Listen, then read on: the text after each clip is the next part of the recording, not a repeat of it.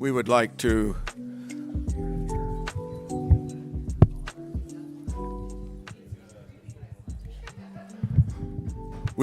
welcome you all to this second session of our J. Bonner Ritchie Peace Conference. We want to express our gratitude to all of you who are here today. Just a quick mention, this conference is sponsored by the UVU Peace and Justice Studies Program and co-sponsored with the UVU Center for the Study of Ethics and the Center for the Study of for Constitutional Studies. It is an effort to try to strengthen our ability to deal with others who differ from us and where there are strong disagreements between us. We had the opportunity to listen to our first presenter this morning, and we will now hear from Sara Cook. Sara currently resides in Northern Ireland. She has lived there for several years, has been very actively involved in efforts there to deal with the problems in Northern Ireland that go back for many, many years, but during the conflict between the Irish Protestants and the Irish Catholics, and the efforts there to bring those two groups together and to develop an understanding there. And then Sara has worked beyond that particular endeavor and is currently working in several sites throughout the world, including in the South Pacific, where she's also working on efforts at using storytelling, especially in dialogue, in seeking reconciliation between parties that have been deeply divided. It's a privilege for us to have Sara here. This is her fourth year coming to be with us here, and she has some very, very significant and worthwhile insights. And we'll have her present for 50 minutes to an hour, and then there will be time for you to ask questions or make comments about her presentation. So, Sara, thank you for coming. We appreciate it and look forward to what you have to say.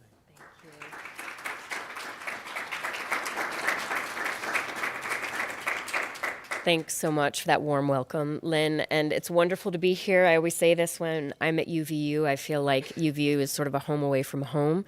I've been working with the university in various ways almost for 20 years now, and so it's just a real pleasure to be with you. I'm always really impressed by the quality of the questions that students have and the engagement, and so I'm really looking forward to hearing your insights during our question and discussion time at the end. And I'm a talker, so I'm going to really try to keep to time. As Lynn mentioned, I live and work in Northern Ireland. He was very kind. The few years that I've been there is actually 24, so I've lived half my life in Northern Ireland and half my life in the United States. You can tell from my accent, which I've never lost. I'm originally from the U.S.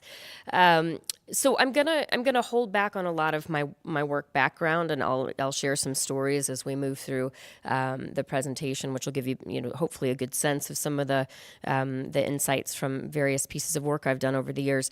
But I will say that a lot of what we're going to talk today about really had its roots in my practice in Northern Ireland. Okay, so I'll say a little bit about that, and I'll also say a little bit about what I did in the States before I moved to Northern Ireland. So I graduated from an Indiana university, and I worked for 2 years before I moved abroad. And the work I did at that point was with young women who had been affected by rural poverty and who found themselves unexpectedly pregnant and experiencing homelessness. So we ran a facility where young women could come when they were pregnant, have their babies, have some support as they started to parent, and then find stable housing. And what was really interesting to me is I noticed a whole variety of stress and trauma-related symptomology in the young women that came to stay with us that was totally separate from their pregnancy. Okay, and the deep sort of embedded rural poverty they were experiencing. You may get a sense of this. We were 15 miles from the headquarters of the Ku Klux Klan, where we were based. So there was huge amounts of racism, huge amounts of trauma that people were carrying with them. And so I noticed this in the bodies, and that kind of that sort sort of stayed with me as a young professional. Like, what do we do with this kind of level of trauma and stress? And then I moved to Northern Ireland. And the work I did in Northern Ireland was really with people who'd been affected by the conflict there, the 30-plus year conflict, but also people who were involved in it, okay? So our project was essentially designed initially to bring former British soldiers who had served in Northern Ireland back to Northern Ireland to engage in storytelling and dialogue with civilian populations. And doing that in the city of Derry, Londonderry, and some of you may know, if you know about the conflict in Northern Ireland, that's where Bloody Sunday took place. Incidentally, it's also where Derry Girls is based, and I know a lot of people love the television. Everyone's like, yes, Derry Girls. A lot of you have seen Derry Girls. And so you'll have seen even through the TV show, those of you who've seen it, that there was a real tension point between British state violence in Derry and the civilian impact, and that trauma still can really be felt in the city today. And so some people in Derry were saying, our community's been so supportive, our families have been so supportive after we've been bereaved maybe or injured by state violence, British soldier violence. But also we have questions, we have a need for healing that they can't satisfy. Only meeting with the perceived enemy, being able to be in dialogue, being able to hear their stories, what was it like for them, why did they join up, what was the motivation, how do they feel now after their service in Northern Ireland. And so basically what we had was this really beautiful, really complex storytelling and dialogue process, which expanded very quickly to include former British soldiers and their families, prison officers, where a lot of the conflict-related action took place in their families, police officers and their families, so all the state actors, Catholic paramilitaries and Protestant paramilitaries and their families, and then people who would have been injured or bereaved by state violence or paramilitary violence. And people were coming together to extremely courageously share their stories, talk about the impact they'd experienced, and also to listen and acknowledge, listen to and acknowledge the experiences of others, okay? And what I noticed in addition to this tremendously kind of generous human spirit that was on display in these conversations were the trauma responses. Again, they came up very, very significantly, these kind of stress and trauma responses that people were experiencing. So some people hadn't left their house in months or years. You know, they were leaving their house literally for the first time to come to these encounter-based weekends. Some people were having nightmares. Some people were having flashbacks. Some people were dissociating on a regular basis, difficulties with relationships, heavily self-medicating with alcohol and drugs. And what was fascinating is many of the same stress and trauma responses I witnessed in these American young women who were pregnant and experiencing homelessness, and people 6,000 miles away from a Northern Ireland-based background were almost exactly the same. Okay, so as a practitioner, I'm a social worker by education, a historian and a social worker. So I know we've got some history folks in the room today. So naturally, I started thinking, what can we do to get tools into the hands of people who are doing courageous things in terms of their peace building, taking real risks for that, maybe doing really courageous inner healing work, maybe getting therapy or doing some other things to help explore their journey. But we're really being held back on a very practical level by these stress and trauma responses. And so that's what got me really interested in how do we as peace builders, as mediators, as negotiators, even as historians and teachers, how do we engage with the way that trauma really affects people who've been impacted by conflict and by historical violence and political unrest? So as you'll see, today's conversation is about that. How do we explore trauma-informed approaches to peace building, to storytelling, to dialogue work, to mediation, and how do we design our work and carry it out in a really trauma-responsive way? So today's going to be really practical, and I hope it's the start of a conversation. So I've included a fair amount of slides. I'm not going to speak to all of them in great detail, but you can have access to these after. And so really encourage you to kind of think about this as a, kind of an awareness raising, kind of question generating time together for the next hour. And I hope you get a lot of practical insights and tools for your own toolbox, but I also hope this is the beginning of some deeper conversations that you might have amongst yourselves here at UVU. So what is trauma-informed peace building? Or we might think about it as what is trauma-informed mediation for those of us who are mediators. It's essentially peace building that takes into account the knowledge and the effects of trauma. So it's about building our understanding of what trauma is, that very basic level of psychoeducation. What does trauma and stress look like in the body? What causes it? What's the biology of it? So taking into account that knowledge, as we design processes of peace building, as we implement those processes, and as we follow up from those processes, which are that's a really important part of it, and we're going to talk about that later. So what this looks like essentially as we're thinking about these components is creating processes that are safer. I shouldn't say safe, I should say safer for people participating, whether that's a high-level negotiation between governments, whether that's a community mediation, or whether that's coming alongside of grassroots communities who've experienced conflict and trying to support them in their own peace-building processes. So how do we make it as safe as possible, knowing people are deeply affected by conflict? How do we remain responsive within those processes? So for a lot of us as practitioners, you might see some stuff playing out and think, ooh, that person is being affected by what is happening right now in the room. I can see that they're really responding in a pretty significant way. But as practitioners, we have not always known how to hold that or handle that. So a lot of people just keep going. You know, if you're in the middle of a mediation and someone's starting to really show signs of stress, you're like, I'm just going to keep mediating.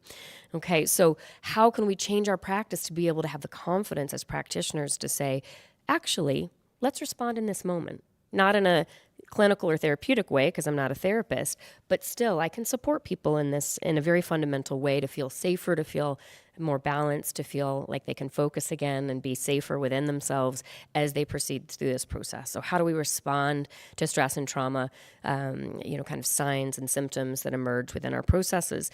And how do we minimize re-traumatization? So as we design and carry out and follow up from our processes of peace building, dialogue, storytelling, how do we make sure that we're minimizing re-traumatization and how we do that? Okay, so today's conversation is going to be a little bit about all of these things.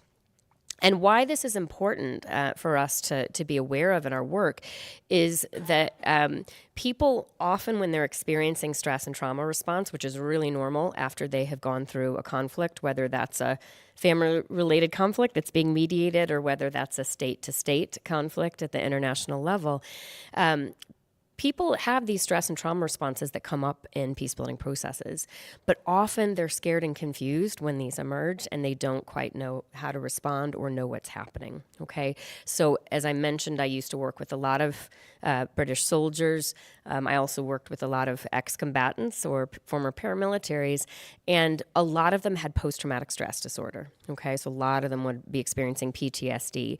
And we'd be in dialogues and people would be talking about their experiences of the conflict in Northern Ireland, and people would start to have a flashback. They'd be reliving that, a very difficult moment, very unexpectedly, of their own experience in Northern Ireland of combat. But a lot of people didn't understand what they were experiencing, and so they would just sit quietly and suffer from it, okay? So we want to be able to kind of support people who are having those stress and trauma responses in our processes. And one of the ways we can do this is just to help them understand what's happening. Hey, what you're experiencing right now is a flashback. It's really normal. Let me help you if you're open to that. I can support you in this moment to help you hopefully feel a little bit better. So we can help them feel safer or more in control of themselves and their responses in the moment by using well-being skills. And we're going to talk a little bit about that today. And what that results in is safer processes for participants who are engaged in storytelling or dialogue or mediation or other peace-building work. But it also allows us to be more effective in that work. Okay, because I've seen time and time again, whether it's a mediation or storytelling or dialogue, people get hijacked by their nervous systems, by their stress responses, and suddenly they're out of the game. Or suddenly you see somebody throw a big verbal grenade right into the middle of the dialogue because they're responding pretty strongly within themselves and they're trying to shut it down because they're like, I need out. So they say something really explosive, everything goes nuts, and then you're kind of like, okay, where do we go from here? So when we can help people feel safer within these processes, not only is it more responsible on our part as peace builders, but it also allows the processes themselves to unfold with more effectiveness this as we move through them. Now, I'm hoping that for those of you who are not thinking about becoming mediators or peace builders, you find what we talk about after this really interesting, because I think what I'm finding is that I'm doing a lot of work now in different parts of the world in different sectors, and nobody really has trauma-informed practice built into their educational experience. So I would love to hear from some of you at the question and answer period if you have had, kind of a basic psychoeducation on stress and trauma response in your education here at UVU, because no matter where I go in the world, whether it's teachers who would deal with a lot of trauma in the classroom now, doctors and nurses who I work with all the time, politicians, humanitarian workers, negotiators, all of us are front-facing to trauma in our occupations, and many of you will experience it in the work that you do when you leave UVU. And yet we're kind of flying blind. We don't really know what's happening. We don't know the basics around stress and trauma. So this is super important to many of us in many fields of work, because starting to just, not on a clinical level, we're not going to be counselors or therapists, but just starting to get a real sense of what's normal and natural when people have experienced trauma, what those reactions might be, can really help us in the work that we do to support people better. So let's talk very briefly about trauma itself, and for those of us who are involved in mediation and peace-building work, where that kind of shows up. So I love the definition that Bessel van der Kolk has created around this, and some of you have probably heard of his book, The Body Keeps the Score. It's a fascinating read. I definitely recommend it. But what he defines trauma as is an inescapably stressful event that overwhelms people's existing coping mechanisms. Okay, and I love this definition. It's simple, it's to the point, but it also is quite strengths-based, and it gives that nod to the fact that we already have developed as people some really effective coping mechanisms, okay? We know how to get through everyday stress. We know how to manage our lives when they get really busy or overwhelming, but we know maybe that it's trauma when all of those coping mechanisms become overwhelmed, and we find that we're having that deeper impact within ourselves, that kind of more sustainable impact that often really starts to affect a lot of areas of our life and our functioning. What's important for us to know as peace builders and mediators, but for those of us who may not do that as well, is that trauma can be experienced collectively. Okay, so we often think of it as a very singular individual experience, but actually groups, communities, families, and nations can experience trauma as well. Okay, and understanding collective trauma can really help us to understand why people act as they do following war or political upheaval. And I've done a lot of work in Afghanistan, so I've got this picture, lovely picture of women from Afghanistan. And you think about countries like Afghanistan that have experienced conflict-related trauma for multiple generations now, and you kind of go, no wonder people respond in a certain way as a community or as a nation. And we're going to talk about that later when I share a case study with you. But it's also important to know that collective trauma can arise from things that are not conflict related, okay? So it can be collective adversity, whether that's from a community that's been marginalized or whether that's from a even broader collective of people like a nation. And one of the things I would argue, and that a lot of people are arguing, is that we might consider the impact of COVID-19 a collective trauma that many people around the world have experienced. And there are quite a few of us arguing for the fact that this last election, the 2024 election, was so hot because we were still reeling as a nation from the collective trauma of COVID. And we hadn't really acknowledged that or explored that. And so no matter what side of the political aisle you were on, it was a life or death election. Everyone was like, our nation is going to end no matter who gets elected. There was a lot of heated language. And it was so curious to some of us, that's a lot of emotion, a lot more emotion than most elections. And you could argue a lot of reasons for that. But some of us would say, could it have been this? People were still really impacted very deeply collectively by that experience of COVID-19. And that kind of collective trauma plays out in a lot of interesting ways. Another thing that can come up for us as peace builders, as mediators, is historical trauma. Okay, so I've kind of included a definition here: collective emotional and psychological injury over our lifespan, but also over the generations.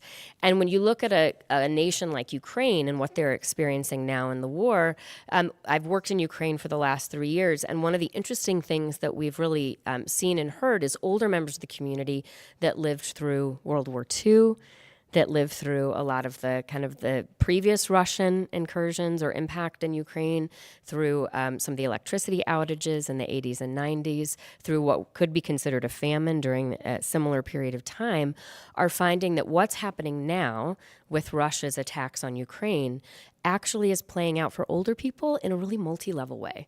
So people are having real reminders, if not full-on flashbacks, of their previous experiences. So when we're doing support work, when we're doing trauma-informed work with people there, we're not only addressing some of the impact they're experiencing now because of the current war, but helping them recognize and address some of those other reactions that come up. And we see historical trauma, in nations that have experienced the impact of colonialism. We see that with communities and groups within nations that have experienced kind of abuse or misuse or mistreatment from the government. So we see historical trauma playing out over long, long periods of time in some pretty significant ways. And that shows up often within our peace building processes. So really important for us to think about that if we're looking at negotiations between nations and regions or peace building internally. I could do an entire day, by the way, on all of these slides. So please do ask some questions if you have them. I'm going to whip through this, but so many of us are really interested in intergenerational trauma. So I've given you some points here to look at if you're interested in studying this, for yourself. But intergenerational trauma, fascinatingly, comes from both nature and nurture. Okay, so for a lot of years we were like, does trauma that a younger person experiences, is that because of the way their parent was distracted or incapacitated by their own experience of trauma, so it affected the way they parented? And of course, the answer can be yes to that. But what we're also finding is that it's also nature. So trauma is physically passed down, or physically can be passed down to the following generations. So when we think about that and try to understand it, we do it through the lens of epigenetics. So that is the study of how environmental factors and experiences can cause changes in the way that genes are passed down to future generations. And it's not solely about intergenerational trauma, but we're using the field of epigenetics really to look at that. Okay, how does trauma play into that? And Rachel Yehuda, who comes from a family of Holocaust survivors, has done some really seminal work on this. And she comes to Belfast every year and does kind of a lecture on epigenetics and intergenerational trauma, because we're a conflict-affected society. And I always sit and type frantically for the entire hour that she's up. So if you're interested in looking into this more, I would highly recommend her work. But what her work shows, and the work of other people looking at this kind of intergenerational transmission of trauma, is that trauma exposure in the parent can result in epigenetic changes that affect the sperm and the egg. So basically, if one of your parents has experienced very deep trauma impact, you might have their gene contribution impacted. If both of your parents have experienced that, then that impact increases. Okay, or the likelihood of impact.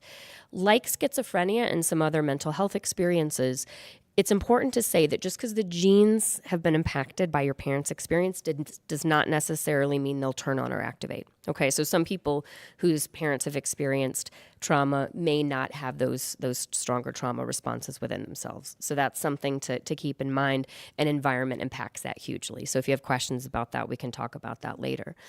It's also important to know that the presence of that altered gene can give us some benefits as well, okay? So we have to remember the body is hardwired for survival. It's how we've been designed. It's how people function.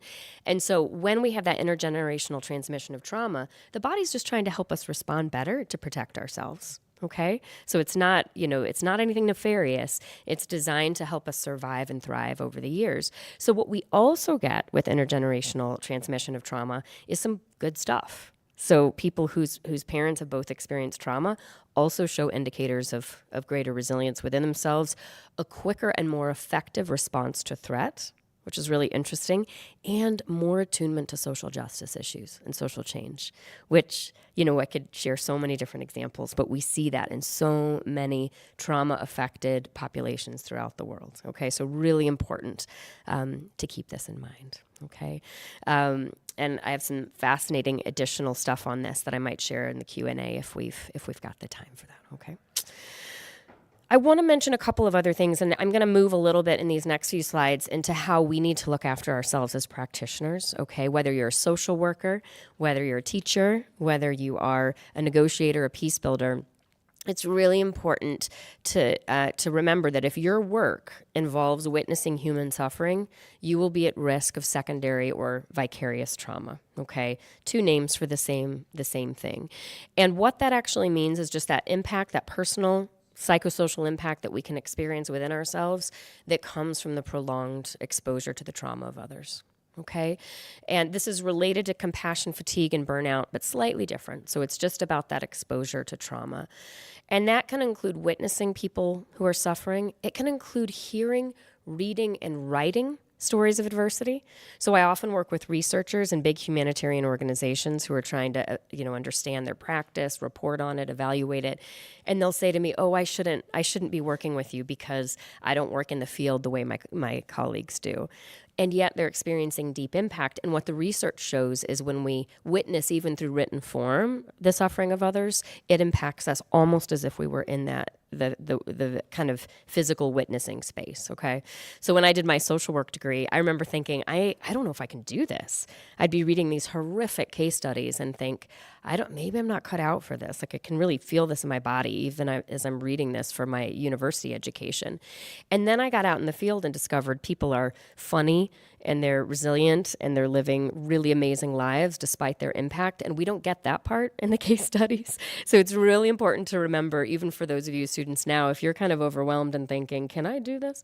It's important to remember we see that multiplicity of people's, kind of life experiences when we're out in the field.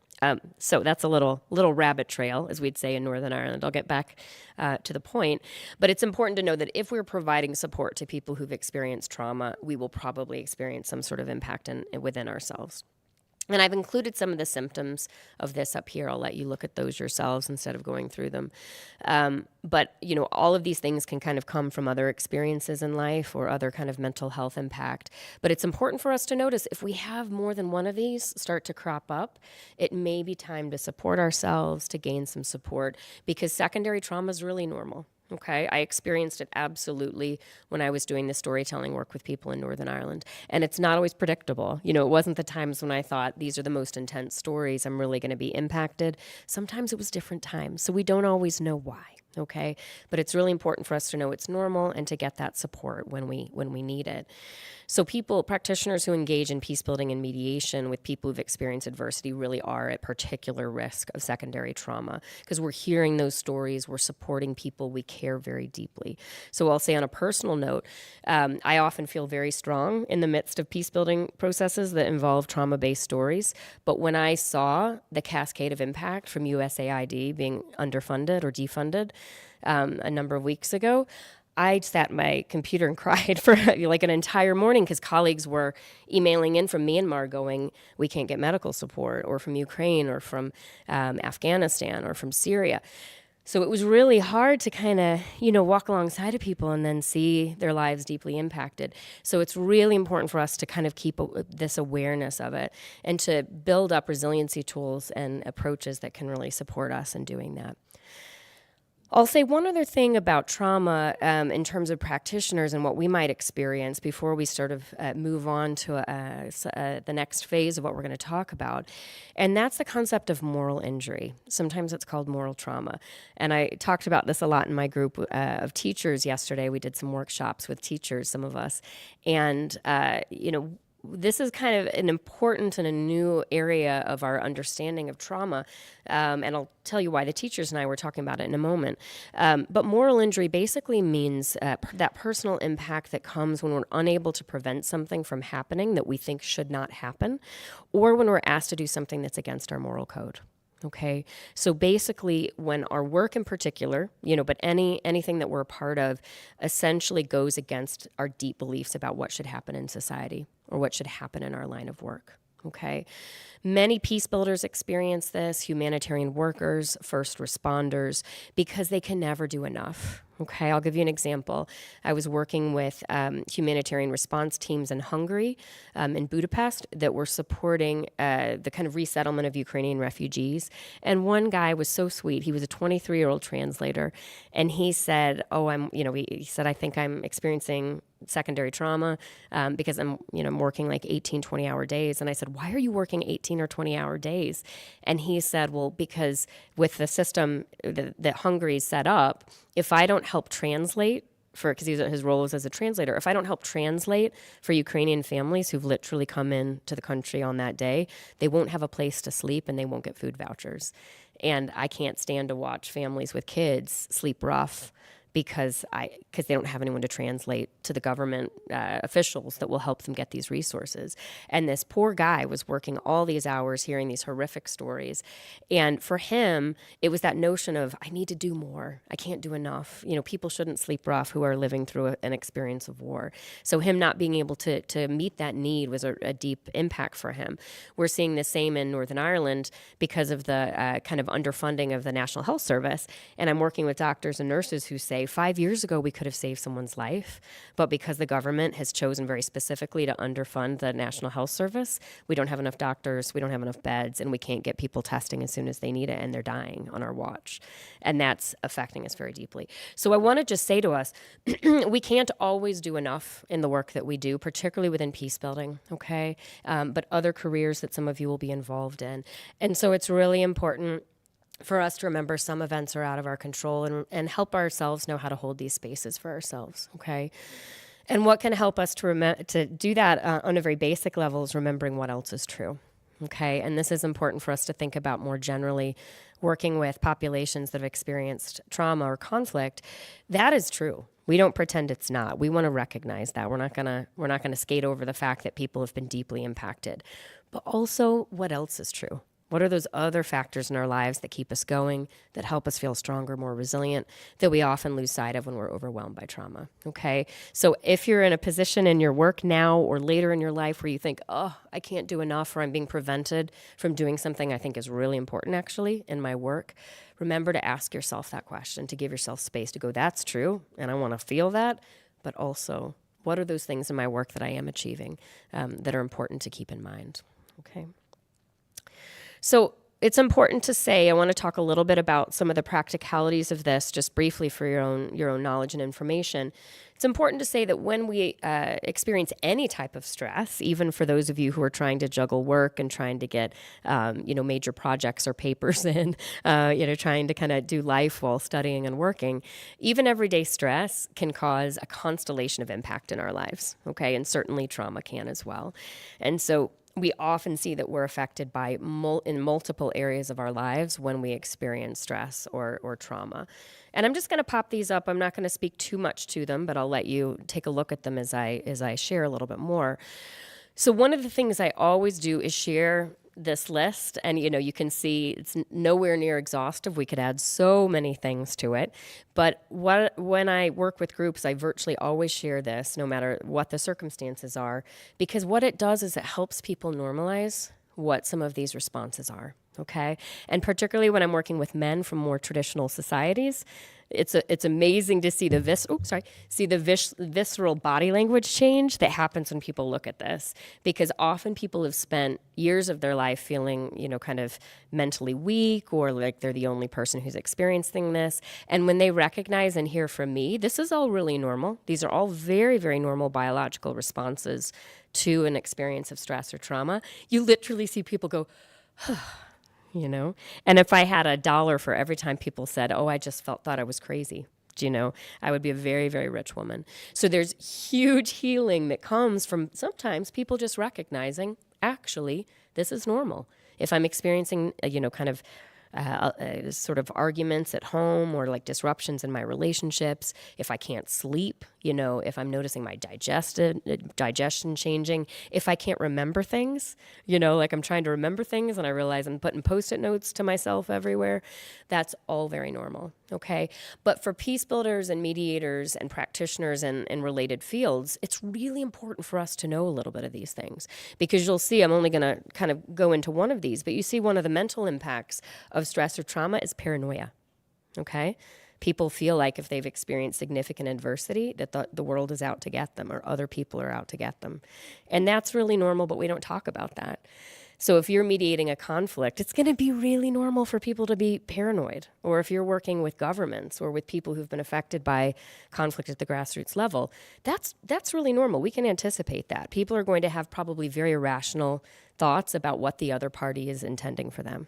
Okay. And I've been there myself. I experienced that and thought, why am I reacting this way? I'm a very optimistic person. I believe in people and blah, blah, blah. And thought, why am I suddenly suspicious of everybody around me? Not realizing it was a stress or trauma response. So really important for us to educate ourselves and the people we're working with on this. And also to remind people not only are they normal, but these things will pass. Okay? In time, we know that these things change and pass, or the volume turns down on them. The intensity reduces. And we can use what I'm going to mention in just a moment, some well-being tools to help manage that for ourselves, but really important to know that it's normal. I'm not going to go into the detail of all of this, but I want to touch extremely briefly on the nervous system and brain because there's a very practical physiology to why stress and trauma can inhibit our processes of storytelling, dialogue, mediation, and other types of peace-building work. As we know, the body's designed for survival, and the nervous system is one of the parts of that really helps us. So the nervous system is designed to work quicker than the brain and to really move us within a split second into a pretty strong survival response to keep us alive, okay? So we can move into fight, flight, or freeze extremely quickly when our sympathetic nervous system gets us ready for action. So you can think about that like the accelerator of a car, okay? And we see this all the time in peace-building processes where people will, as they're talking about an experience, find that the body goes, ooh, are we in danger? Are we on high alert? Let's act. So that might come out as real aggression if somebody kind of goes into kind of fight mode. It may not be physical fights, though it can be. But, sometimes we see people get really aggressive and they may not know that. I remember working with a man who lost a number of his family members in the Northern Ireland conflict. And he was quite unpleasant to work with, okay? This is being live streamed, so I need to be really careful about what I say. But, people would be like, do we have to invite him to our victims conferences? And, it's really hard to work with him. And he and I had a really interesting conversation about that one day. Why do people avoid me? And it was really hard to kind of find a way to say, well, you seem really aggressive, but I don't think you realize that, so he was moving into fight without that knowledge. Or we see flight. I work with teachers in Northern Ireland and help them understand the experiences of kids seeking asylum or refuge in Northern Ireland from war zones. And often the kids are like this in their seats and they're hopping up and they're hopping down and the teachers are like, why can't they hold still? And I'm like, well, they've got flight energy going on in the body. Something has reminded them of something that felt really unsafe to them. And they're literally like this. Or we might see freeze. You might be in the middle of mediation and suddenly one of the parties who's been really engaged just stops talking and they're not saying anything and they're sort of shutting down. They may be in a freeze response. So understanding those basic responses is important, but also just knowing what's happening in the body, even in a tough conversation. We have all had this since the election, okay, or during the election, where you're in a conversation with somebody in your family probably who has a very different political perspective than you, and they're sharing their thoughts on what's going on. And suddenly you're like, oh my gosh, I'm hot, and my heart's racing, and my stomach's tight, and I'm sweating, I'm shaking because I'm really... And this is what happens in the body when we have those hard conversations. So it's really normal, even if we don't move into full fight, or freeze mode, that we're noticing that in the body. What's important for us to know is we can assist our processes of mediation and peace building by helping people do what the body does naturally. So the body is always going to calm us down. That parasympathetic nervous system is always going to come into play eventually, bring us back into that beautiful state of balance. But we can do it for ourselves. Okay?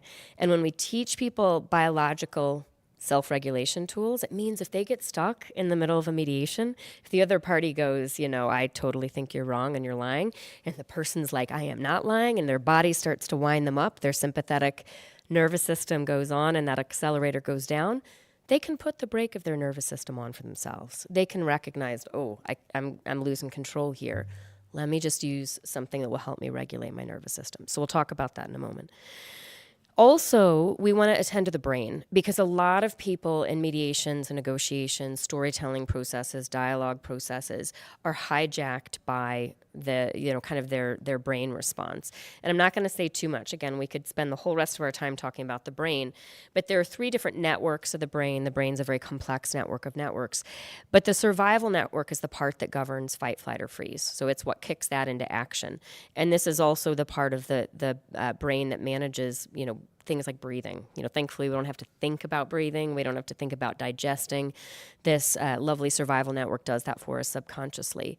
But remember, this is a subconscious part of the brain, okay? So we cannot self-talk to this part of the brain because it only responds to sensation. So it responds to, do you feel safe or do you feel in danger in this moment? And if we're in the midst of a very difficult dialogue, and we start getting activated in our body, this part of the brain goes, all right, let's move into fight or flight, or freeze. Let's really keep that going. But if we feel safer, if we can feel calmer, we can signal to this part of the brain to go, it's okay. Let's bring everything back into balance. Okay? This is very complex neuroscience that we're doing in about 2 minutes. So if you have questions, you can ask at the end. But we also know that there's a fire alarm part of the brain, the limbic system, which houses the amygdala. Some of us have heard of this, the emotional network of the brain. And this is the part of the brain that rings the fire alarm, okay, sounds the alarm if it thinks that something that we're experiencing is dangerous or threatening to us. And then we have our beautiful prefrontal cortex, our thinking network of the brain, that does all of what we generally think of when we think of brain function. Sifts through facts, helps us make decisions, helps us engage in language, helps us to think strategically and logically. What we need to know as practitioners, no matter what you're doing, whether you're a teacher or whether you are a negotiator or mediator or peace builder, is that when our limbic area, when our emotional network starts to sound that fire alarm, goes, we're in danger, it sends the prefrontal cortex, the thinking network, offline, okay? Because it takes too long. We don't want to be like, should I do this? Should I do this? What'll happen if I do this? If a bear is in front of our path, okay? We've got to act much more quickly than that. So what it does is it sends this very slow thinking brain offline, and it gives all of the control to the survival network. So then we're running on those survival instincts. So what's important for us to think about when we're kind of hosting or facilitating a storytelling space with people who've been affected by conflict or trauma, or we're working through a really complex and difficult political dialogue, or whether we're mediating or doing other types of peace building work, people will find that their prefrontal cortex disengages, okay? And then it's really hard for them to think strategically or creatively together. They can lose their train of thought. They can totally disengage from the dialogue. So what we need to start helping people do is find ways to really feel calmer and to send those signals to their survival brain that they're okay, so that they can keep that prefrontal cortex online or bring it back when it's gone, so they can be fully present in our processes of peace building. Does that make sense to everybody? Okay. So finally, I want to share, before we move on, why we respond to other people, why we are hardwired for empathy. We know this as people. We share emotions. We talk about stress being contagious or trauma being contagious. And there are a couple of biological reasons for this. So the first is mirror neurons. Okay, so these are parts of our brain cells that are specifically designed to help us reflect and experience what other people are feeling. Okay, so if you're at coffee with a friend, and they're like, I've just won $1 million, they're going to be very excited. And if you were both wired up to brain scanners, the part of their brain that would be flashing, going, woo, this is exciting, would start to flash in your brain too. Now, they've not promised you any of that money, but you would have that same feeling of excitement, of joy within yourself, okay? So we're designed to share each other's emotional experiences and to reflect each other's states of being. But our nervous systems are also in communication with each other. So this is called nervous system resonance. So we're attuned to each other. Okay, so if you are a part of a mediation, I hope none of you ever have to be, but if you're a part of a mediation where you hire a mediator and you sit down to be mediated, and Ray's going to talk to us about this in her conversation, but if your mediator is like, ooh, like really nervous and really excited and really hyped up because they've had a really stressful morning, as soon as you sit down at that table, it's really likely that your body's going to do the same thing, because your nervous system's going to sense that theirs is 0 to 60, their accelerator's down, and your body's going to do the same thing. And everyone around the table will probably have that experience. Okay, so we literally communicate with each other. And we even have that physiological mirroring. Okay, and I'll tell you a story about this where our physical conditions respond to those around us. I was working on the border of Turkey and Syria after the earthquakes. And I was working with a team of humanitarian workers who very sadly were supporting people who had been impacted by the earthquakes but had lost family members of their own. Okay. So one of the people we were working with lost 20 members of his family because they were all in the same apartment building that collapsed. And so as you can imagine, it was an intense environment already. And my co-trainer was Ukrainian. And she had checked her messages at the break and had discovered that the Russians had bombed the dam. So some of us remember that a year and a half ago. So the dam was, flooding all of these towns. So she came up to me in the break and she's like, this just happened. I'm really feeling it in my body. And I said, do you want me to teach the next section? Like, why don't you go and just look after yourself, take a break?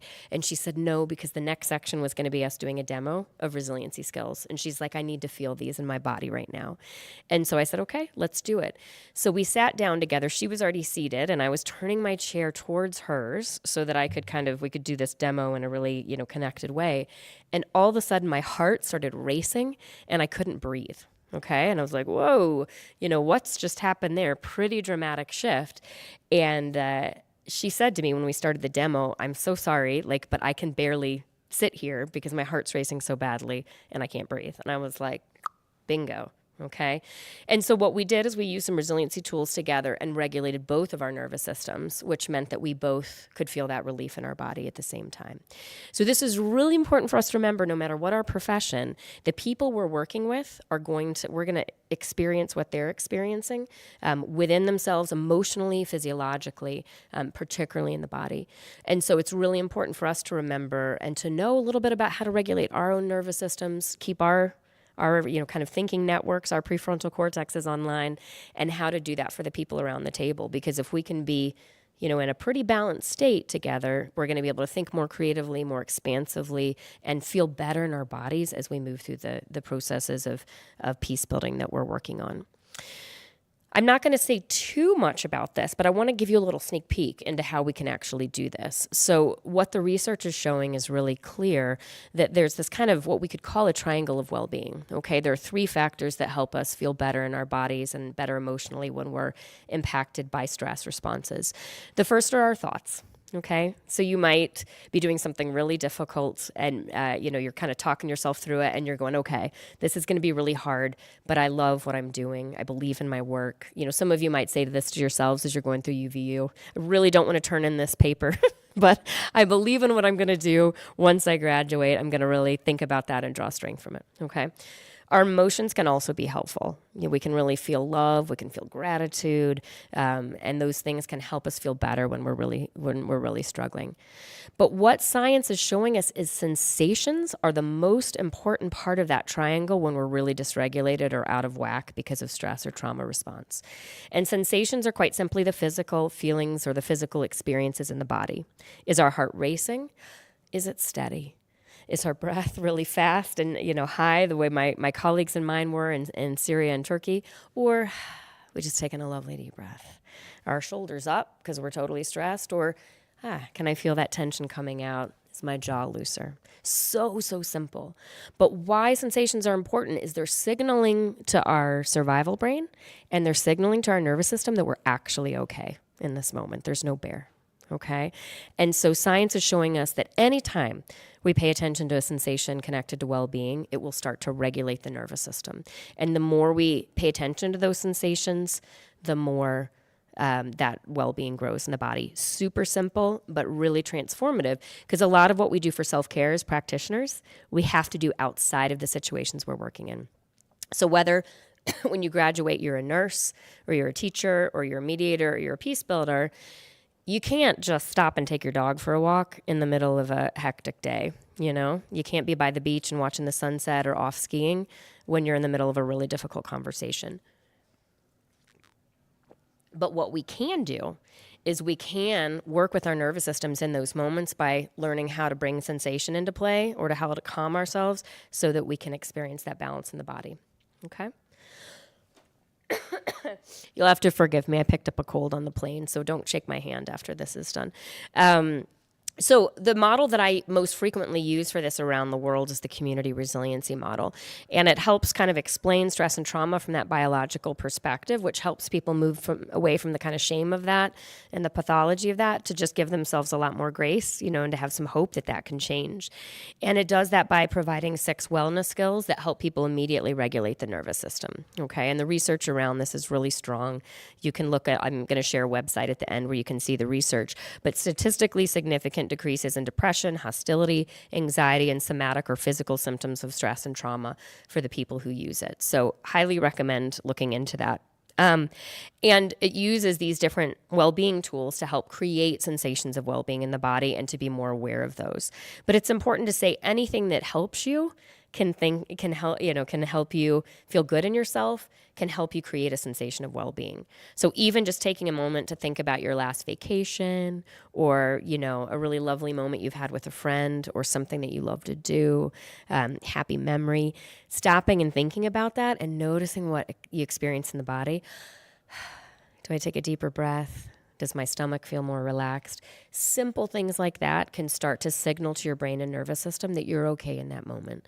So really encourage you to start to play with that for yourself, find ways to kind of notice those sensations of well-being in your own body. And a free resource that can help you with this actually is the iChill app. So this is an app created by the Trauma Resource Institute that outlines those 6 skills and helps talk you through them. So you can get that on your phone or your desktop. So highly recommend that you look into that. And for those of you who may be practicing peace building or other work in different parts of the world, it's in Spanish, it's in Arabic, it's in Hebrew, it's in Ukrainian, and they're working on Japanese, I think. So lots of different language options when you're working in different parts of the world. So I want to start to kind of bring us towards the close by talking about, okay, now that we've talked a little bit about trauma, now that we've talked a little bit about what's going on in the body and understand that maybe a little bit more, now that we've talked about how we can practically regulate our bodies using well-being skills or by, kind of working with the nervous system and helping to balance it, I want to talk a little bit about how we actually do trauma-informed and resiliency-focused peace building. So how do we start to bring all this together in our practice? The first thing to say is it can be really helpful for us to be a little bit more aware of the psychosocial needs of people affected by conflict, okay? And that can be conflict within families or communities. That can be conflict at the national or international level. But what's really important for people, and I see this time and time again, is what I've addressed already, the psychoeducation and the normalization. And by psychoeducation, I literally mean just teaching people what we've just talked about. This is what's normal for you when you've experienced trauma, because that normalizes it for people. And people already, for many people, start healing a little bit by just going, yeah, okay, I'm a human being. I am humaning in this moment when I'm really feeling overwhelmed by the difficult experiences I've experienced in my life.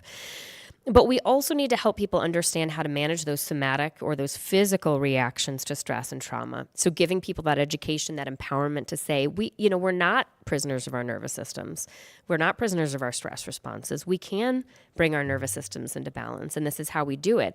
And I've worked with so many people affected by conflict and trauma around the world, and it is so empowering because trauma takes away our sense of agency, conflict takes away our sense of empowerment, and so people often can't control any of what's happening around them. Think about people in Ukraine right now, like 3 years of war. They can't control any of that. They've got Russia making decisions. They've got America making decisions. They have no input into who's calling the shots and what's happening. But they can start to control what's happening in their bodies, okay? And one of my colleagues in Ukraine said, I used to be in bed for 3 days every time we got bad news in the war, okay? Her husband's at the front right now. And she's like, I would be incapacitated and I have children to raise, but I just couldn't get out of bed. But once I started working with balancing my nervous system, I can't control what news is coming through, but I can control how I respond. So I may still feel low for a while, still kind of experience a bit of freeze response in my body, but I can function. I'm not in bed for days at a time. Okay. So this can be really hopeful and helpful for people on a practical level. And certainly people are coming into pretty high level peace building or kind of dialogue experiences can be really helpful for them to know how to do that within those spaces. We also can create a shared language, okay, within our families, within our communities, within the groups that we're working with, where people can kind of go, yeah, okay, we know what's happening, we can name it, and we know the techniques to manage it. And that can be really helpful to our processes. And we want to empower people to share what they know with others so that can expand. So, reminding ourselves that trauma-informed mediation and peace building involves integrating all of this knowledge into the way we design our processes, the way we implement them, and the way we follow up.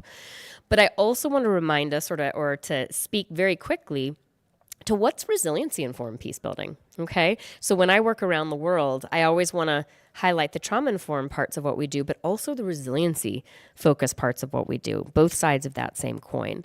So resiliency-informed peace building and mediation are processes that integrate resilience tools and practices into the processes at all stages. So when you're prepping the parties for a significant dialogue or storytelling experience, letting them know you may experience, in fact, you probably will experience stress response, even no matter how much you believe in the work.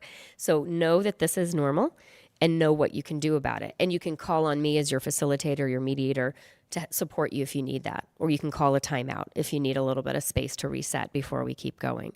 So prepping people with it, reminding people during the process, utilizing strengths-based questions and approaches to help people feel better and more resilient during the processes, and then helping to make meaning that way at the end.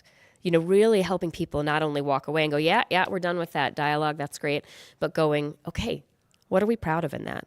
Where was the strength that showed up during that? How can we build on that individually and within our communities to really start developing that more? Resiliency-focused approaches also recognize that parties are resilient within themselves inherently and that their experience of conflict and trauma does not define them. Okay? We often, even as peace builders and mediators, go into our processes with a deficit-based approach. We're focusing on all the ways people have been hurt, traumatized, all the problems we have to work through. We forget to recognize people are inherently resilient and strong, and to utilize that within our processes to help people feel stronger and to help them lean into some of the strengths-based aspects of the way they can work together in our processes and after, in a best-case scenario. But we also believe that resiliency-informed mediation and peace building, that our process inherently can be empowering for the parties. So it's not just about getting to that end goal. It's saying, how can we actually carry out our processes of peace building and mediation so that people feel better because they've been a part of it? Okay. I was working, don't have time to go too much into this story, but a big group of people, 24 people. I was mediating this massive group by myself. And it was a group of victims and survivors in Northern Ireland and an organization that had really hurt them unintentionally. And what I said to them was, all the way through this process, this is amazing because most peace-building organizations in Northern Ireland don't do internal peace-building work. They'll do it for other people, but if they have conflict, they just kind of pretend it's not there.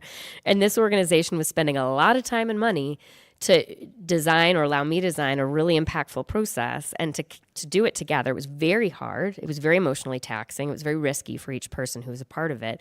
And yet they did it. So even before we started, I was like, can I just say on day one, it's amazing you're actually doing this. You're doing something totally different than 98% of peace-building organizations in Northern Ireland. And you could literally see the body language change. People were like, yeah, we are. Okay. And that strength started to move in, and the openness started to move into the mediation very, very quickly. Okay.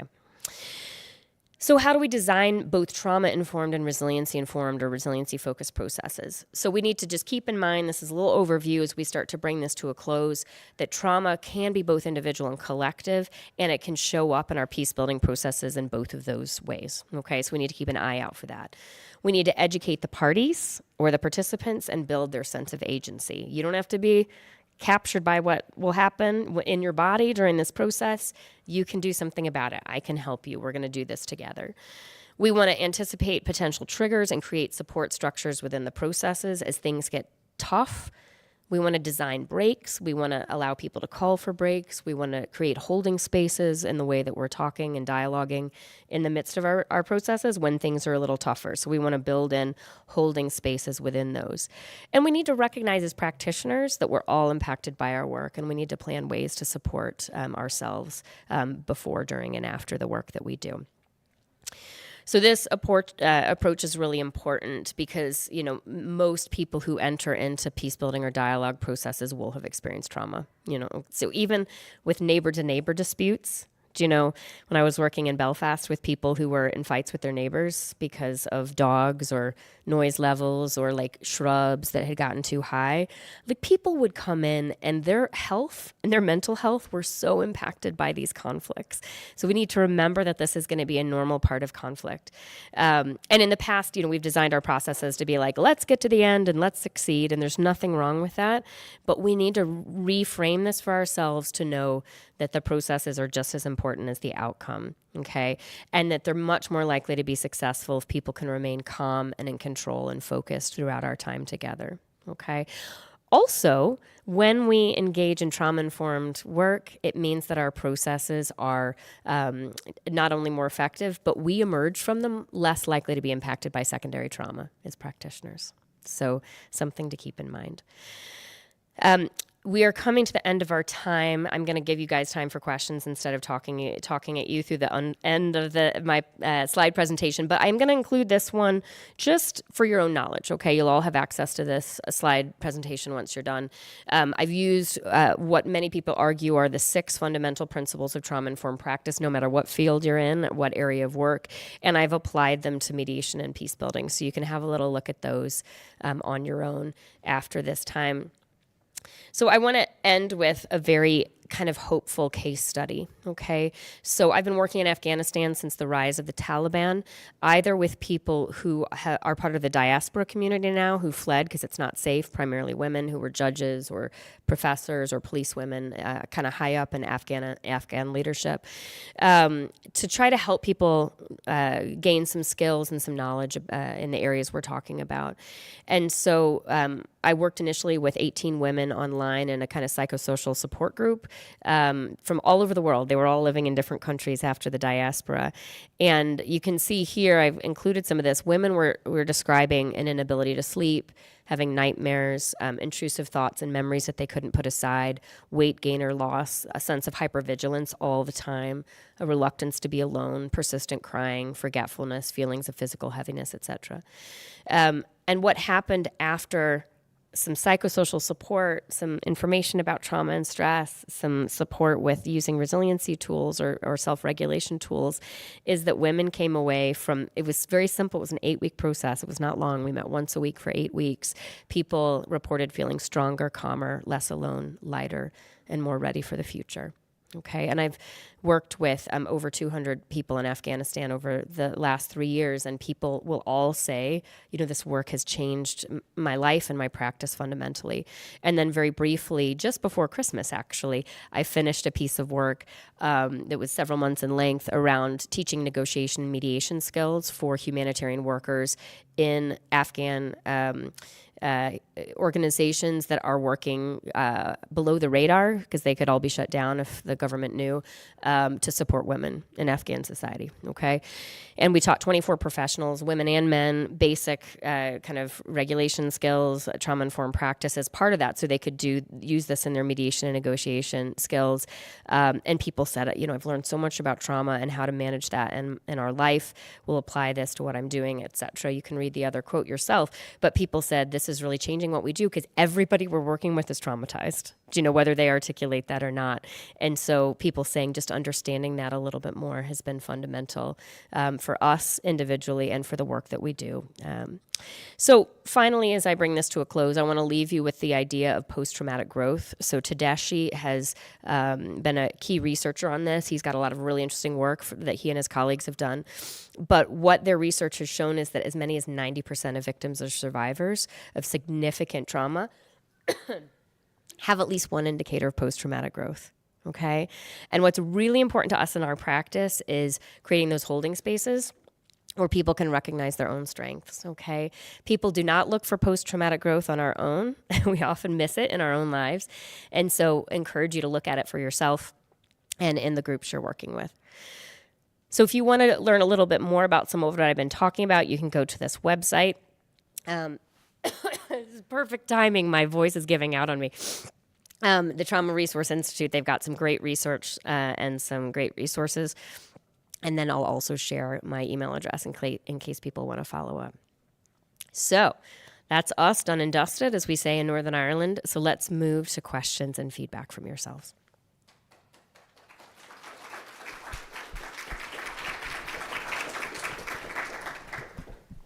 We have microphones so that you can speak into the microphone and being heard. Raise your hand if you have comments or questions, and we'll get the mic to you.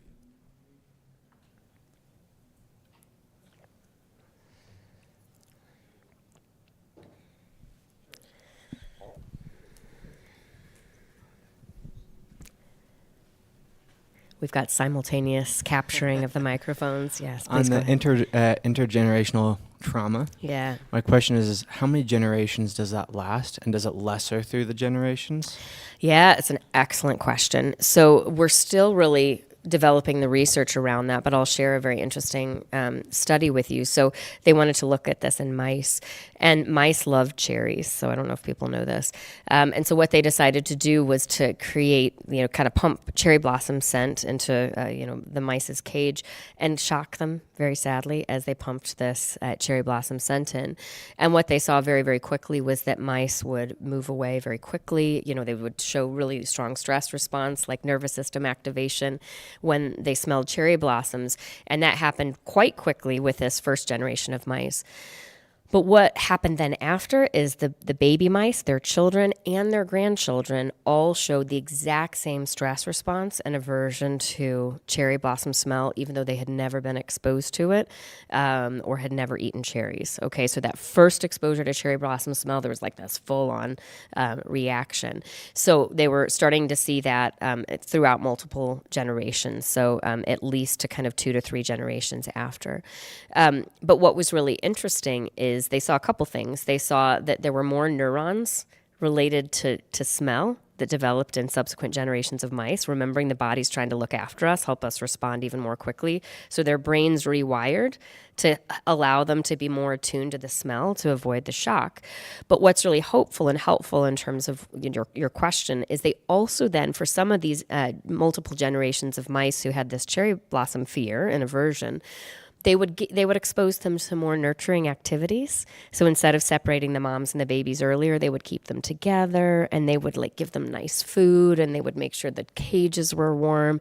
And for baby mice in these multiple generations after the impact, when they were cared for and nurtured and supported in really significant ways, their aversion and their fear response to cherry blossom smell stopped, okay? And then in their offspring, it wasn't present. So we're seeing some really good new signs that we can moderate some of those stronger impacts from intergenerational trauma by how people are nurtured and supported in life.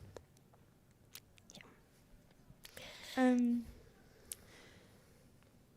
We talked a lot about professionals and how they do peace building and mediation and help to calm themselves and other people down. Yeah. Do you have any tips specifically for a non-professional setting? Maybe when you're with a family member and you notice that they're starting to have these responses. Yeah. Well, I think this is applicable across every area of life. And I often do trauma-informed mediation training. I work with humanitarian teams. I work with peace builders and negotiators. I work with conflict-affected communities. And, usually what we covered today is like a 2 to 3 day training. But what people always say when I check in with them after is, my life has changed on a personal level. Like, yeah, I'm using this for work, but actually my experience, personally and within my family is changing massively because I'm learning how to utilize this for myself. And so what I would say is, even if you don't think you're going to be going into a profession that's front-facing to trauma, it's wonderful to start getting curious about kind of your own nervous system, your own stress responses, and ways to manage that. So again, we've just done a little kind of quick introduction to that today, but really encourage you to do that because our world is more challenging. And I think even outside of these kind of, spheres of mediation and peace building, I think as Americans, we need to be engaging in healing conversations and or difficult dialogue within our families, within our communities in very significant ways. And we can't do that if we're so deeply affected physiologically by it that we can't be present in those spaces. Okay. So I even noticed this. I was in Texas before I came here, and the Texans are all about the political conversations at the moment. And I do this for a living, and I was like, oh my gosh, I can feel this in my body. Like, and I can feel my thinking brain going offline because I'm like, well, let me tell you, so what's really important for us is to kind of really know how to be present in these spaces, particularly at this unique and significant time in our nation's history, no matter which part of the political aisle we're on. Because we want to be able to think clearly. We want to be able to ask ourselves critical questions. We want to be able to be present to the people we love who have differences from us in a really calm way. And you might even be noticing in your nervous systems and your bodies, when I was like acting that out a second ago, I could feel the physiological change for myself, and you probably could for you as well. But now that I'm experiencing that own change in my body, my nervous system, you're probably experiencing the same. So when we're going into those conversations, we need to give ourselves and others the gift of being able to stay calm and regulated, and really to be able to think critically and expansively around what we need in our country right now and in our communities right now. Deepening those divisions by losing control with each other is not going to change anything, okay? But we can fundamentally start to change those conversations when we can work on ourselves first and come into those spaces in a different way. So just to see if I was understanding, we can learn things for ourselves about how our bodies work and how we react, and then carry that forward and act on that with ourselves in our spheres of influence. Absolutely. And it is, it really does change your life. I totally outside of my work, when I started practicing these things for myself, it changed my relationship with my husband, with my kids. It changed the way we work together as a family, and really, kind of changed my experience of life. So I'd highly recommend that people start to explore that a little bit for yourselves. And if any of you have questions or want more resources about that afterwards, please don't hesitate to come up and pick my brain. I'd be happy to share that with you. It's a great question. Thank you so much for that. We have time for one more question if you have one.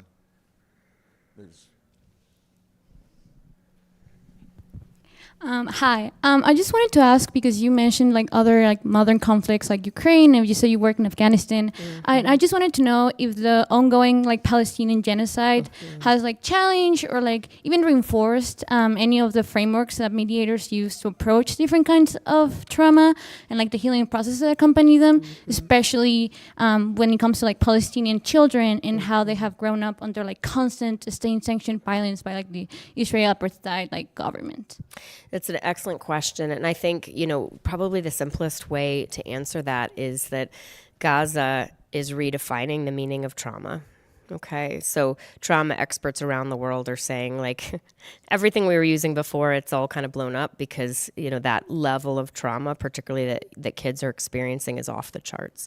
So I think irrespective of how you feel about, which side of that political aisle you're on in terms of Gaza, there's no way that you can't look at that and go, the loss of 50,000 people and the kind of wide scale destruction of of infrastructure isn't going to impact. Okay. And so I think it's not the answer I'd love to give you, but I think what we're seeing is that no one will know how to respond until we know how to respond. Okay. And there's not the resources or the ability to really work in that situation now while there's so much in flux. Okay, so people are working with refugees who are in different spaces, but for people who are still in Gaza, and in a similar way for people in the West Bank, most of whom have relatives in Gaza, it's just there's no space where that's practically available now to work with people on the level that they need that support. And so I think that's going to be something that's really important for us to think about. You know, as America, we have skin in the game. A lot of our money is going into that part of the world right now. And so I think for those of us that care about peace building and trauma response and conflict response, there's a huge amount of work that needs to be done there, and a huge amount of investment that comes, like, if we're part of the conflict, we need to be part of the conflict response. And it's important to say I've worked in Israel and in Palestine with Israelis and with Palestinians, and there's deep trauma historically and intergenerationally in both of those communities and populations. And so, as we'd say in Northern Ireland, there's a big job of work to be done, and I think we need to think really critically about how to act in the region more broadly. Thank you, Sara. Appreciate it.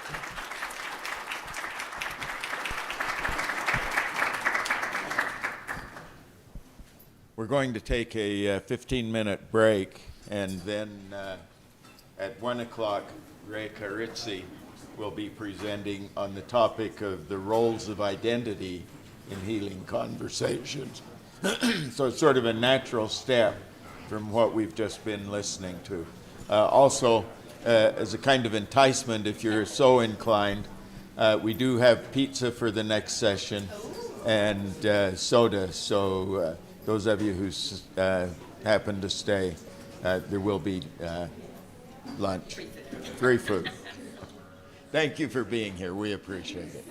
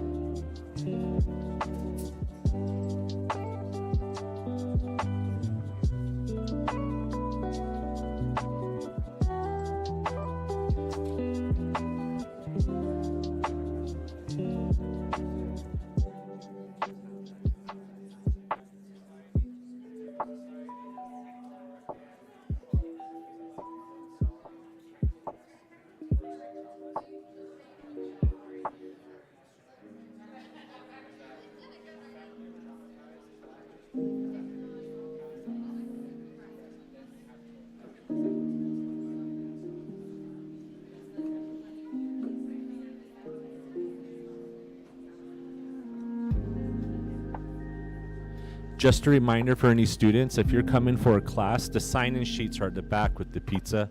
Just look for your teacher's name and section.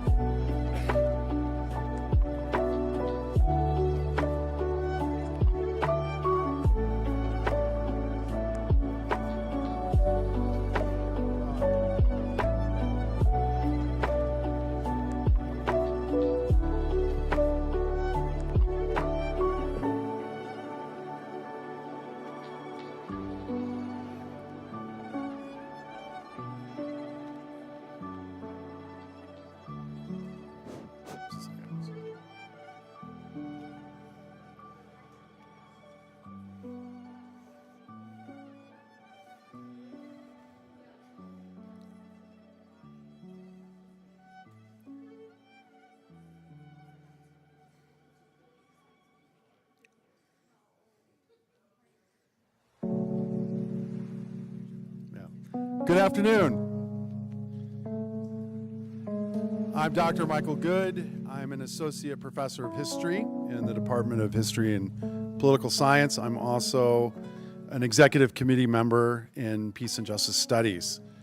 And I'm pleased to welcome our next panelist, Ray Kyritsi. And it's just a few announcements. First off, I want to make sure we acknowledge and thank our partners in organizing this event. And that includes the Center for Constitutional Studies and the Center for the Study of Ethics. Thank you to both organizations for partnering with us in Peace and Justice Studies for this wonderful event.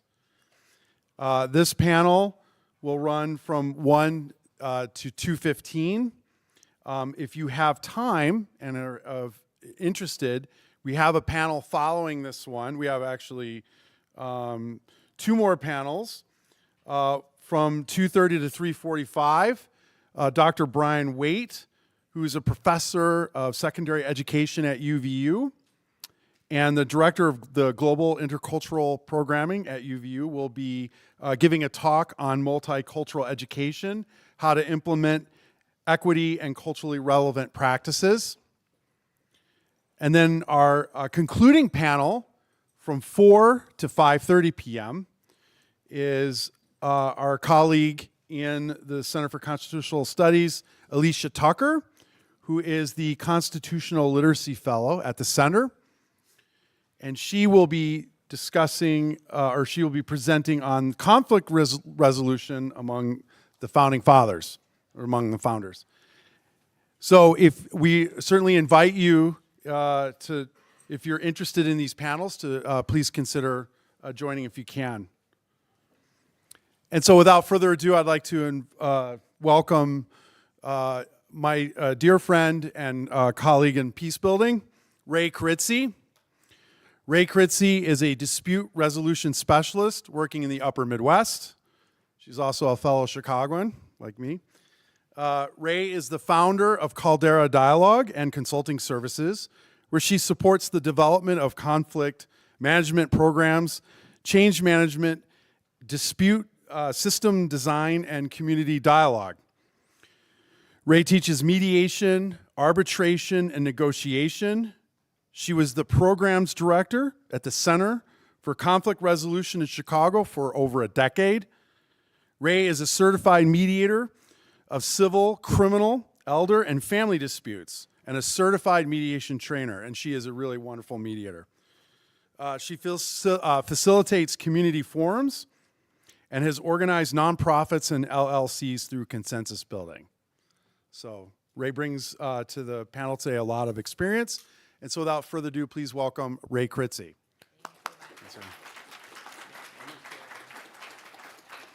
Thank you, Michael. Thank you, everyone. When you have the privilege in your career to fly on a plane for hours and speak, you'll wonder, will anyone come? Will anyone care? And it turns out, get your colleagues to make it a requirement and bring pizza, and a bunch of people will show up to your party, which feels great. Thank you all so much for being here.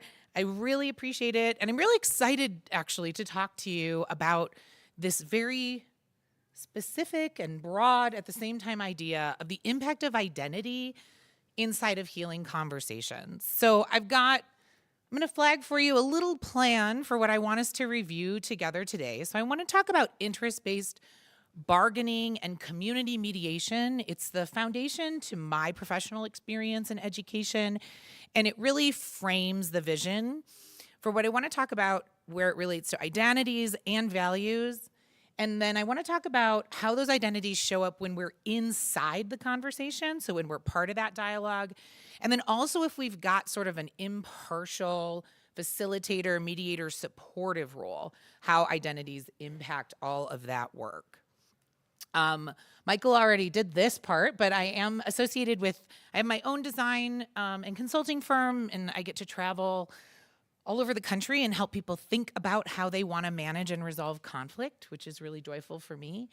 I am still a volunteer at the Community Mediation Center that I used to work at. So I still mediate cases in the city of Chicago. And then I teach at Loyola University in Chicago, which is where I got my JD. So my path to moving into peace building was an unorthodox one. I played roller derby, which is, a natural first step. Then I went to law school, like everyone who plays roller derby. And then I started doing community mediation. And so those things are all still really integral both to who I am and to how I show up inside of the work. So what do we mean by a healing conversation? I have been privileged to be invited back. So I think it's been going okay year over year for these healing conversation workshops. But the first year when I got the invitation, I was like, absolutely. I've never been to Utah. Put me on a plane. And I got on the plane and I was like, what are we doing? What's a healing conversation? And I think that and every year I've come and I've had this slide in my Wednesday workshop because I think it's really important to think about, what do we even mean by this? And at first I thought, does UVU have a thing they call the healing conversation? And you don't. Don't worry, you don't. I don't know about it. You don't know about it either. But what do we even mean by this? And after years of sort of engaging in this particular language and listening to my really amazing colleagues talk about it, I think we mean a lot of different things. I think we mean anytime we're getting together and going to hard places and trying to do really important work. If you were here earlier today, you got to hear Carl Stauffer and Sara Cook talk about what I think is obviously healing conversations, right? These international post-war community rebuilding, just really inspirational work. And I remember the first year I was coming and I read their bios and I thought, am I supposed to be with them? Because my work for so much of my career has been not only domestic, but really local. Community mediation is designed to have volunteers who live in communities support the people with conflicts inside the community they live in. And I will say the reason that I ended up there is because I went to law school and I wanted to do international conflict resolution. And my first semester, I was able to go to an event on international law. And there was a man there who was a very big deal at the International Criminal Court. And he said, I know you all want to do this job someday, but I need to tell you that I get about 5 applications a day from people who are, international law experts or have studied international law. He said, and I don't need them. What I need is for you to go get a decades of experience at the criminal court in Chicago and then come join me at the International Criminal Court, right? I really need you to build these skills where you are and then apply them on an international level. And I don't think that's the only approach, but I'm really susceptible to advice that's clear. And I went, okay, then that's what I'll do. And I spent a decade in community mediation. And a question that often comes up at these panels is, if I want to do peace building, if I want to do this kind of work, what's the path?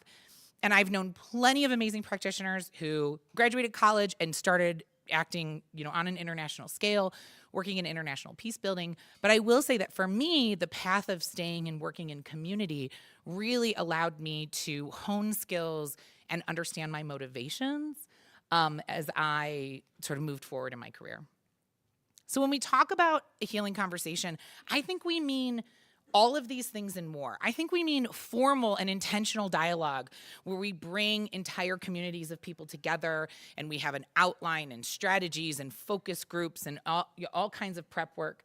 It might mean a mediation between as few as 2 people about an issue between them.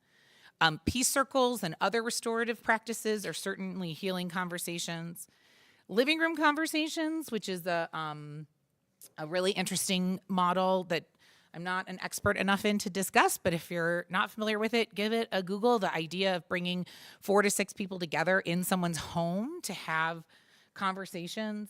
I think even your class discussions, my class discussions sometimes feel like healing conversations. And I think that I have had plenty of healing conversations in my life with people I loved over a cup of coffee, right? We can harm each other and require healing, even to the people that we love and know the best. I want to give you a little bit of a primer on the community mediation model that frames a lot of this work for me. So I worked in what's called a facilitative mediation model. There are multiple models of mediation. None of them are right. None of them are the best. Anyone who practices will tell you what they do is the best. But this is the one that I learned in. It's what we consider a pretty traditional facilitative community mediation model, where the mediator gives absolutely no advice, no opinion, and no assessment. That is the hardest part to learn, because it is very obvious to me what other people should do, right? If you're a clever problem solver and you want to be a mediator, the dream I had was that people were going to just like come to me, tell me what was happening, and in my infinite wisdom, right, I would bring them to the obvious conclusion and I would like guide them to the truth. And it turns out that that doesn't work very well.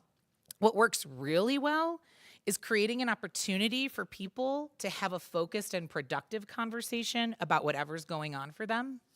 And we know that people are much more likely to execute the terms of a plan they came up with on their own. My solution to your problem is no kind of solution. That is an act of humility. And I've been a mediator for 15 years, and I still have to learn it all the time, because sometimes it's so obvious to me what people should do, but what's obvious to me is not necessarily what's going to be right. In order to do that work, mediators primarily manage the conversation, and we do that by asking a lot of questions, by using active listening skills, and by summarizing what people are saying in new ways that can often help them engage with the content. The process typically involves both joint and private sessions. So we're helping people talk together, but we also might take breaks where we check in one-on-one. As always, there are chairs in the front for people who are looking for seats. So one of the things that I want us to be thinking about is how people show up inside of a healing conversation, or even for our framework when we're thinking about a negotiation. So people typically do not show up to a conversation thinking, I'm so excited to learn I was wrong and change my mind, right? We typically show up to hard conversations thinking, wait till you hear what I have to say to you. I am absolutely sure that I'm right. And as mediators, what we try to do is help people move away from those positions, I'm right, you're wrong, to uncover the interests and needs that are influencing that position. And so I'm going to talk about the idea of interest-based bargaining. In mediation practices, we often talk about the idea of expanding the pie, meaning that instead of cutting this pie in half and one person, everybody gets a piece of it, then instead what we can do is increase the universe of options by looking at what are the things that are motivating us and what are the things that are most important. So I'm going to give you a little more info about it and then give you an example. Positional bargaining is typically limited and specific. This is, I'm negotiating the price of a car. I do not care if the person selling me a car likes me, right? I don't care. This is a one-time deal. I want the best possible price I can get on a car. It's different when I argue with my sister because I'm going to have to deal with her for the rest of my life, right? I care how I show up in that conversation. Positional bargaining aims to resolve the dispute that's in front of it, to settle that specific thing. We're typically talking about the what is happening, what we're fighting about. And it's often very easy to express. Positional dialogues are adversarial in nature, and they really often look a lot to the past. Who did what should have happened. A lot of our legal systems function this way as well, especially traditional criminal justice in our civil courts. In interest-based bargaining, we want to look at other possible options. Is there more that can resolve this than money? Is there more that can resolve this than the thing that is being asked for? We're going to look beyond the dispute. What other influences are occurring here? We're talking about the why. Why is something important? Often, what's really important to us is unclear. If you came to me for a mediation and you were like, I'm fighting a lot with my roommate, and then I said to you, what's important to you about your roommate? You would say that they stop doing the thing I don't want them to do, right? It's really easy to stay at positions. When we want to unpack interest, which is well, I feel disrespected because he plays music all night long and I can't sleep. Well, now we're having a conversation about respect. That's a totally different conversation than than saying, you're a bad roommate, right? Harder to argue from there. It's a collaborative process typically when we're trying to work in interest-based, and we look to the future. So an example I want to give you is many years ago, I had an employee on a team of 5 who was always late. He had not always been late, but he recently began to be chronically late. Work started at 9, and he started showing up at 9:12. And they started showing up at 9:18 with a coffee, which is 2 different kinds of late, right? And work started at 9. And we had a team of people that would come into the office. And we had a rule. The first person in the office has to do this job so that we're ready to start the day. And the second person in the office has to do this other job. But he was always the 5th person in the office, so he was never having to do those jobs. And I was getting angrier and angrier about it. Now, this goes to one very interesting phenomenon about being inside conflict, which is you can be in one all by yourself. Because I was really mad at him, and he was not mad at me. He was getting coffees and rolling in at 9:18 with no consequence. And I kept thinking, there's got to be something going on. I'm sure it'll shake out. And it didn't. And so I kept getting angrier and angrier, and it went on for weeks. So I would like to open it up a little bit. We don't have to use the mic or anything, right? So what do you think my position is? I've got an employee, they're always late. What's my position? What do I want? What am I saying that I want? Yeah. You're all the way to interests, right? So yes, but a responsibility would be, responsibility is an interest, right? That's a motive. I want them to be responsible. But I might not start there, but you're right. That's totally one of the deeper things. Absolutely. Be on time. Just be on time. There's not a lot of places to go from there, right? I mean, he could say, no, I'm not going to be on time, which full disclosure is what he said, but that's right. He could just say no. And now I'm in an interesting place, right? Am I going to fire my amazing employee because he can't be on time, right?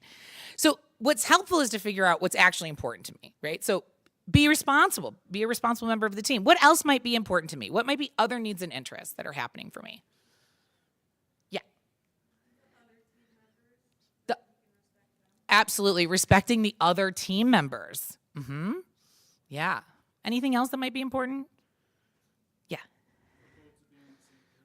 Yeah. There's like a big missing communication piece, I think, for me. Yeah. You said to be on the same page. For sure. Yeah. Do you have another one?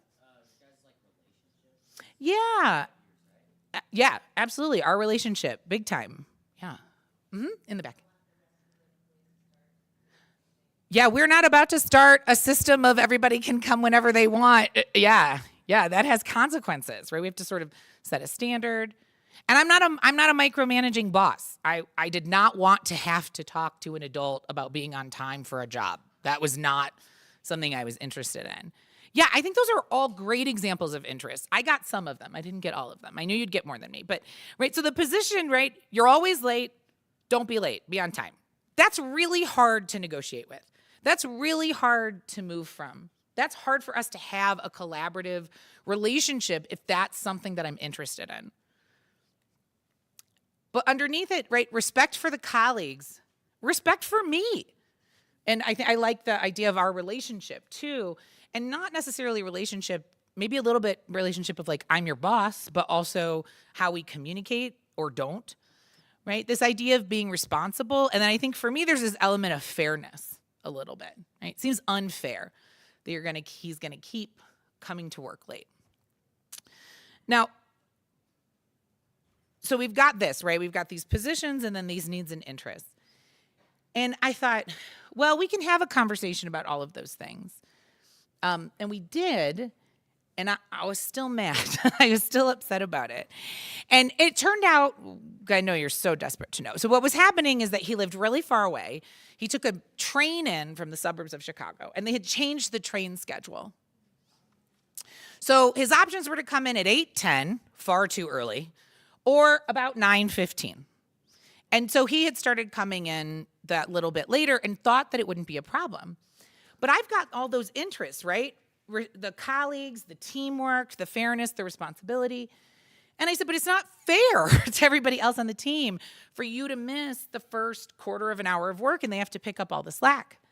And then he said, but Ray, I haven't left before 5:30 in a month. So what I hadn't realized, because I was also leaving at 5, is that all the end of the day things, because of this train schedule swap, he was taking like a 5:50 train. So he was staying much later and doing all the end of the day work so that everybody else could just like pick up and leave at 5. So if I really cared about like fairness, he was actually working more than everybody else, right? He was like covering this other ground. He was respecting the team, right? But we're still missing some communication stuff. We talked about it and it felt resolved, but I honestly didn't feel better about it. And I realized upon later reflection that there was more than those needs and interests happening for me. And I think that's really true for a lot of people. This formula of help a person move from the position they've taken, get rid of your barking dog, to their interests underneath it. I work from home and I need it to be quiet and my neighbor's dog is barking. Quiet, that's much more accessible than telling your neighbor to get rid of their dog or move, right? I need it to be quiet. That's really the model. That's the idea. And I've had plenty of cases in my life where I did everything I was supposed to do. I put all the interests on the table and I said, let's make solutions from the interests. And the party was like, nope. And they were still completely disinterested in what was happening. And that's because sometimes people are motivated by something even deeper than the needs and interests that are showing up inside this conversation. And that's both their values and their identities. I'm going to talk specifically about identities moving forward, but I really mean who we are and what's important to us inside of those identities. So when we go back to my example of my late employee, right? I've got these identities of like being a good boss. Like I want to be really good at my job and I want to run a good team. And those things, it felt like, because we'd had this failure of communication, he hadn't reached out to me at first, he hadn't realized it was a problem, I felt like those things were threatened. And I really was still defending them. I was still holding on to that posture inside of the communication. There are a lot of different ways that I mean identity. And I think that sometimes we don't even realize that we have or hold an identity until it's under threat. I didn't really realize until this incident happened how important it was to me that I be seen as a good boss to the 5 people that worked for me. I didn't know that until I was worried they wouldn't think of me that way. I would not have put she's a good boss like on a list of things I wanted people to think about me at the time. But when it felt like there was a menace against it, it became really clear to me that it's what was motivating all the ways in which I was showing up. I think our identities can show up in a lot of different ways. This is an unfixed list of identities that might influence how we show up in spaces.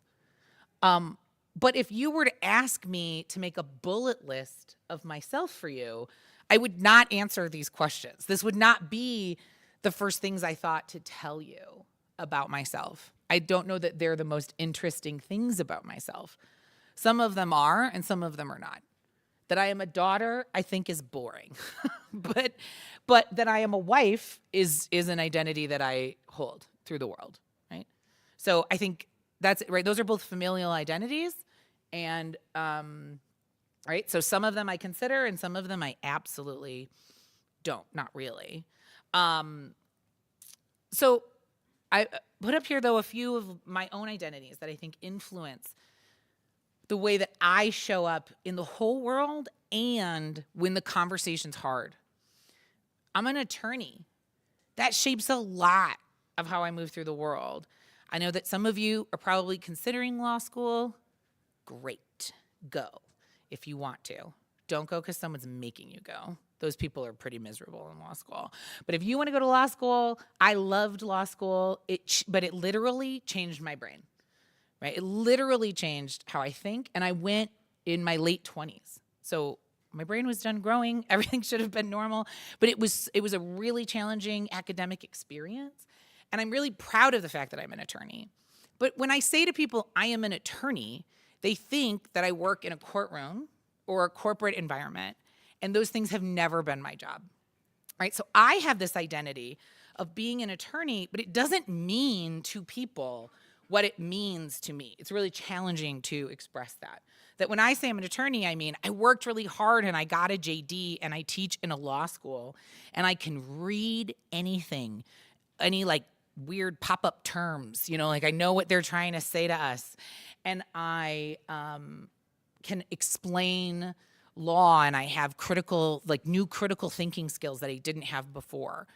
But when people say the things that people say about attorneys, those are never the things they're saying, right? That's not what anybody means when they think about an attorney. I'm a mediator.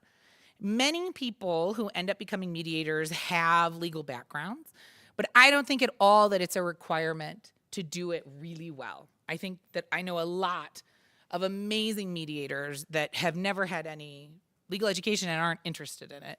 And in fact, I think people who've had legal education actually have to overcome a lot of that teaching to get great at being a mediator.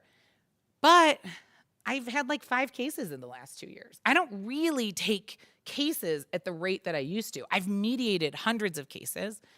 I've spoken to parties and set up and supported tens of thousands of cases. I still really hold this identity, and I probably won't. I'll probably mediate 2 cases in 2025. I'm a Midwesterner, which is obvious because you can hear my voice, right? But more importantly for me is that I'm a Chicagoan, right? That's like, right? You can call me a Midwesterner, but that I have lived in Chicago for a very long time, that I worked in Chicago for a long time, I teach there. That's an identity that's far more important to me. That I'm a Midwesterner means the mountains look fake to me always. They're so amazing and unreal. And all the lakes are too small, right? Because I'm from Chicago, we're on Lake Michigan, looks like a sea, right? But I'm a Chicagoan, and I have this pride about being a Chicagoan when I have nothing to do with what Chicago is doing well, right? Which also means I have responsibilities for this identity when Chicago is doing something that I dislike, right? I have these identities. They're huge geographic identities. I rarely think of myself and think I'm an American. That is just, it's true. I am an American, but I think of myself in this like more focused geographic identity. And I don't know why that is. It just is. I mean, we could probably talk for a long time about why that is, but I don't start, earthling American, North American, right? I think of myself as a Midwesterner and more importantly, a Chicagoan. But my wife is from Wisconsin and lived in Chicago for like 7 years. We lived in Chicago. And while we were living in Chicago, we were in Rome. And someone asked us in a shop where we were from, which is a European being nice. And when, you just answer the biggest city or state or, a place that this person might know. And I said, we're from Chicago.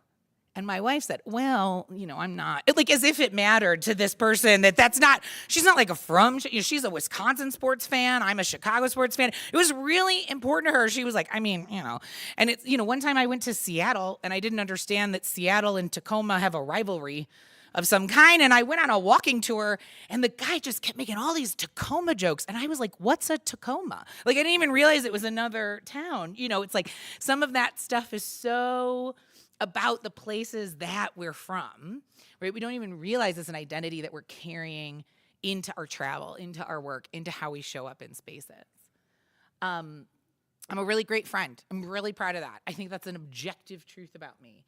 And I can think of 4 people who would tell you that's not accurate, right? Like not to everybody, right? That you outgrow some people, right? So that is true and not always, right? I'm a wife, like I said. I think that's interesting about me that I got married. I didn't plan to get married. I planned to get married. It wasn't like an accident, but I didn't think my whole life that I would get married. I was in my late 30s when I got married. It was sort of a great wonderful, surprising event for me that I got married and was able to get married. It was a very big deal for me. And while it's not interesting to me that I'm somebody's daughter, it is very interesting to me, and it is very true about me, that I'm my father's daughter. My dad passed away in 2013. I have literally had an experience walking on a city street in Chicago where someone recognized that I was my father's daughter. He saw my face, saw my father in my face. My father talked about me so much, and he went, "Aren't you Junie's daughter?" And I was like, this is very weird, but also true, right? So like that is a big piece of my identity, and my dad isn't even on the earth anymore, and he hasn't been for over a decade.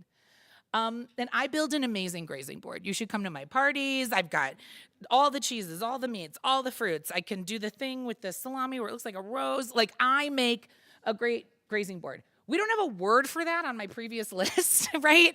For what part of my identity that is. But it's something I'm so proud of. And I didn't know it was an identity I had until one of my friends had the audacity to sign up for the grazing board on a party planning spreadsheet. And I was like, excuse me, I bring the grazing board, right? Talk about a really weird place to build a conflict. But literally with that friend, there was this sort of exchange. She was like, well, yeah, you brought it last year. And I was like, but it's like my thing. And this is someone I love and know, and we're in a hard conversation about cheese, which does happen in Wisconsin a lot. But right, we're in a hard conversation about cheese because she has undermined an identity I hold as the person that brings the grazing board, which is so silly and very real, right? It's such a real thing that can happen to us all the time. And an identity that I did not name for you, but I'm sure none of you have actually forgotten, is that I played roller derby, right? I said it real quick at the beginning. It is not a thing I think about every day. It's a huge framework to who I was, but I did it from 2006 to 2009. That was like 12 presidents ago, it feels like, right? Like, that was a long time ago, right? I played roller derby. That's not me, but my outfit was green, so I put it up there. But right, so I played roller derby, which doesn't shape my identity much anymore. But there was a time when it consumed my identity, and I only wore Kelly green because that was my team color. And so I had all these shirts, and they all had my derby handle on the back and my number, and it was like everywhere I went, people knew that not only did I play roller derby, but I played on the quad squad, right? Like, I played, right, for this league on this team. And that was really important to my identity at the time. And it was part of my statement when I applied for law school. And then I went to law school, and I didn't play roller derby, and I didn't think about roller derby. But people who knew me from that, and even now, almost 20 years later, when they see me, that's how they identify me. That's the thing that they remember about me. And what I think is interesting about that and really influences the way that we show up in these conversations is that we have our identities that we hold really dear, but I don't think it's uncommon to outgrow them. I'm proud of this. This is like a super rad thing I did once. My right ACL got torn, so I remember all the time that I did this. But there are so many things I've done since 2009 that I'm much more proud of, that I think have done a greater job of shaping the wellness of the world. But I'll never be able to leave this behind completely because it set up my career path, and it's a thing that really sticks with other people. It's an identity that I have that they hold for me. And it might mean a lot of different things to you, right? What roller derby is. If you've never heard of it before, you're thinking 1970s banked track. If you have a friend who plays roller derby, you're going, that's right, she does remind me of so-and-so, right? Like that, it happens multiple ways. So I want to talk about how this idea of identity and our values shows up when we're inside the conversation. So this is the idea of what's happening for the people who are the actual speakers. And I think that our identities, without us realizing it, are very often a quiet motivator to what is happening. So in that conversation with my employee, my identity of being a good boss is actually influencing everything about the conversation. How I wanted to show up in it, how candid I felt I could be, how vulnerable can I be with him and still maintain the place where I'm the boss and he works for me, right? Like what's the threat to that? And I think that's a spectrum of how you show up. And as bosses and as you have bosses, you will all choose different sort of places on that spectrum. But, that it was influencing everything about what was happening for me while we were talking, even where we sat, right? If you're a supervisor and you've got an office with a big old desk, you can bring someone in and put them across the desk from you. That's one way to have a conversation with somebody, and it reminds them that you're the boss. But good leadership practice tells us that a much better way to have a hard conversation where you have power is to either have a chair, like if this was my desk, to have a chair right here on the side of my desk, so we're in collaboration, to go to a completely different room, and whenever possible, to sit near each other, right? Or across each other as equals. So when I talk about a quiet motivator, my relationship to him as a supervisor, the type of supervisor I wanted to be, all of that was even in how I was thinking about what room do I want to be in? What time of day do I ask for this conversation? How do I make sure that he knows we're going to have a serious conversation without scaring him, right? How do you tell somebody you want to have a hard conversation without saying the worst sentence in the world, we need to talk, right? I don't know about you, but you can't say that to me. Because if you were here earlier, Sara was talking about stress responses. Mine are up, and I'm the one who just said it, right? I'm like, oh, we need to talk? Oh, no, right? How do you tell someone we need to talk without having them worry? And so if you've got this identity where you're the person with power in the dynamic in particular, it's influencing everything that's happening. We also have an instinct to defend our identities and to defend who we are, especially when they feel threatened. And when someone calls into questions our views, our positions, things that we are saying are important, which can often feel really obvious to us,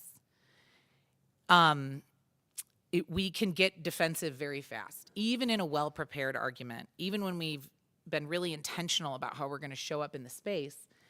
It's really easy to bring a defensive posture and not at all a collaborative one to the conversation. And what's important to remember about that is that identity might not actually be under attack. And it's really hard to know that without being able to have the conversation that allows us to be vulnerable enough to say, I think that you're suggesting I'm not a good boss. My mother is my primary opponent in hard conversations my whole life. Our conflict style in 2025 is totally different from our 1996 conflict style, but we engage in hard conversations a lot. We have a lot of hard conversations. And I'm a hyper collaborative conversationalist. I would like to sit down and talk about everything that ever happened. And my mother is conflict avoidant and will leave the room. So when that happens, she wins, which leaves me double fueled up for next time, right? And sometimes one of the things that happens and can happen inside a conversation is if I want to talk about a thing that happened in the past, I have learned that one of the things my mother hears me saying is, you were a bad mother, right? It's really hard to hear criticism about a time where she was the person responsible and not also accidentally say, you were bad at the responsibility that you had. And I know that. And I am an expert at this stuff. And I'm still figuring out how to have us do that really well, where I can have sort of the collaborative unpacking, get on the same page to adults conversations I need. And my mother's identity as a mother can be preserved and respected, right? That's a hard balance. And sometimes we totally nail it and it's really beautiful. And sometimes it is bad. You don't get good at this and then you're just good at it. This isn't like learning to drive. This is a perishable skill, which I heard once in a Tom Cruise movie about being a sharpshooter, but it really stuck with me. The idea of something being a perishable skill. If you don't use it, you're going to lose it, right? And even this one person on earth that I've been working on this dynamic with for decades, sometimes we're really great at it, sometimes it's fine, and sometimes it's bad. and I think that'll probably be true as long as we're both here. Naming the influence of the identities, though, can be really helpful. In that example with my mom, if I say, I am not criticizing your mothering, but I want to talk about this thing, I got like a 50-50 chance she'll hear me. And that's not about my mother, that's about all of us. It's really hard when we get a positive thing and a critical thing to actually retain the content of the positive thing. And so, sometimes we have to keep naming that influence over and over, right? And in the last presentation, for those of you that were here, Sara was talking about all of our stress responses that show up for people who are experiencing trauma and experiencing stress. And in my experience, I start feeling those stressors when an identity of mine is threatened inside of a conversation. And I think you've all had an experience like this where later you were like, I don't know why I was so hard, right? Why was I so stuck? Why was I so angry? And it's because a piece of who we are is insulted or disrespected. Sometimes the way that this shows up in conversation is when we come to learn or see something about the identity of the other person. So this has happened for me in my life in having conversations with people I love about really important global issues, where it is important to me, and not just important to me, but obvious to me that because we share a lot of other values, we will share the same take on this particular incident. And then they're on a totally different side, right? And I think this shows up when you think, I thought I knew you, right? That idea of like, what? And I think we see that in politics. I think we see that in faith. I think we see that in lots of different ways that we show up. This happened to me once with a friend who I really, really respect and think of as an ethical person who purchased a very expensive item on the internet. Very expensive. It was like a couple $100. It's expensive. She purchased an expensive item on the internet from a guy who, shall we say, probably doesn't need the money and probably didn't notice because of his endless wealth, okay? So she bought this thing and it didn't show up. Well, it showed up and it wasn't in it. And then she got it. It said it was delivered and it was never there. And she was really mad. So she contacted the company and she said, you said this thing was here, but the picture has it on a totally different porch. That isn't my porch. You delivered it to the wrong place. I'm really mad. And they were like, we're so sorry. Do you want your money back or do you want another one? And she said, I'll just take my money back. 3 hours later, her neighbor brought it over. The thing she'd ordered that had been delivered to the wrong house on accident. And I was like, oh, cool. So you're going to like let him know. And she was like, no, I'm going to keep it. And I was like, oh, my beloved friend is a thief. You are a thief. You are thieving from really oppressive capitalism, but you're a thief, right? Like, you're stealing. And I struggled with it. And I realized after a while it was like shaping a little bit how I saw her. We were doing something else, and I thought, she's going to take one. Like, I thought like, oh, she's a thief now, right? I think, and she's not. Or if she is, she's not telling me about it anymore. And I struggled with like, do I need to sit down and have a big conversation with her about how she is a little bit of criminal? And I ended up deciding that I didn't, right? That I've known her for over 20 years and the whole of who she is, and she kind of got away with something, and it's not a habit she's made. So let's not report her. But I felt it was interesting because I really had this thought of like, I thought I knew you, right? The inverse of how this shows up is when we make assumptions about the other person because we know them. And if you've got a sibling, you know exactly what I'm talking about. Adult siblings are my favorite people in the world to mediate because they are almost always, it's our first peer conflict dynamic. And for most of us, the last time we lived together, we were like teenagers. So good, not great at engaging in conflict, right? I have a younger sister. She's 4 years younger than me. And she is the only person in the room who will make me swear and throw my phone across the room to end a conversation.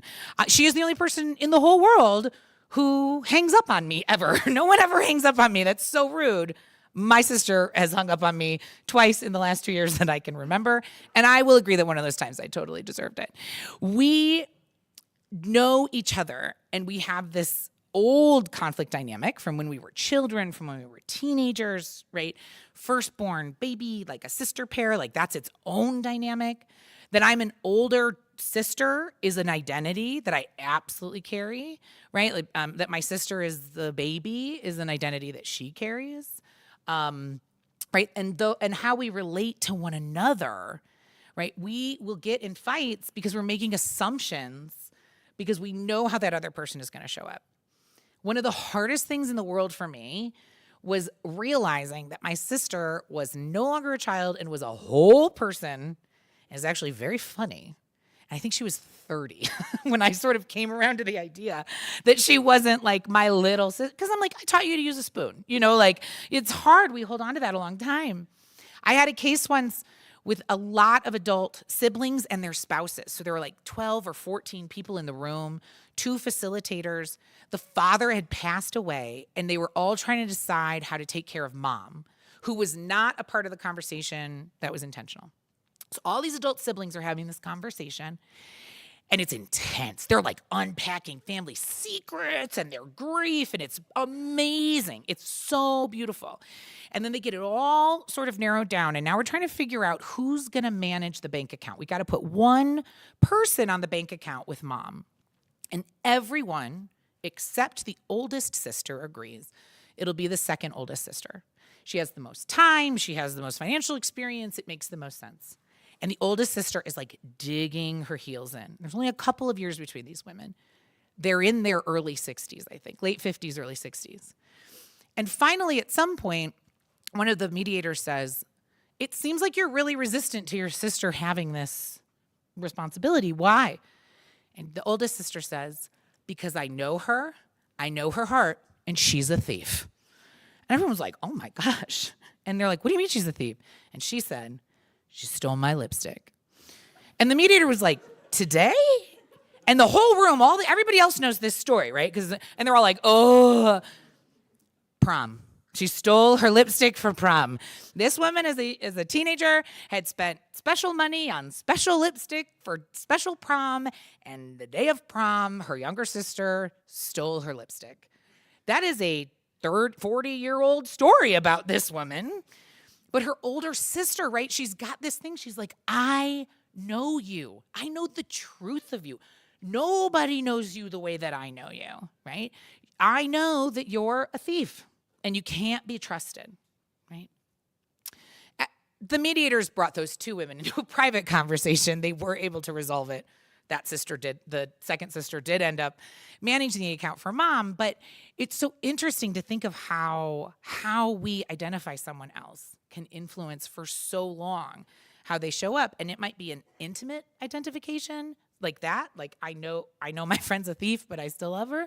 Or it might be an identity like on that original slide I had, right? About race or religion or where some, cultural identity, right? Those might also very much influence how we experience the other party, the type of assumptions that we make inside the conversation, the way that we show up ourselves.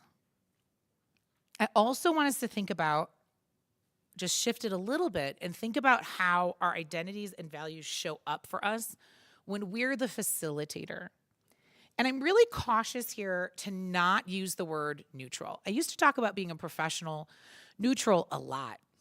And the more I do really challenging conversations with large groups of people, I realize that it's actually impossible to be completely neutral. I've had the privilege to do quite a bit of work in the city of Chicago with community and police on police policy and police procedure. I am not neutral about police and policing. I have opinions about police and policing. I think everybody does. Whether those positions are critical or favorable, I don't really know anyone who's like, I don't care what cops do, right? Like, I think everybody, you have some type of a position. But what is true is that I believe, but I can be neutral as far as this conversation goes, right? And so instead, in my practice, I talk a lot more when I'm in that facilitating the conversation role about the responsibilities of being either impartial, I'm not on anybody's side, or omnipartial, I'm on everybody's side. Those are two distinct approaches, both of which work really well to help other people have a hard or a challenging or a healing conversation. But if we don't have a sense of our own identities and how they might influence either our role and the power we have as the facilitator of a conversation, or the way we might interpret what gets said, we have a hard time being really good at this type of work. So I am always inviting facilitators and mediators to interrogate questions of who am I? Who am I as it relates to this issue, to this conversation, to these people? Where am I from? And I have a globe up there, but I mean in all ways. And how does my lived experience influence the work that I'm going to do? And then also inside this type of this type of work that's so based on identity and where identity is going to be so important, how do we make sure that we make space for the identities and values of others, both inside this individual conversation and in the field, in the practice as practitioners? And so a few reflections and considerations I have towards that end is that when I'm deciding whether or not I'm going to help support a dialogue, I'm asking if I can maintain the impartiality that's required, right? Do I have an opinion about it, but I believe the people in the room are better suited to make a decision? Then I can absolutely support this conversation. But I naively once tried to mediate between my mother and my sister, and then we all didn't talk for a month, right? Like that was impossible. I'm not neutral about either one of them, right? And I'm not impartial about it either. How might my beliefs, thoughts, identities, or values impact this conversation? Is there anything about who I am and who I've been that means I should get someone else in the room who has a different experience that can balance this perspective? Is there anything that I should share with the parties? Am I being selected to do this work because of this identity or value that I have? Right? It cuts both ways. We're not just trying to screen ourselves out for work. We're identifying work for which we are particularly well suited. And do I have the skills to support the work? Healing conversations are hard and totally worth it. And I've been better for every one that I've ever been a part of in my life. And it's important to know when I can't manage it, right? I've definitely had opportunities where I looked at a case and went, this is out of my league, or I can't do this alone. Right? Recognizing that like my skills as a mediator, my identity as a mediator is not threatened by recognizing that maybe I'm not the best mediator for this circumstance. And then understanding whether there are people with other identities that might be able to take a project if I learn that I'm not particularly well suited. And making sure that in my whole professional career, I continue to expand my network so that I have a lot of resources, so that I have a lot of options. Right? If I got offered a case and the parties were like, we'd really like a man, I'm like, I have to make sure I know men. I have to make sure I have men mediators in my network, right? I do, which is great, but I have to make sure that that's true. If someone's like, we really want the mediator to be, to have been a cop, right? If we're doing police work and that's really important and both parties really want that in the room, I have never been a cop. I probably would have talked about it by now, right? Like I want to make sure that I've got that I've got people with different types of identities that are going to be able to help support the work for the people inside of it. And then I think we should constantly be asking ourselves, who should be doing the work of healing conversations? I think the answer is all of us, right? That I think we all bear some responsibility to this, but making sure that we don't pull the ladder up behind us as we become more and more engaged in this work. And one last note is that I believe that it's really important to extend all the values of care and support and trauma-informed practice and healing-centered engagement that we think about for other people who are involved in a healing conversation to a person who's responsible for maintaining that space as well. We've got to take care of ourselves, or we won't have the resources to do this really, really important work. And we risk losing intergenerational talent and experience if people are able to do this work for 5 years, they burn out, and then they're like, just kidding, I work at a hedge fund, right? Like, now I was going to be a peacemaker, and now I'm just printing money instead, right? We got to make sure that the work is sustainable, that engagement is broad and open and long-lasting, and that it is an environment in which we all can grow. Whether it's your career, you decide this is the profession you want to move into, or if you decide, you know, I've actually always wanted to be an actuary, but I really believe in this work, right? There are lots of people who do this type of work on a volunteer basis, or even just inside the lens of how they do the rest of their work. One of the participants in my session yesterday was a city council member, right? What an amazing lens to bring to being a politician, right? I think we all benefit from having some of that as part of our approach. And with that, I was told to leave time for questions. Yes. Oh, they're going to get you a mic, and I'm going to have us wait. Yeah, don't lose it, though.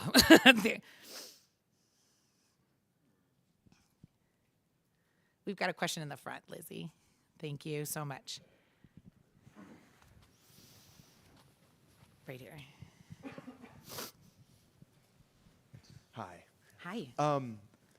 So I think I'm just a little unclear on what mediation is in the context of how you're practicing it. Well, in the shortest definition, mediation is the use of a third-party facilitator to support a conversation between two or more people, and that's like the simplest version of it. But that doesn't quite answer your question. So can you ask it in a new way, and we'll try again. Sure. How do you practice? Well, I guess, can I add something to it? Absolutely. How do you practice mediation, and how do your identities impact, or how have you seen them impact how you mediate? Yeah, that's an amazing question. So, right, how do I practice mediation now, and then how do my identities impact my mediation? And I'm going to tell you that I don't much, because I think I used it all up. So 10 years ago, I was my appetite to mediate cases I was ravenous. I was like, give me 6 cases a day. I couldn't wait to be in the room. And after becoming a mediator and then joining the organization that I worked at that provided mediation services, I was so thrilled to be in it and around it all the time. And I mediated hundreds of cases in a ton of different case types: civil cases, criminal, parents, neighbor dispute, landlord-tenant.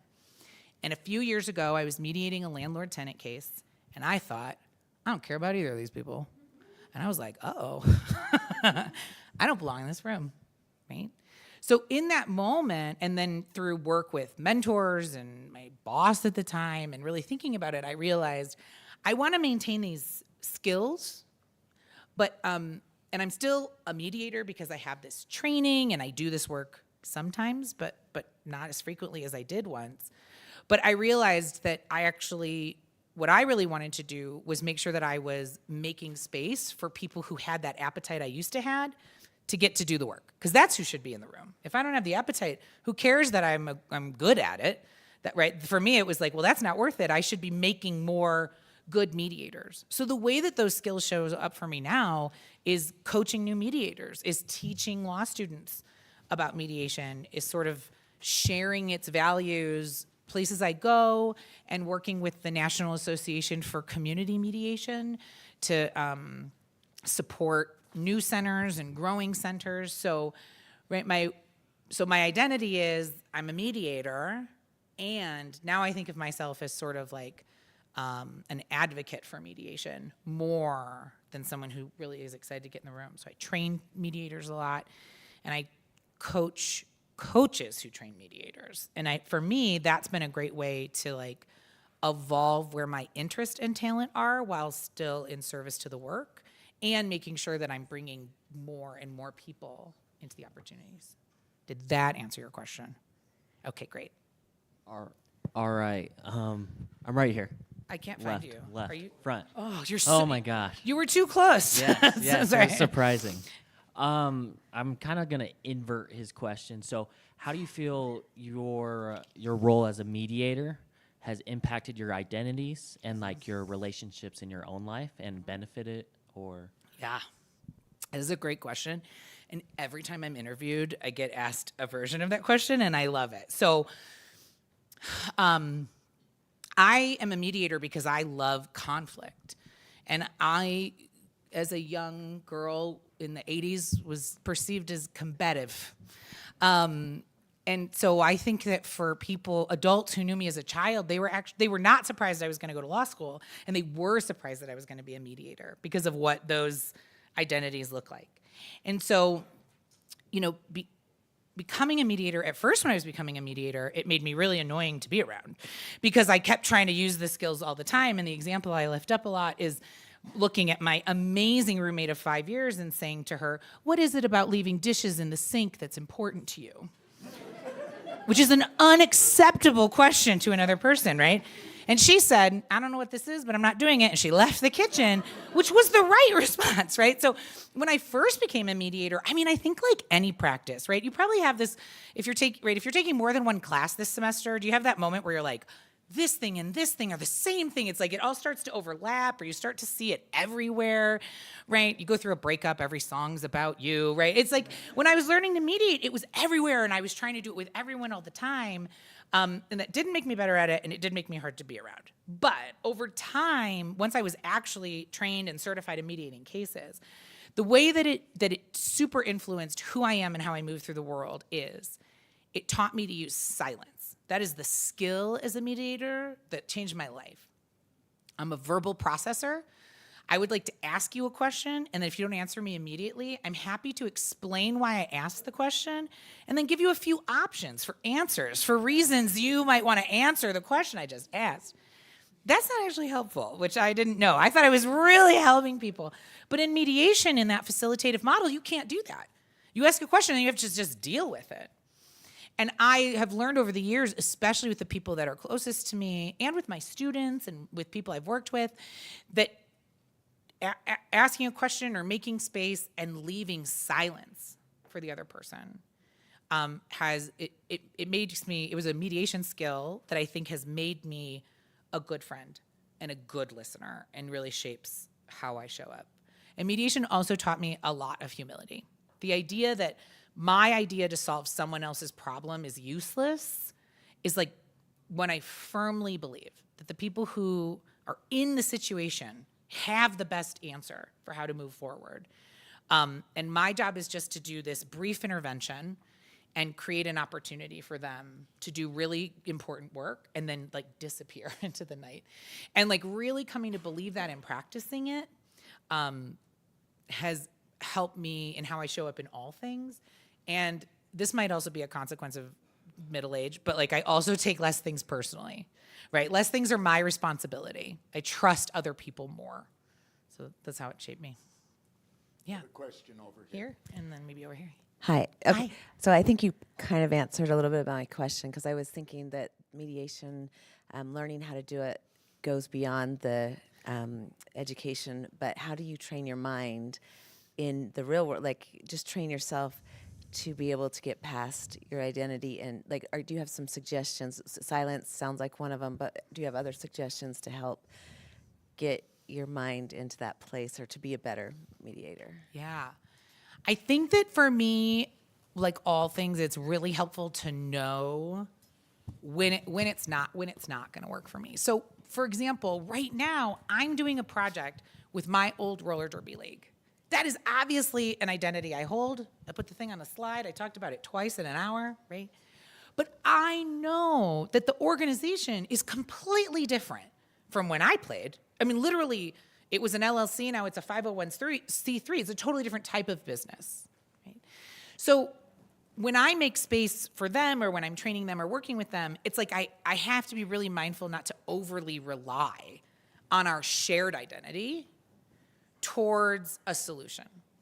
So I think that's one way that shows up for me, where especially where we have a shared identity, I want to be careful that I don't rely on it for more than building rapport and try to use it to push someone towards a solution or to encourage a type of resolution. And in the same way where someone and I have really distinct identities, to not let that mean we can't possibly find common ground. So for me, the biggest part about that labor and the internal mental part is understanding my own identities and understanding my own responses when my identities get threatened. So I get cold and quiet. Lots of people get hot and loud. I get cold and quiet. So I know if I'm getting cold and quiet, one, I appear menacing and unwelcoming. And two, I know that something is happening for me. So having that awareness for myself can help me when I'm responding to a threat that may or may not be real, make sure that I don't overcompensate for myself, and then I'm able to still show up for people. Did I answer your question? Okay, fabulous. Over here, I think? Yeah. Test. It's on. Cool. I'm curious if you know of any priming techniques either you use or that you know of to go into a hard conversation, either being a mediator or just someone trying to solve a conflict or a problem. Yeah, absolutely. So if you were here earlier, they're all the things that were on Sara's slide. And if you weren't here earlier, I'll tell you about them. But really what we're looking for is ways to sort of manage our parasympathetic systems and our stress responses before they take over and we can no longer show up as our best self and in the best way that we want to. And so some techniques that I really love, I studied yoga and pranayama, which is breath work, was literally life-changing for me as a mediator. So, and you don't have to study breath work to be great at it. You can set a timer for 60 seconds and breathe really slowly before you go into the room. I do that before I go into a Costco, and I find I get less overwhelmed, right? Like, just let your nervous system sort of calm down. It's super impactful.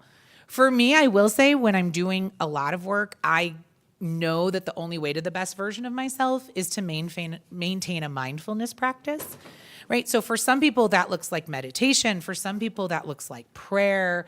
For some people, that looks like having a really great morning routine. You know, I think, but having a part of my everyday, whether it's 3 minutes or an hour, that's like very intentional and very mindful.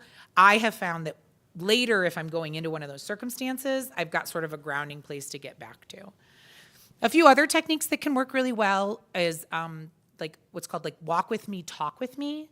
So for some people, sitting down face to face and making eye contact and talking about something really hard is very challenging.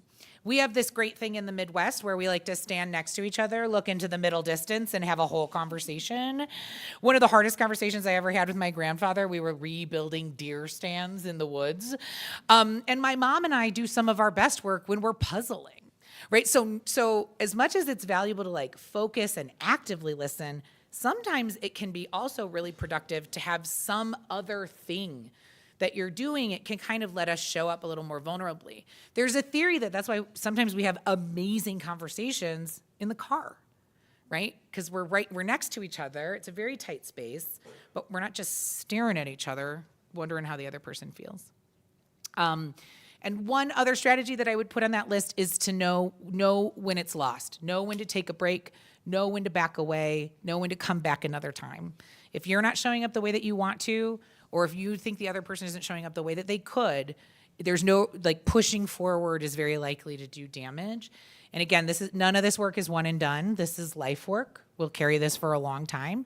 So let's find a time to come back later. Yeah? I have a question. Great. As someone who is typically conflict avoidant, do you have any advice to be more comfortable with conflict? Mm-hmm. First of all, I want to name that being able to avoid conflict is a highly advanced skill when you use it strategically. I know this because I'm not good at that.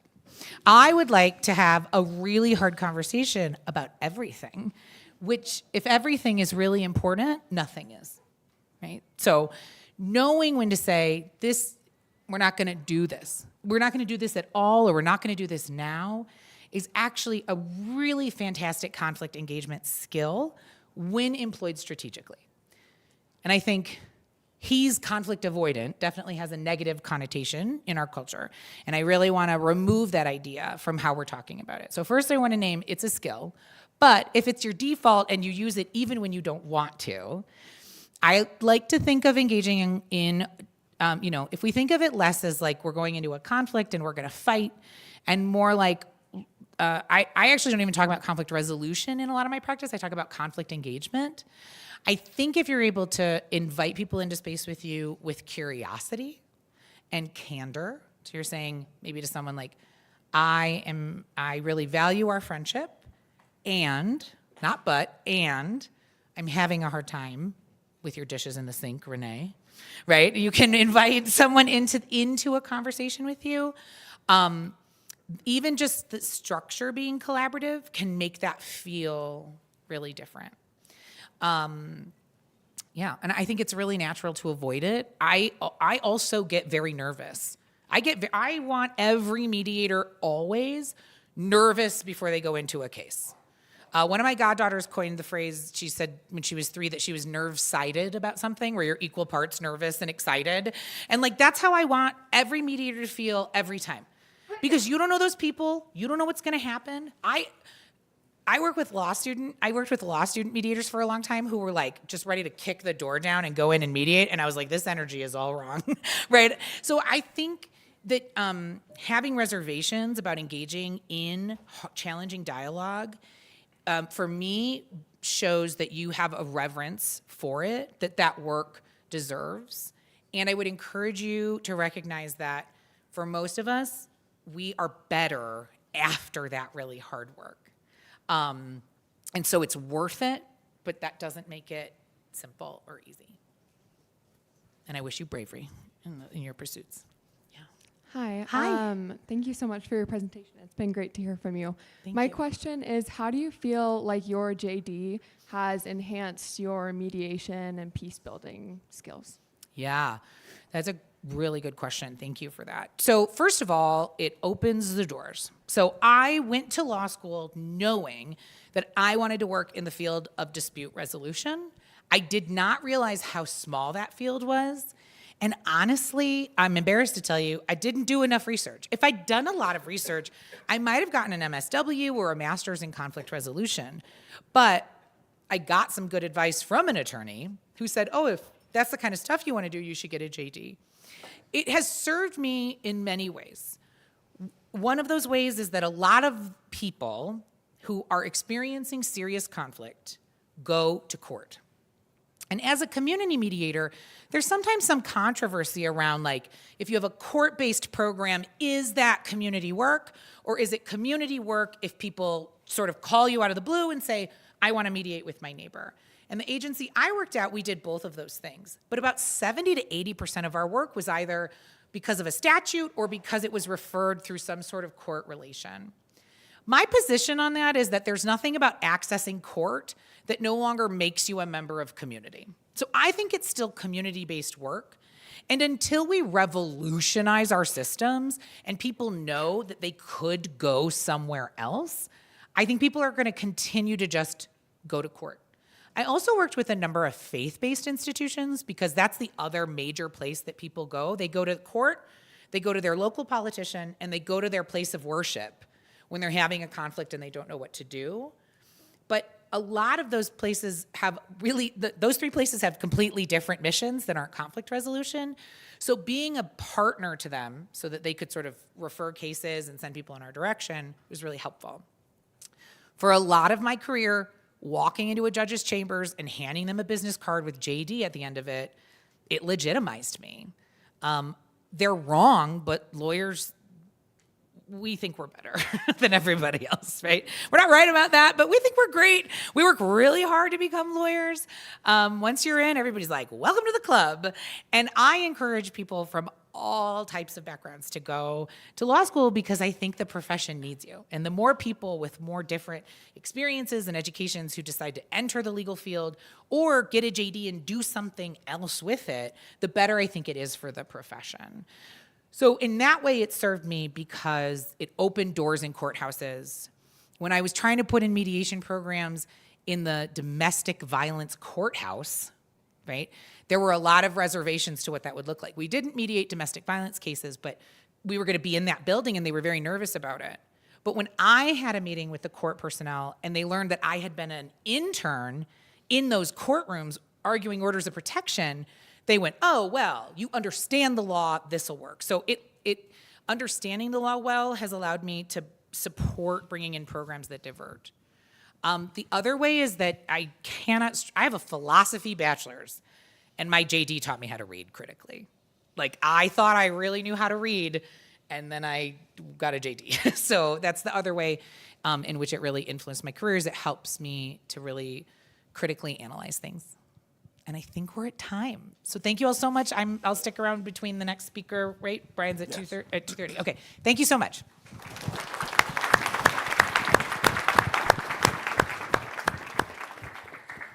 We would like to invite some of you to stay for the next session. We will have Bryan Waite, who is a faculty member here at UVU in education. He'll be talking about multicultural education and how to implement equity and culturally relevant programs. And you can have an extra slice of pizza if you stay.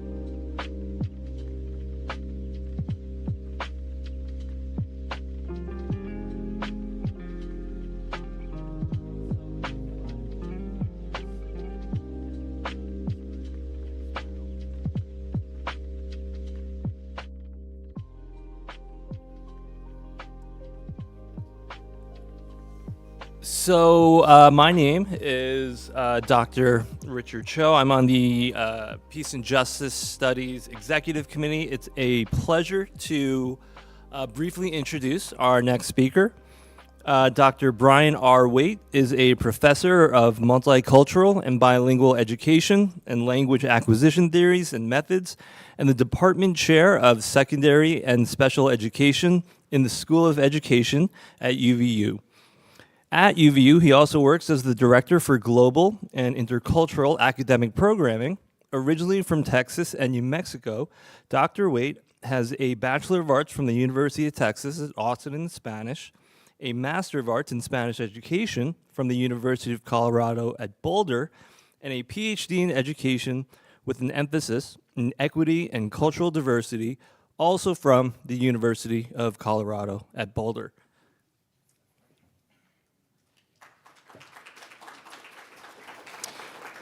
Thank you.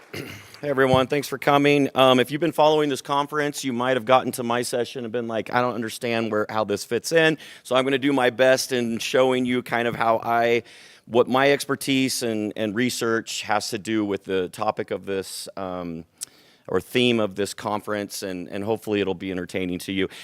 Before I get going, though, I wanted to make sure that everyone understands about an opportunity here at UVU. It is a program that was mentioned that I direct. So I have a couple different roles here. I'm a professor over in School of Education, but I also direct this program. It's called the GI program. Here at UVU, GI does not stand for gastrointestinal, stands for global, intercultural, and this is a really good opportunity for students that they can graduate with credentialing in working with diversity, essentially. So the program emphasizes globalization, how to work across cultures, how to be more effective in business or education or social work when working with people who just have a different background than you, different belief system. And every student on this campus has to have at least one G course in order to graduate. That's been a requirement since 2005. But there are a few other requirements in order to get the distinction that you can if you just Google UVU GI, it takes you to this page. There's an application form, and then there's requirements for this. You take a few G courses instead of just one. You participate in a co-curricular or a practicum, which it could be like a study abroad, or it could be just working in the community. And then you put this all together in a capstone course that you would take from me, and you can actually graduate. It's almost like a certification program where we have a lot of students that get this. They use it to complement the degree that they're working on here to make themselves more marketable. Anyway, I want to make sure that everyone knows about it because a lot of students don't have opportunities to find out about this program. So if working with diversity or globalization or intercultural in any way is something that you're passionate about, would like to graduate with some credentials in that, feel free to contact me. My contact info is at the bottom of this page. Or just Google UVU GI. And that's a little bit about what I'm going to be talking about today as we go. So I titled this Multicultural Education, How to Implement Equity and Culturally Relevant Practices. We already got me. By the way, that's my family. Got to brag about them a little bit. They are all runners, and it's track season right now, so my voice is a little bit rough because we just had a track meet recently, so I have to deal with this every spring. You should feel very sorry for me. We're not going to do this, but I want you to just kind of think and reflect for a second in your minds. When asked to describe people that you either go to class with, let's say, or maybe work with, what would come to your mind? What characteristics would you use to describe people that you work with or people that you interact with? Just a couple seconds in your minds, think about what cultural characteristics or just what characteristics in general would you choose to come up with. And as you do that, I would ask you, and you're welcome to raise your hand if you do, how many of you thought about race or ethnicity when thinking about the people that you work with? A few people. How many of you thought about gender identity? Okay. What about world view, religion, or spirituality? A few people. Okay. That one kind of is a little bit more prominent here for whatever reason. I don't know. But yeah, so about 90% of the time when I workshop people, and I ask them to think of someone who is culturally different than they are, about 90% of people default to skin color or race. But here in Utah County, for some weird reason, religion is like a quick second, right, of what comes to mind when thinking about difference. How many of you thought about sexual identity, sexuality? Okay. What about learning preferences? Yeah, we got some professors in here that probably think about learning preferences, right? If you're not in teaching or education is not really your thing, you're like, what is a learning preference, or why would I even care about that when working with someone else? My students across the street over here, School of Education, I'm talking to them all the time about what are the learning preferences of your students and why should you care?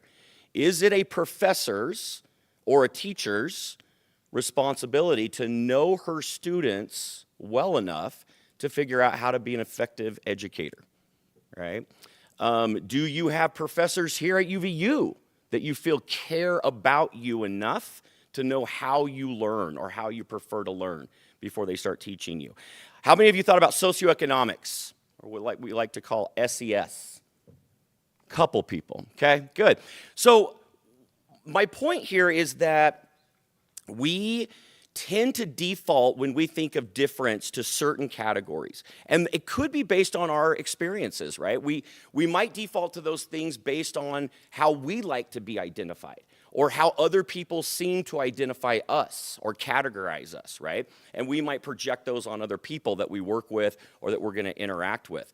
So I'm going to drop a little bomb on you right now. I am a, dun, dun, dun, wait for it, diversity trainer, okay? So this has a lot of different connotations and likes and dislikes to it. It becomes a very divisive thing. Was very much popularized in season 1 of The Office in an episode called Diversity Day, where the corporate office sent a diversity trainer because there had been some racist jokes being relayed at work and people got offended, so they called corporate and they sent a diversity trainer. But over the past, let's say 5 or 6 years, diversity training, or however you want to call it, has gotten very interesting reactions, right? Some people who are in it or maybe do it, they're like, yeah, that's normal. That's something that I think about all the time and I like it.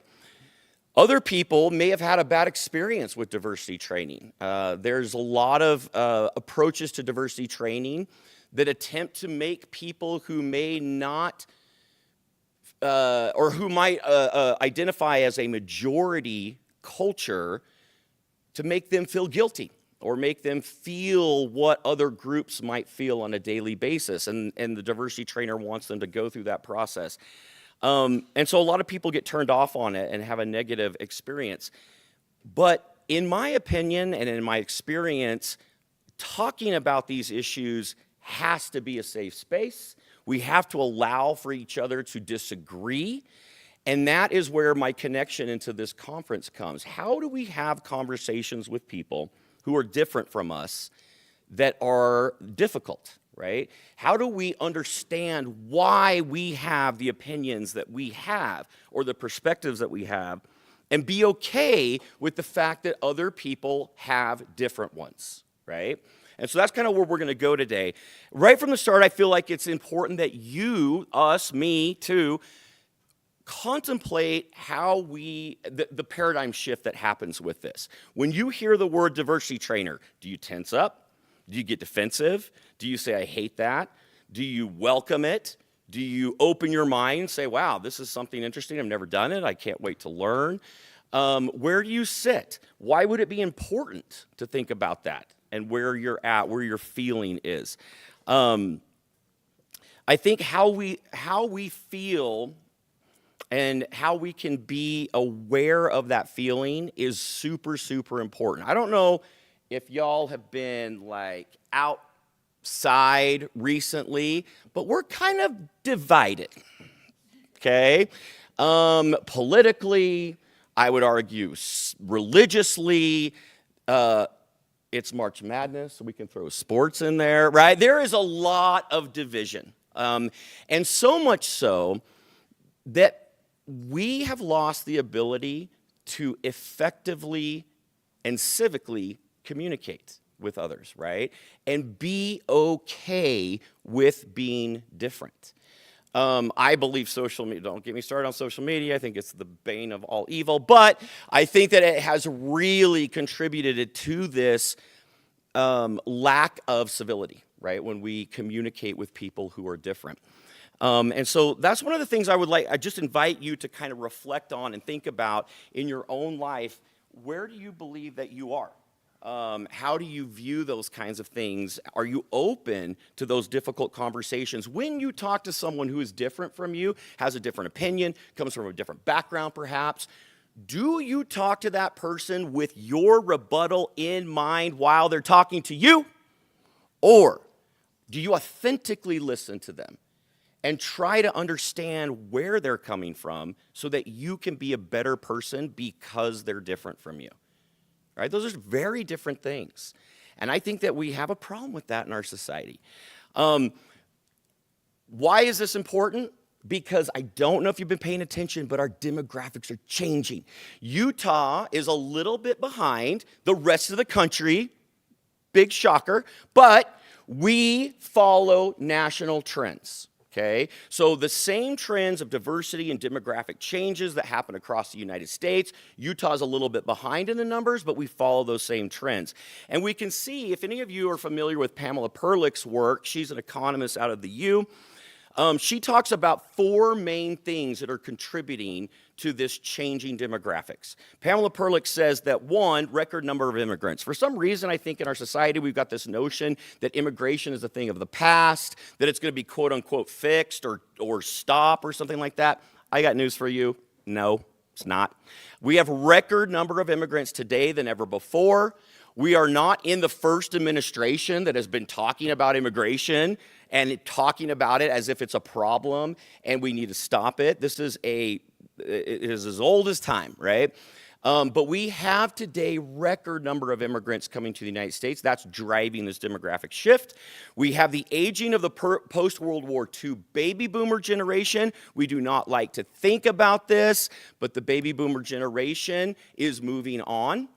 That generation was the most homogeneous racial and ethnic group to ever live in the United States of America. Prior to the baby boomer generation, much more ethnic diversity. Since the baby boomer generation, much more ethnic diversity. That generation, for whatever reason, I have my theories, but there's debate about it, is the most racial homogeneous group to ever live, and they're moving on. And they are leaving behind a much, much more diverse way of thinking and just the way that people identify, etc. We also have differential fertility levels and trends, and then life expectancy. People are living longer. People are living longer in Utah. For whatever reason, that used to not be the case. It was a relatively younger state up until around the 1980s, and we have since then people who are living a lot longer. And these changes are bringing this kind of diversity to Utah. Age, nativity. There are a lot more people who live in Utah that are not Utahns. That used to not be a thing. Prior to the 1980s, Utah was what's called a negative net migration state, meaning more people moved away from Utah than moved to Utah. Since the 1980s, we have seen that flip, and we have much more people moving to Utah, staying here, living here, than who are leaving. And we have, multiple reasons for that: industrial, job opportunities, etc. But because of that, we're seeing an increase in different cultures. It's bringing different native languages to our state, ethnicities, and socioeconomics, which is kind of interesting. Again, the 1980s, prior to the 1980s, Utah was a relatively middle-class state, not a ton of wealth, not a ton of poverty. But since the 1980s, we've seen that shift quite a bit, and we can just drive down the freeway. We can look at different sides of the road, and we can see that there's a bigger disparity there. So Pamela Perlick says this about these changing demographics. Youth of today are experiencing this increasing diversity while older generations might not have. The nation, she says, is in the midst of an extraordinary demographic transformation and embarking on a great multicultural experiment. She also says youth of today as adults will be asked to carry a greater demographic, and she uses a word that I don't like here, so I put in my own word, change, than the generation of their parents. And this is my favorite quote from Perlich: changes are cumulative and irreversible. So I've got news for you. If you thought this diversity thing was a fad and you were just going to wait it out, not going to happen. It is cumulative, meaning that it affects everything. You probably cannot get a job where diversity isn't going to be a thing. Diversity of either ethnicity or race, but definitely of worldview or perspective or politics, right? So, and it is irreversible. We're not going to go back. So we have to decide. Oh, hang on, one more before I ask that question. Just as a point of interest, 90% of the national growth to the United States between 2000 and 2030 is occurring in the southwest part of the U.S.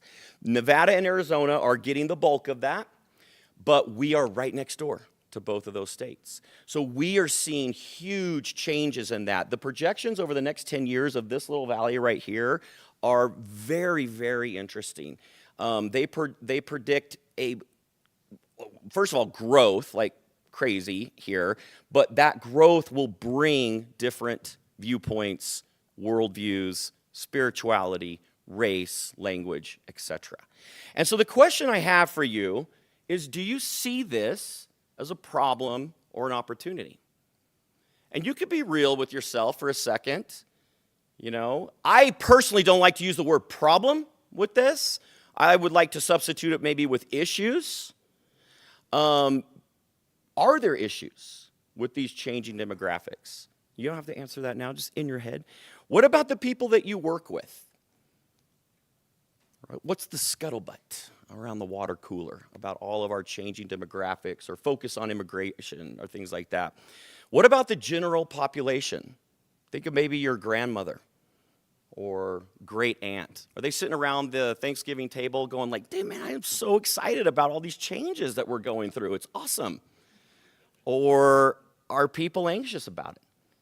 Or do they think it's the problem of our country, right? How we think about that really drives those conversations that I was talking about before. What drives conflict among us? Why is it so difficult for us to have conversations with folks who think differently or who come from a different background? I will argue that a lot of this is because of culture. It's because of who we are, where we come from, and how we view the world because of it. In my classes, well, I'll talk about this in just a second. So why are the cultures of people that we work with or students, fellow students, important for us to know?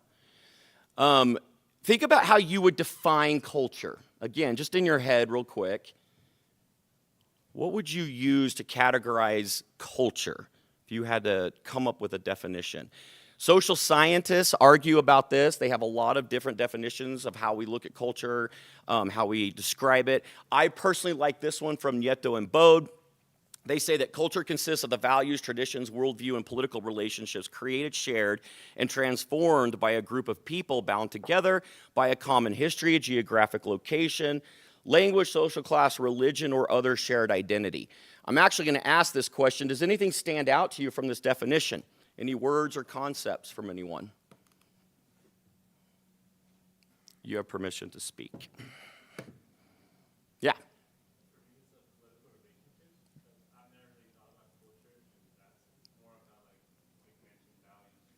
Yeah. So for those that are on the camera, he said the political affiliations was interesting. Does it make sense that you see it as part of a culture?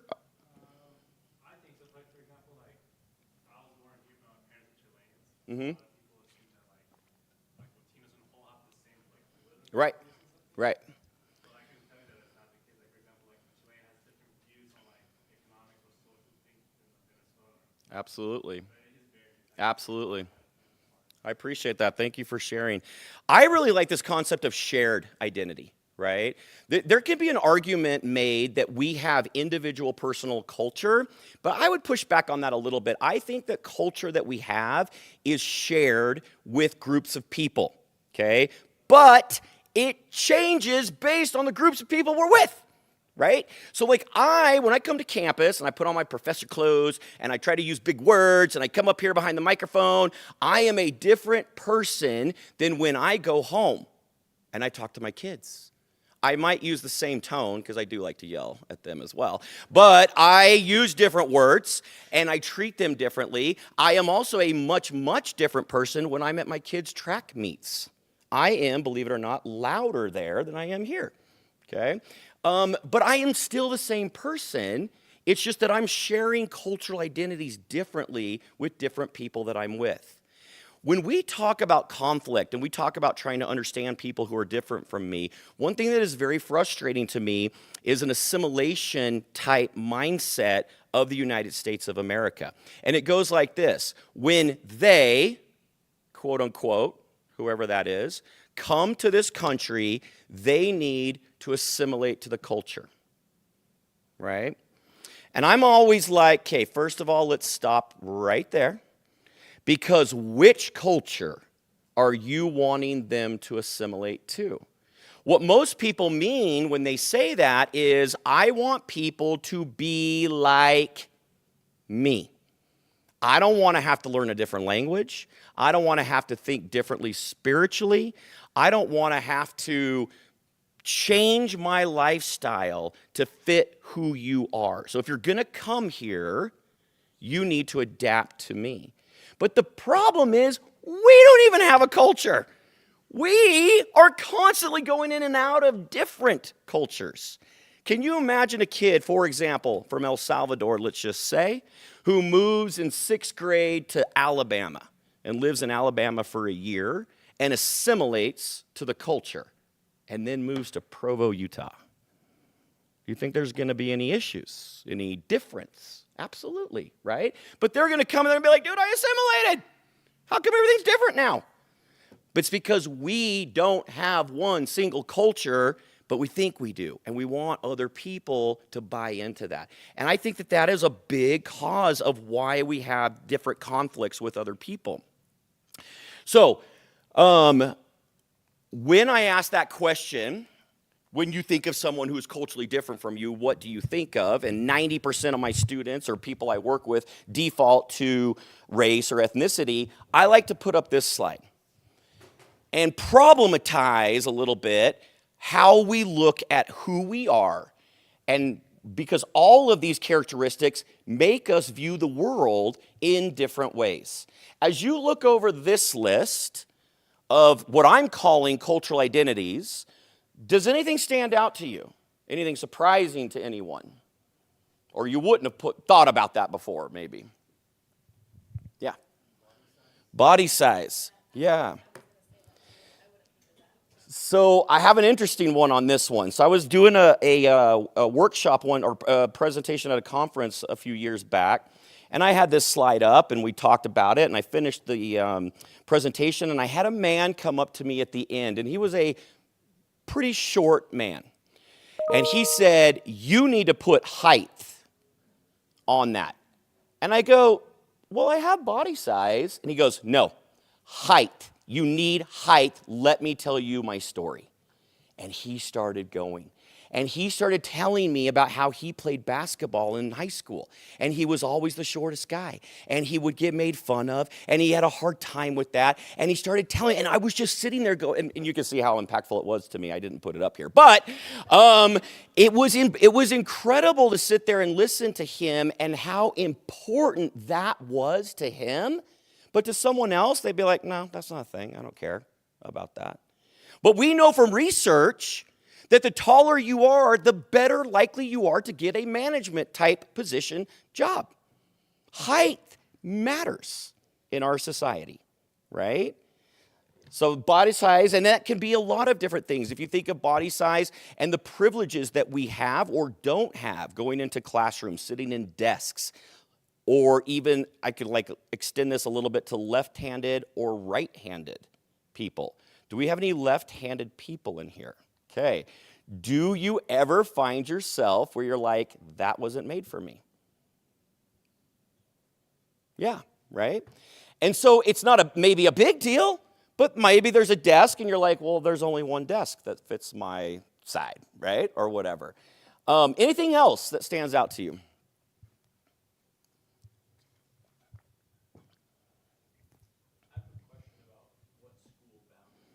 Great, thank you.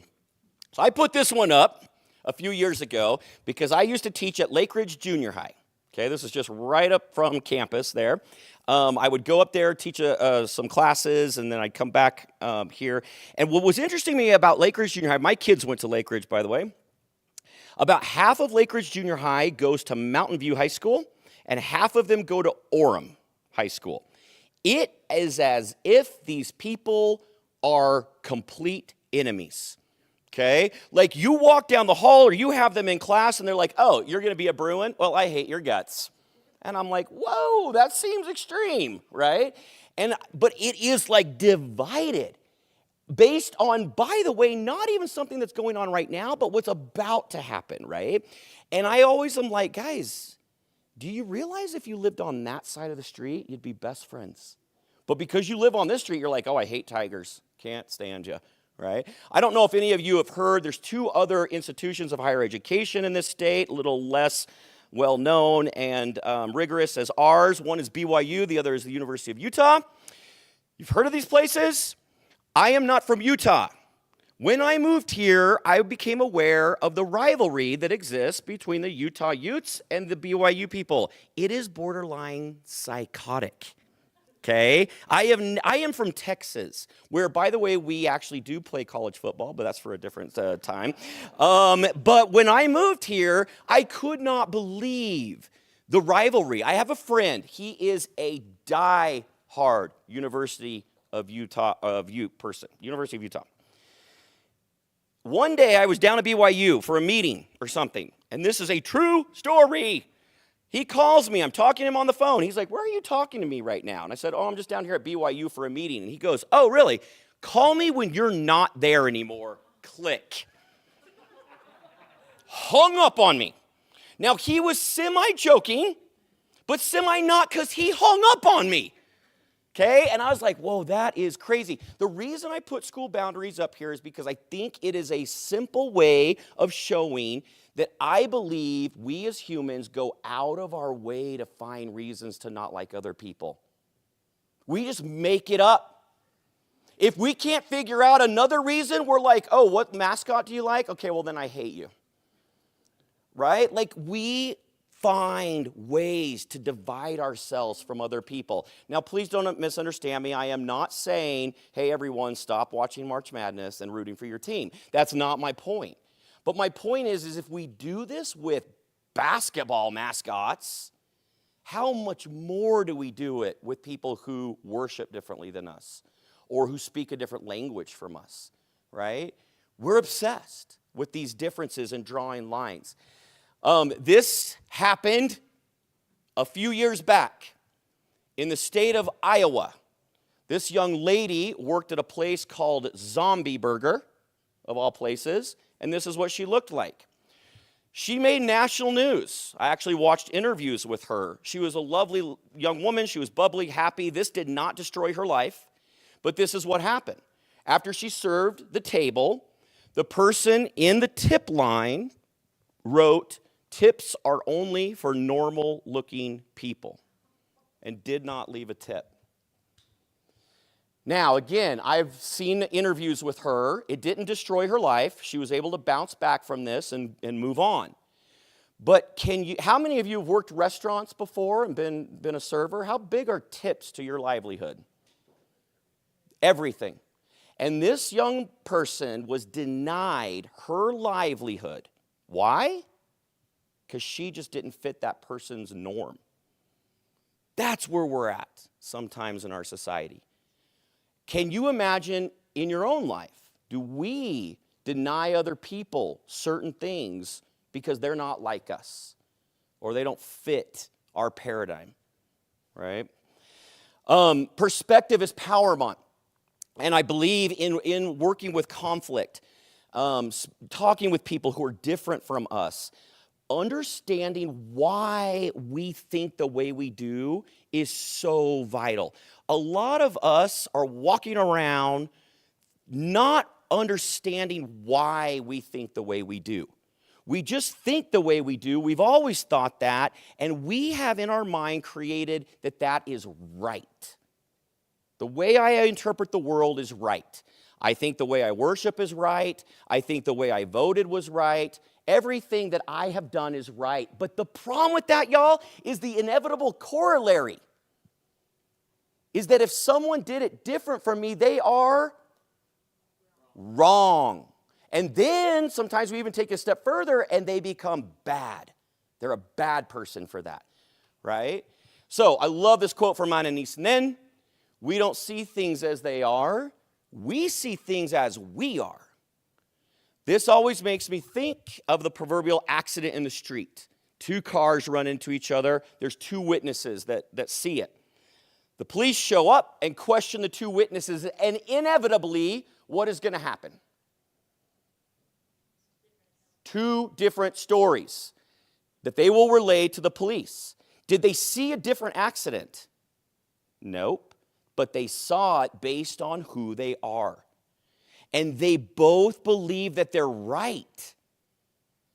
And the problem is, neither of them are right. It's just a perspective. So if I show you this window, what is your perspective? Do you see it opening to the left or the right?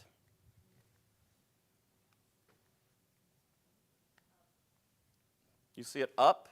There's only one right answer, and you're wrong. I'm just kidding. How many of you can see both now? What about this box? Do you see it from like the top or do you see it from the side, this 3D box? What about this dot? Is it inside the box or on the outside of the box? What is your perspective? What if we go with this one? I love this one for perspective. These two dudes, when they get together, are going to fight it out, right? This one is going to be like, oh, this doesn't work. This one in the boat is going to be like, you do not want to go out there. It is horrible. And the one on land is going to be like, we got to get out of here now. And neither of them are right. But they're going to both think they are, and they're going to fight about it, right? But it's just based on their perspective. So terms are important and how we think about these things. We've talked a little bit about culture, and we've defined that a little bit. Prejudice is another one, though. One of my favorite things, and by favorite I mean I hate it, is when people say, Bryan, I'm not prejudiced, but have you ever heard something like that? And then it goes on. And I'm always like, man, you got to stop talking right now. Because it's usually something like, I'm not prejudiced, but I was in Target the other day, and there was a guy, and he was from the Middle East, and he was just standing there buying chips. And I'm always like, why do you got to tell me where he's from? Right? Is that a vital part of this story? Is that he was from a different country buying chips? Because since I've lived in Utah, I'm not from Utah. Since I've lived here, it's been a while. No one has ever said to me, Bryan, I'm not prejudiced, but there was a white, Mormon, rich man standing in the line at Target buying chips. No one has ever said that to me. How come? Yeah, he is considered the norm. And he's the one that everybody else we feel like we have to identify, right? Because they're not the norm. But prejudice, y'all, what does the word mean? Let's just break it down. Prejudge. How many of you prejudge every single day of your lives? Raise your hand. Okay, how many of you started prejudging about 35 minutes ago when I stood up here? And you're like, this guy? Really? I don't know about that, right? We prejudge all the time. Prejudging, prejudice isn't the problem. But the thing is we, in my opinion, are fighting the wrong battles. We are so obsessed with convincing ourselves that we are good people. And we know that good people can't be prejudiced. So therefore, I'm not prejudiced. And we're fighting a battle that is unwinnable. We are prejudiced. You just got to deal with that. That's not what's bad. What's bad is what we do with those prejudices. If I walk into Target, I see someone who's culturally different from me, guess what? I get thoughts. But the difference between me and maybe someone else is I will stop myself and I will be like, dang it. Why did I just think that? What is going on in my life that would make me think that about someone that I don't even know? Now, I don't go up to that person and say, hey, man, sorry, I just had this really prejudiced thought about you. Just wanted to talk it out with you. I don't do that, right? But I will stop myself and try to analyze what's going on that would make me think that about someone that I don't know, and what can I do to change it, right? Now, I get it. It's hard work. You should feel sorry for me. I do this all the time. It's exhausting.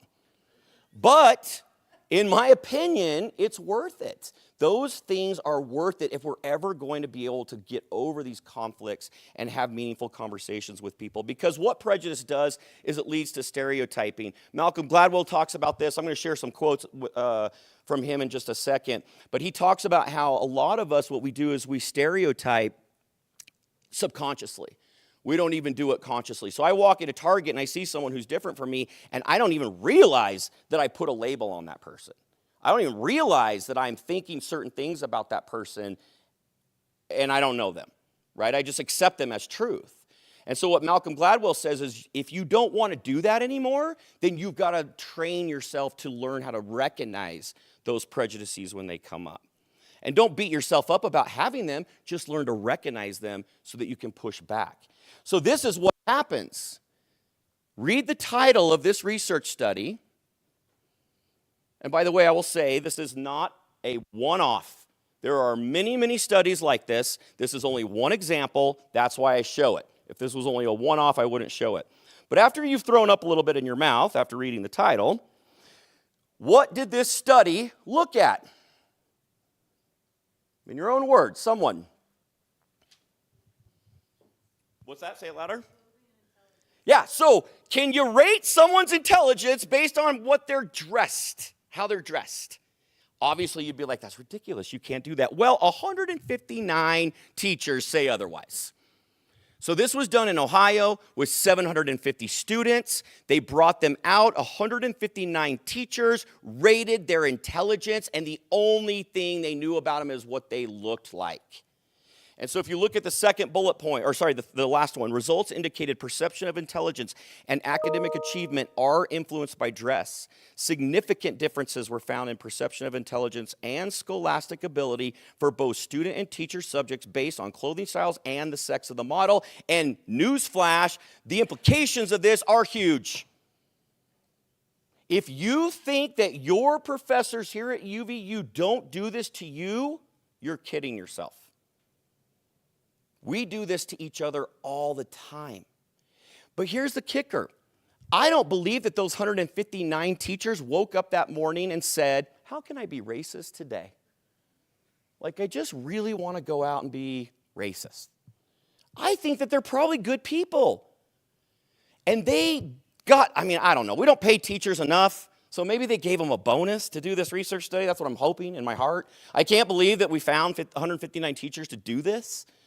But I believe that they probably are doing it at a subconscious level, right? So bias. We are biased. We have bias. We bring our biases into our interactions with other people. Those biases make us see others as intelligent, less intelligent, normal, not normal, okay to talk to, etc., right?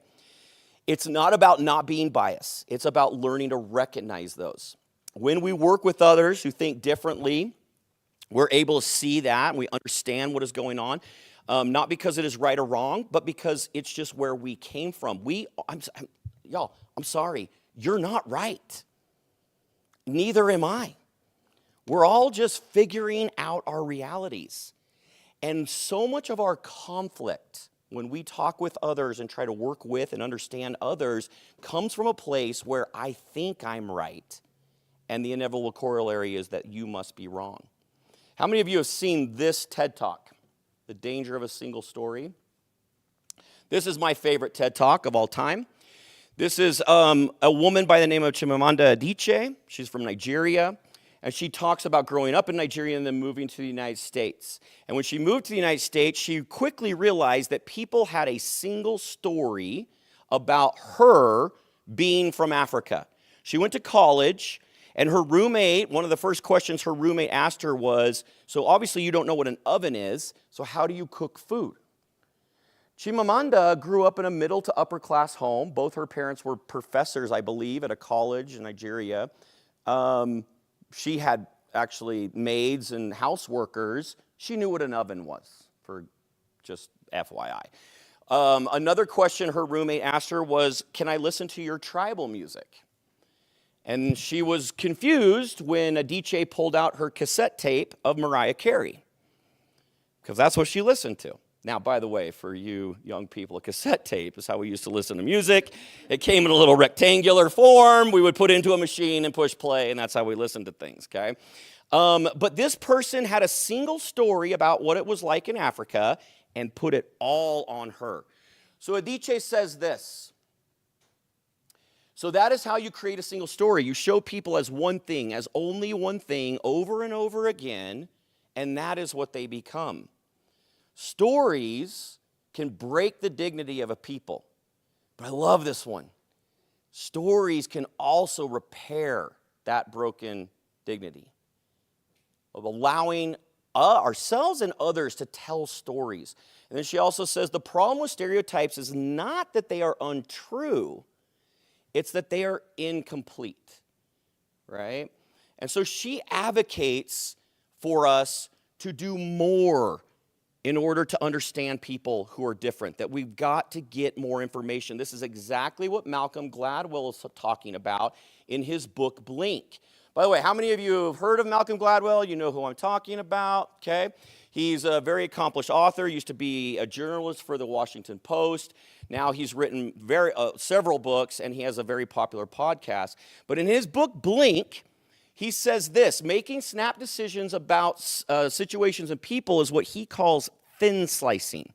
So that example of me walking into Target, seeing someone who I don't know, who's of a different culture, and I have a snap judgment about them, he calls that thin slicing. And he says that these decisions are made unconsciously and people cannot articulate the rationale behind them. He says our first impressions are generated by our experiences and our environment. Then he says we can alter those, but we have to be willing to change our experiences, okay? So I'm going to give you an example of that before I read this one. So let's say I hate basketball, and I hate watching basketball. I don't know why I'm picking on basketball today. There's no thing with basketball with me. I'm just picking on it for whatever reason.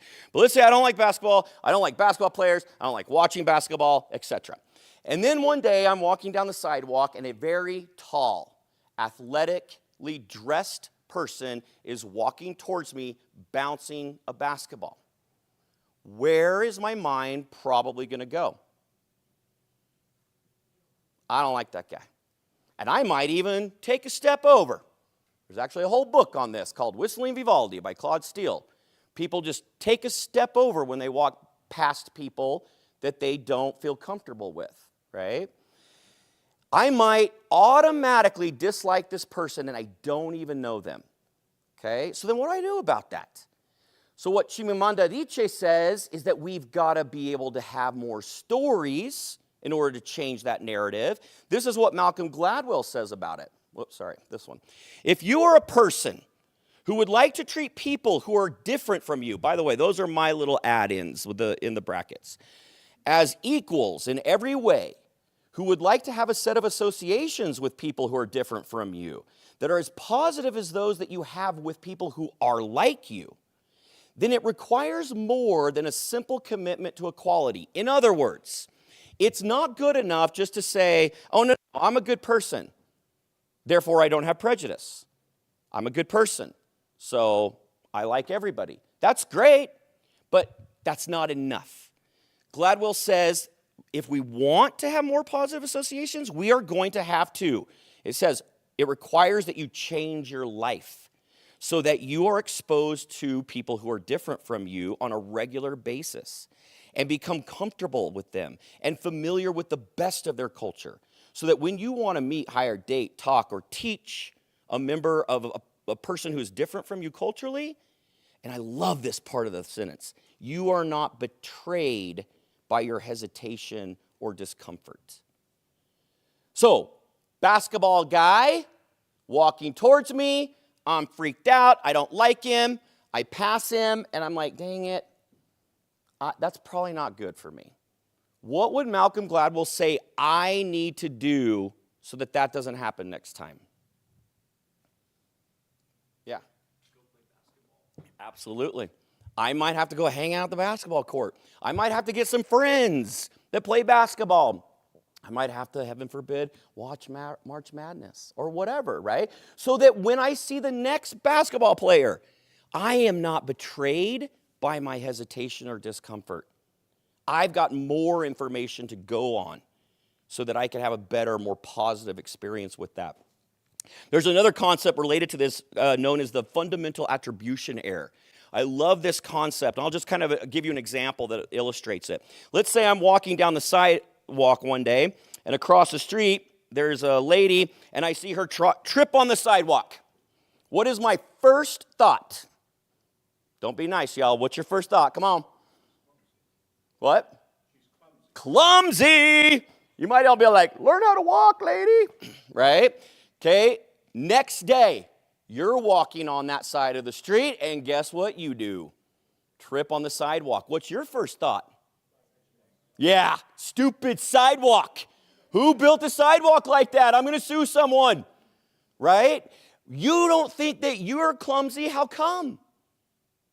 Yeah, you know you. You got all kinds of other stories in your head about you, and you know that you don't normally walk around tripping over things. So it can't be that you're clumsy, it's got to be the sidewalk's problem.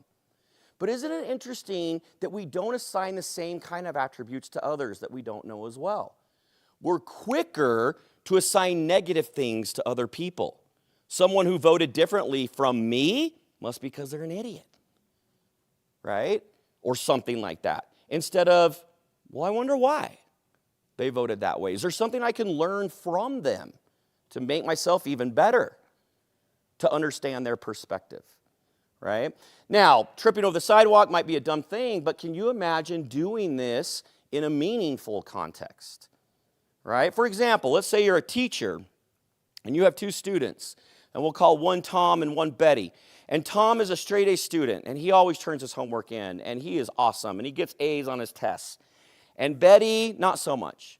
Betty comes from a difficult home life. She takes care of her younger siblings every night because her mom works 3 jobs, and she never turns her in her homework, and she doesn't do well on my test. So Friday rolls around, and I have a test day, and both Tom and Betty fail the test. What might I think about Tom?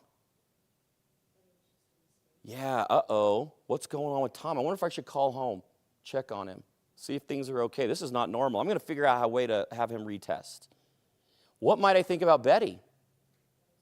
Typical Betty, right? Expected this. Now, you don't know anything about Tom and Betty and how they prepared for that test, but we've got attributes that we are putting onto them with very limited information, and we do that all the time.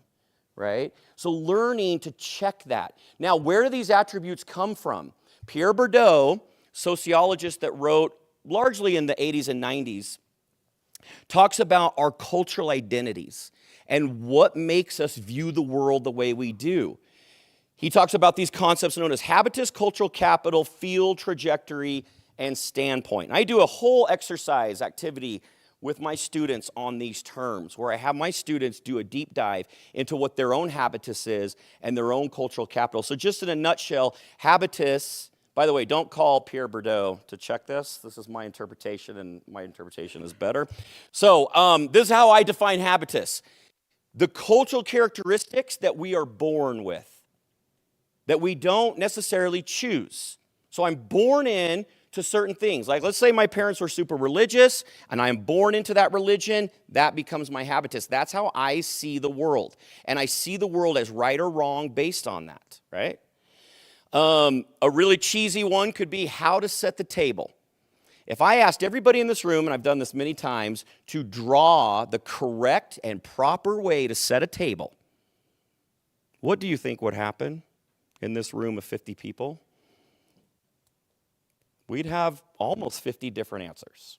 Maybe not quite, but we would have a lot of different answers. And if I asked you, why do you set the table that way? Most of you would reply something like, I don't know. That's just how we did it. That's habitus. Habitus is often we do things in our lives that we can't even articulate why. It's just the way it's always been done. Cultural capital is different than habitus. Cultural capital can be acquired characteristics and attributes. So maybe I go to my best friend's house when I turn 6, and I go in for dinner, and Jared's mom sets the table differently than my mom. She puts the fork on the other side of the table. I'm like, what the heck is going on around here? But you kind of like it. So you go home that night, and you're like, Mom, guess what? I found a new way to set the table. And your mom freaks out on you. She's like, that's not how we do it in this house. We will never set the table like this, and if you ever try that again, you're going to be grounded. All right, maybe we don't do that on setting the table, but can you imagine coming home and saying to your parents, I think I'm going to be a different religion now. My boyfriend is a Catholic, and I would like to leave the Baptist religion and join him. Those conversations don't tend to go very well, right? But if you decided to take that route, you would be leaving your habitus a little bit, and you would be acquiring new characteristics which become your cultural capital. Here's the point of all these. And I won't go into those in any more detail today just because of time, but we see the world as right or wrong based on those cultural characteristics, and most of us are walking around and we've never even done a deep dive into ourselves to understand why we even have those points of view.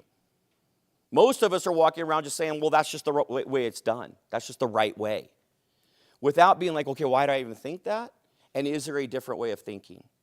And so when we carry those into conversations with people, so this last point right here, the recognition of physical and racial differences does not mean that we are racist or prejudiced, but we're recognizing those differences, and I can learn to value them, right? Michael Scott tried to do that in that episode of The Office that I was talking about. He tried to claim that they were a very advanced office and that they did not see color. Okay, and if you remember this episode, the very next thing that he says is super telling. He says, we're a very advanced office. We do not see color. Stanley, when I look at you, I don't see you as another race. What's the problem with that? If anyone watches The Office, Stanley is the only African-American person in the office. He is saying, I don't see you as another race, while he is literally saying he's another race, right? So we cannot pretend that we don't see difference. And by the way, we shouldn't. Those differences matter. They are important to us and they are important to other people. And if we're ever going to be effective communicators with others who are different, we've got to understand why we are the way we are and learn to value other people. I love this visual. Just take that in for a second.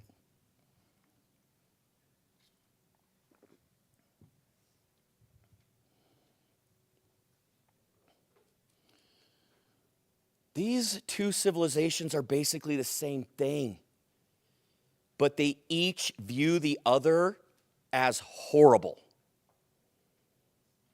right? They live in the same freaking castle. They drive the same boat, but the other ones are infidels and we are the holy ones. How often do we do that in our lives? If you are an Oklahoma Sooner, I've done that to you in my life. I'm sorry. I apologize. Publicly apologize. I would like to learn more about your Sooner culture.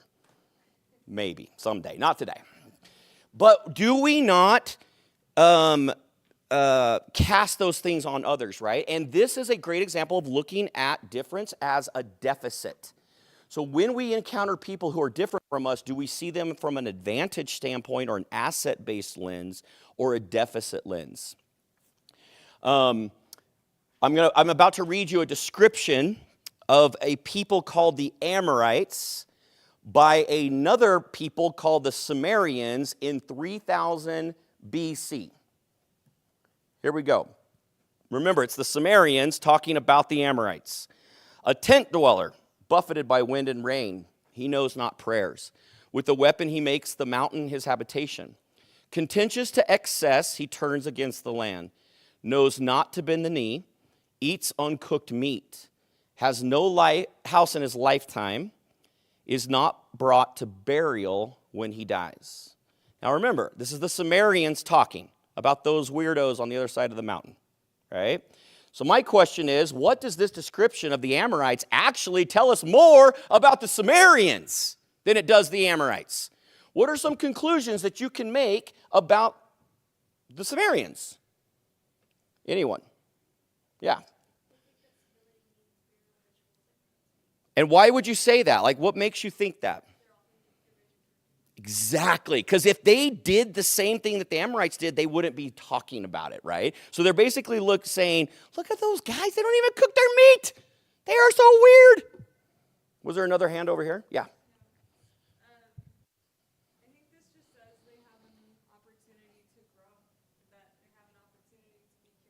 Oh, man, so you're going to where I want you to go, all right? That's not how I'm reading it first, but yes. That is how we can flip the script on this, right? So, like, how could we look at this description rather than from a deficit lens, but from a growth mindset, right? Maybe it's cool to be able to eat your meat without cooking it, right? Maybe it's a time saver. So you're telling me you can kill the animal and eat it right there and not have to do all this other stuff? Wow, that's pretty cool. But it depends on our mindset, right? And how we're viewing that difference. If we see it as a deficit, we're going to not like that group of people.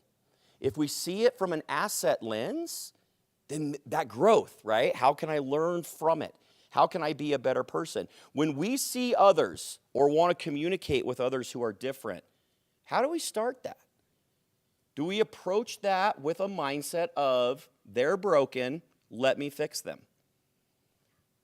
Do I go into a situation where they're different and say, I cannot wait to see a different way of thinking, and I authentically want to learn from it, right? It goes kind of into the conversation of what is the difference between sympathy and empathy. There's a really good little RSA clip from Brene Brown on empathy. And she talks about the difference, what is the difference, right, between sympathy and empathy. And I think a lot of times when we approach these kinds of conversations, we're going in maybe with sympathy. It's like, oh man, I know that you're broken, but let me just, hear you talk. I'll be here for a second. Empathy is much different, right? Empathy is, I don't know exactly what you're talking about. I can't relate to the way you worship, but I can listen. And I can try to understand why you think that's important, right? Or whatever, what other kind of difference we have, right? So we've got, Lynn, what am I going to?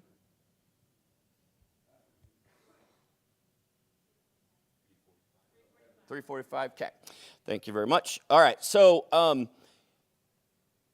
going to do this one because you might disagree with everything that I have said so far, and that's fine. I'm totally fine with that, except you cannot disagree with the next thing I'm about to say because it is not up for debate. It is factual, so there will be no dissension on this.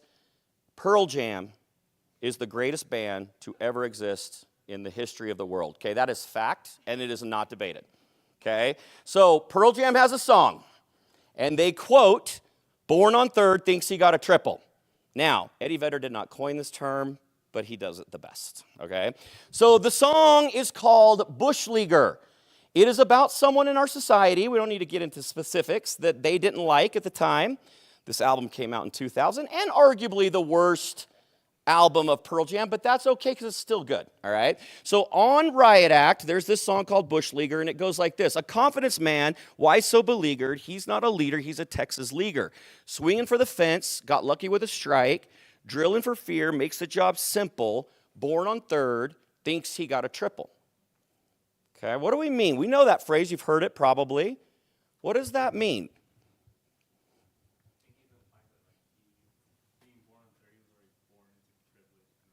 Yeah.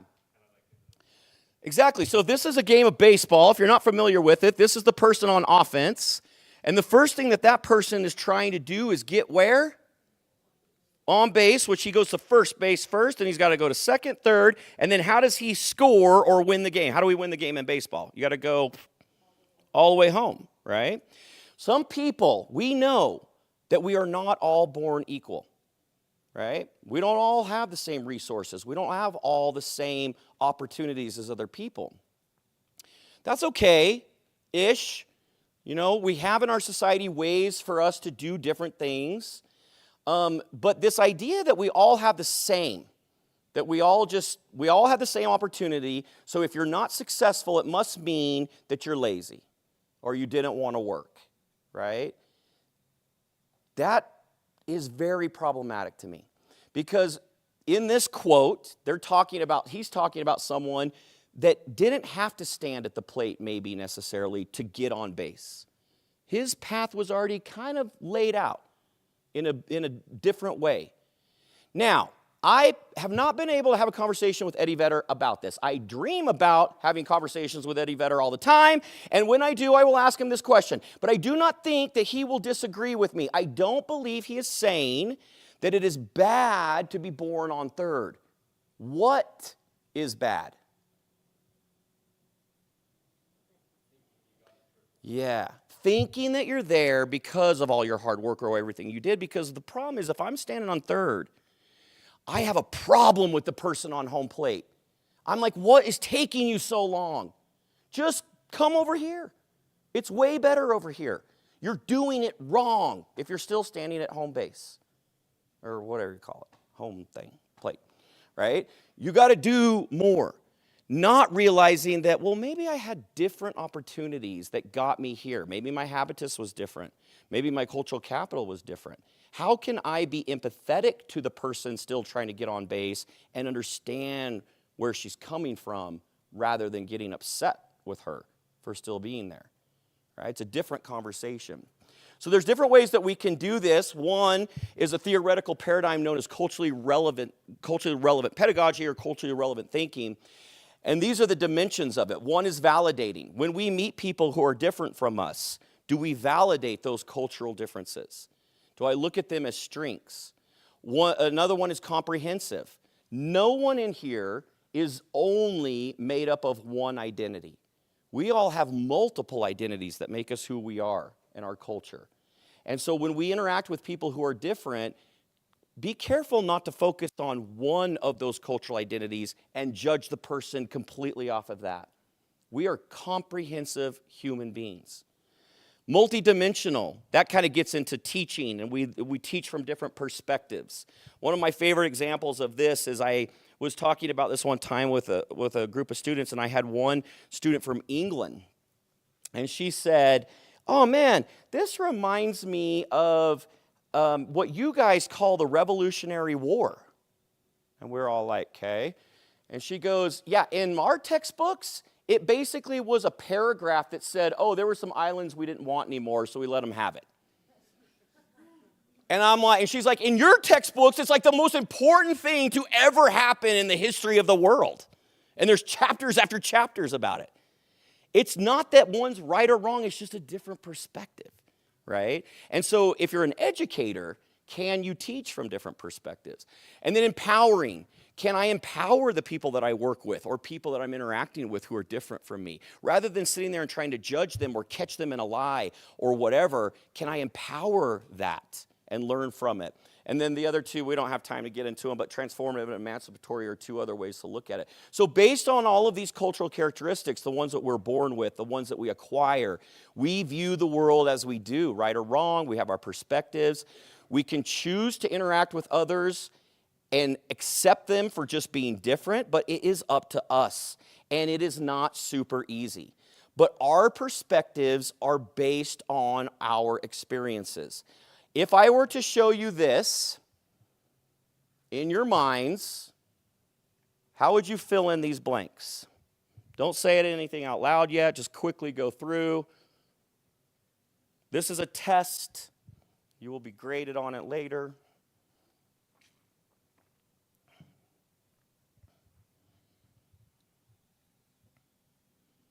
Okay, let's go.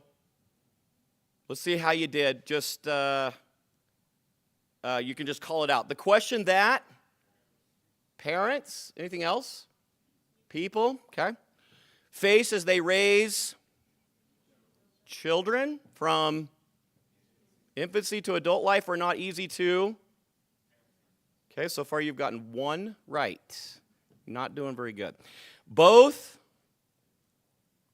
father and, okay, incorrect. Gosh, you guys can become concerned with health problems such as, okay, thank you. By the way, prior to 2020, never did someone say COVID to this. Since 2020, I cannot tell you how many times I get COVID. I don't understand. It's weird. All right. You're wrong, all of you, almost completely. Now, I'm going to give you one contextual clue, and I'm going to give you a minute to see if you can do something different.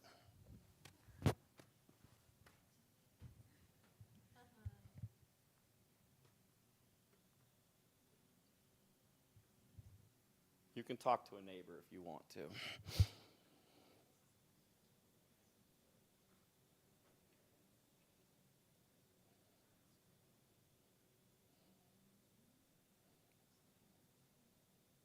Okay. Did it change? What do you got? So the question that, anyone? Poultry, man, y'all. People, come on. Poultry people, obviously. Face as they raise. Did you guys get chickens? From incubation to adult life are not easy to answer. So that was the one that you had right before. Both, not fathers and mothers, obviously. Farmers and merchants become concerned when health problems such as coccidiosis. How did y'all not know that? Did anyone grow up on a farm? Yeah, do you know what coccidiosis is? No? Okay. I forget. I looked it up, but I can't remember. Anyway, so my point here is that it changes based on more information. Were you all wrong with this one? Were you wrong? Were they incorrect answers? No. They were for my test. And that's what we do in school all the time, right? We try to trick you with what we want you to think instead of what you could answer, right? Just kidding. Sorry, professors. But we bring into those kinds of things our experience. So if you did grow up on a chicken farm, you might have been able to cruise through this. This might not have been any help at all having a chicken on there, depending on what your context is, right? And what your experience is. But we carry those into our interactions. Last thing I'm going to say, and then I'll see if there's any questions. We have a saying in my home, and I'll tell you where this came from. But this is the saying: people aren't weird, people are different. And it's really important to screen the and. Different is good. And this happened when my son was about 5 or 6. I remember it vividly. We were sitting on the couch in our living room watching TV. Embarrassingly, it was the Disney Channel, and even more embarrassing than that, it was High School Musical, okay? So we're sitting there watching High School Musical, and my son says, "Dad, that guy is weird. Look at his hair." And he was talking about, I don't know what his name is in the show, Corbin Blue in the show. His name is Chad. He has an afro haircut. And I fell off the couch. I turned the TV off. I felt like I had been stabbed in the back. My own flesh and blood. What is he doing calling someone weird that he doesn't even know? So I call the family into the living room. I'm like, we're having a critical race dialogue. And my partner, Katrina, who's here today, was like, I don't know if they're old enough for a critical race dialogue. I'm like, they're old enough. Because my twins at the time were like 3, and Mac was 6. And we sit down, and we come up with this. This was my 6 and 3-year-old version of critical difference.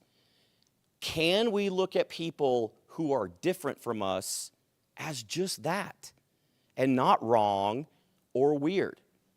One of the proudest moments of my life as a parent was a few weeks later. After this thing, I'm walking down the street holding my son's hand. He goes, Dad, look, that guy over there, he's weird. Different, huh? And I go, yeah, and he's like, ugh, different is good, because by that time I had made him say it like 100 times, right? So it became an eye roll thing. But it became a really important thing in our home. Can we authentically look at people who disagree with us, who are different, and look at them as a good thing rather than an obstacle for us to overcome? And that's my hope for us. Thank you all.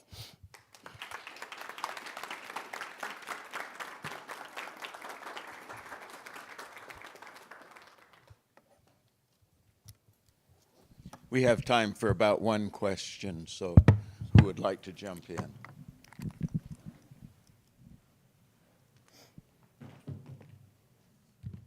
They're like, I don't want to get that guy going again.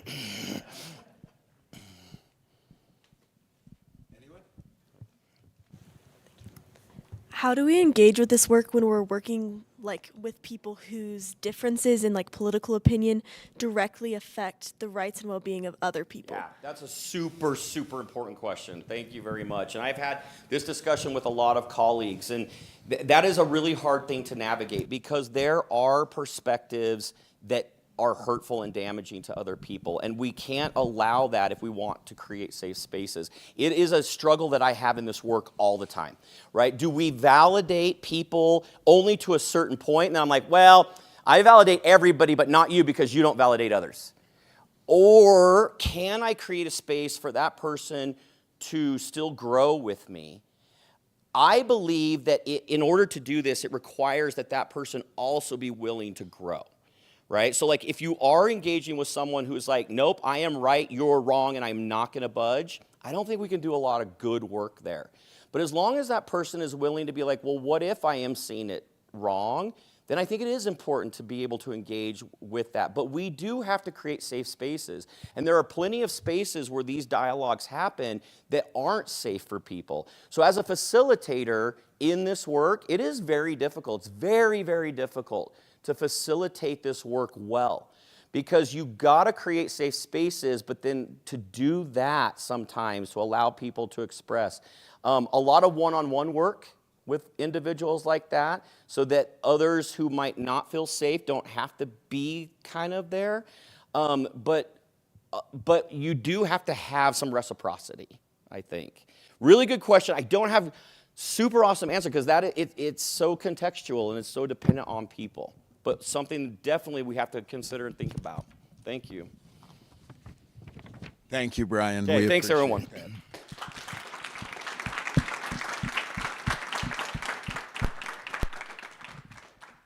We appreciate you being here, and I think we've learned a great deal from Bryan and things that we can take with us. We will take a 15-minute break, and then we'll have the final session of the conference today, and that will be Eleesha Tucker, who is a specialist in constitutional education, and she'll talk about conflict resolution among the American founders. So we hope that you will stay and participate, and there is still some pizza available and a few drinks. So thank you for being here.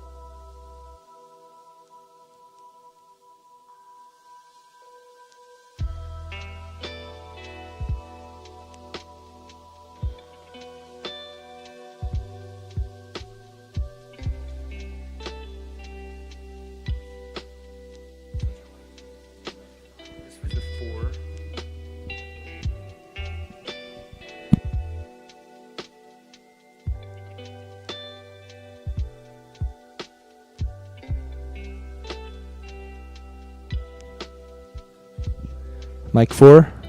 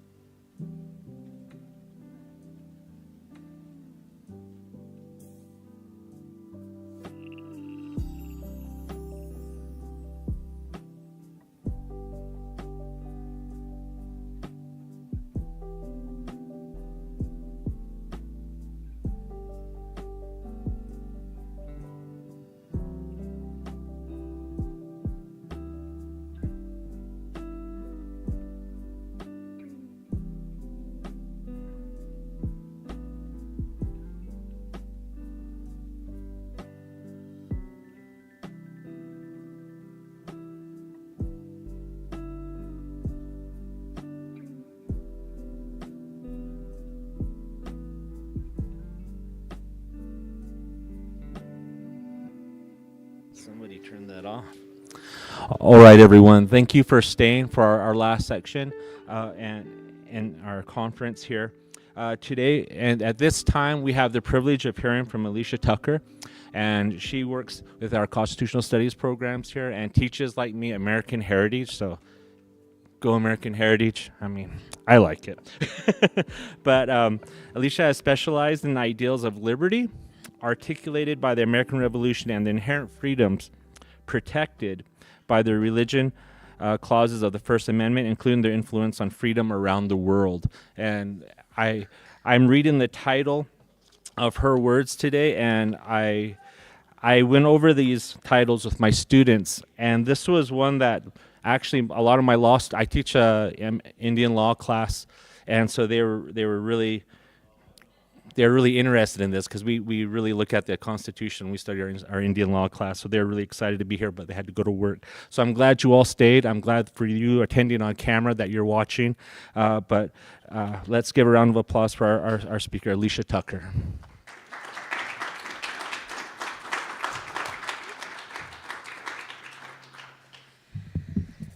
Well, thank you. I'm so glad to be part of the Healing Conversations workshop yesterday, and then also today the J. Ritchie J. Ritchie Bonner conference today. I just feel so privileged and have learned so much about the practice of peace building and how it's not just a particular discipline, it's something that we can incorporate into our lives and within our communities. So my lens that I do in the Center for Constitutional Studies, in addition to working with students here at UVU teaching American Heritage, I mostly work with history teachers that are teaching history and civics. So with the responsibility to teach about social studies to mostly like middle schoolers to high schoolers, and so helping them teach about our shared tradition and then also bring in different diverse perspectives at the same time. So I was asked to talk about conflict resolution among the American founders. So my first thought was to talk about the relationship between John Adams and Thomas Jefferson, because they became huge enemies after the campaign of 1800, and then at the end of their lives, they reconciled and became friends again. So the campaign of 1800 was when political parties were first emerging, and there's a lot of really nasty campaigning going on. So we think that our campaigns today have a lot of contempt. This was really like the first contempt-filled campaign. Because before that, it was just George Washington and everybody loved him and just thought he should be the president, and there wasn't much of a campaign around it. So for some context over that campaigning, Jefferson's supporter, who was James Callender, who was a pamphleteer, he claimed that Adams was a hermaphrodite, and while Adams' people said that Jefferson would openly promote prostitution, incest, and adultery. And there's a lot other of these kinds of accusations happening. So by the end of their lives, Adams is 90 and Jefferson is 83, about a year before, that's when they die. So about a year before they renew this friendship through correspondence. And so they start talking with each other about their memories, and so much that they feel this connection that they end up dying on the same day, and that John Adams, when he's like about to take his last breath, he says, "Jefferson lives," but he doesn't know that Jefferson is dying on the same day. So I thought that was a good story of, connecting to political campaigning, but this personal connection. But I chose to talk about building consensus around the issue of slavery in the Constitutional Convention, because that has a much more broader impact on our society. And if you're interested in going into peace building, around the world, or even, in our communities around the nation, understanding the context of, the original sin within our Constitution can help to provide context for work today. So I chose to focus on that, but not in there. We're going to have a brief foray into talking about Abraham Lincoln's approach for reconciliation at the end of the Civil War, and how it was this great approach and would have been amazing if it continued, but then things changed, and we'll talk briefly about that. So first, Some of my key points to talk about in thinking about how I talked to teachers about this, or how you learned about slavery at the time of the Constitutional Convention from your teachers, there's not a lot of context around what was slavery happening in the country coming into the Constitutional Convention. So we often think of like, oh darn, if only at that moment they ended slavery, then our country would have been so much better. So my hope is to help communicate what was the historical context and the attitudes around slavery for the delegates going into the convention, and how it wasn't really possible at the national level to end slavery. So it was a great achievement to create a consensus, to be able to create a constitution that was part of their union, that created the union that we have. So that's going to be some context, and then and like what was possible in order for it. So a big part that's kind of new for teaching, not new history, this is known to historians, but not really known to history teachers, is about this gradual emancipation movement that's happening ahead of the Constitutional Convention. So that's kind of the insight that I'm hoping to share, and I was kind of hoping teachers from yesterday would be here too to learn about this, and how that's going to help you understand more of that context of the possibilities of ending slavery, what was happening in part of the country, and how that impacted the decisions made in the Constitutional Convention. So my first point is I just want to help us understand that going into the Constitutional Convention, that the states are really important. That right now we think of ourselves first as an American, and like I grew up in Florida. If you ask me like what's my identity politically, I'd be like, I'm an American. I wouldn't say, I do identify as a Floridian, but it's like definitely like secondary. And now I'm like becoming a Utahan, and so that's like another secondary thing. So but the the thing to note about the states at this time is ahead of the National Congress writing the Declaration with the Committee of Five and Jefferson writing the Declaration, that several states have already made their own declarations, and they've already started writing their state constitutions. So they South Carolina, Virginia, Delaware, and New Jersey are all doing this work, and they're like ahead of the National Congress. And other states are starting to do the same thing. So people are starting to accept separation from England, from the crown. But the main point I want to say is that with these state constitutions, they're very proud of them because they didn't have the rights protections they had the tradition of the rights of Englishmen, but under the Magna Carta, it was only for the barons, a few landowners, and it was about their relationship with the king. And then for the Bill of Rights in 1689, it's about the rights of members of Parliament. So and the British Constitution is not a written document. It is a body of law that's a tradition that includes Supreme Court decisions. So it's kind of more of this constitutional tradition and not really a document that they can point to. So when the Americans feel like their rights are being violated, they don't have anything to point to.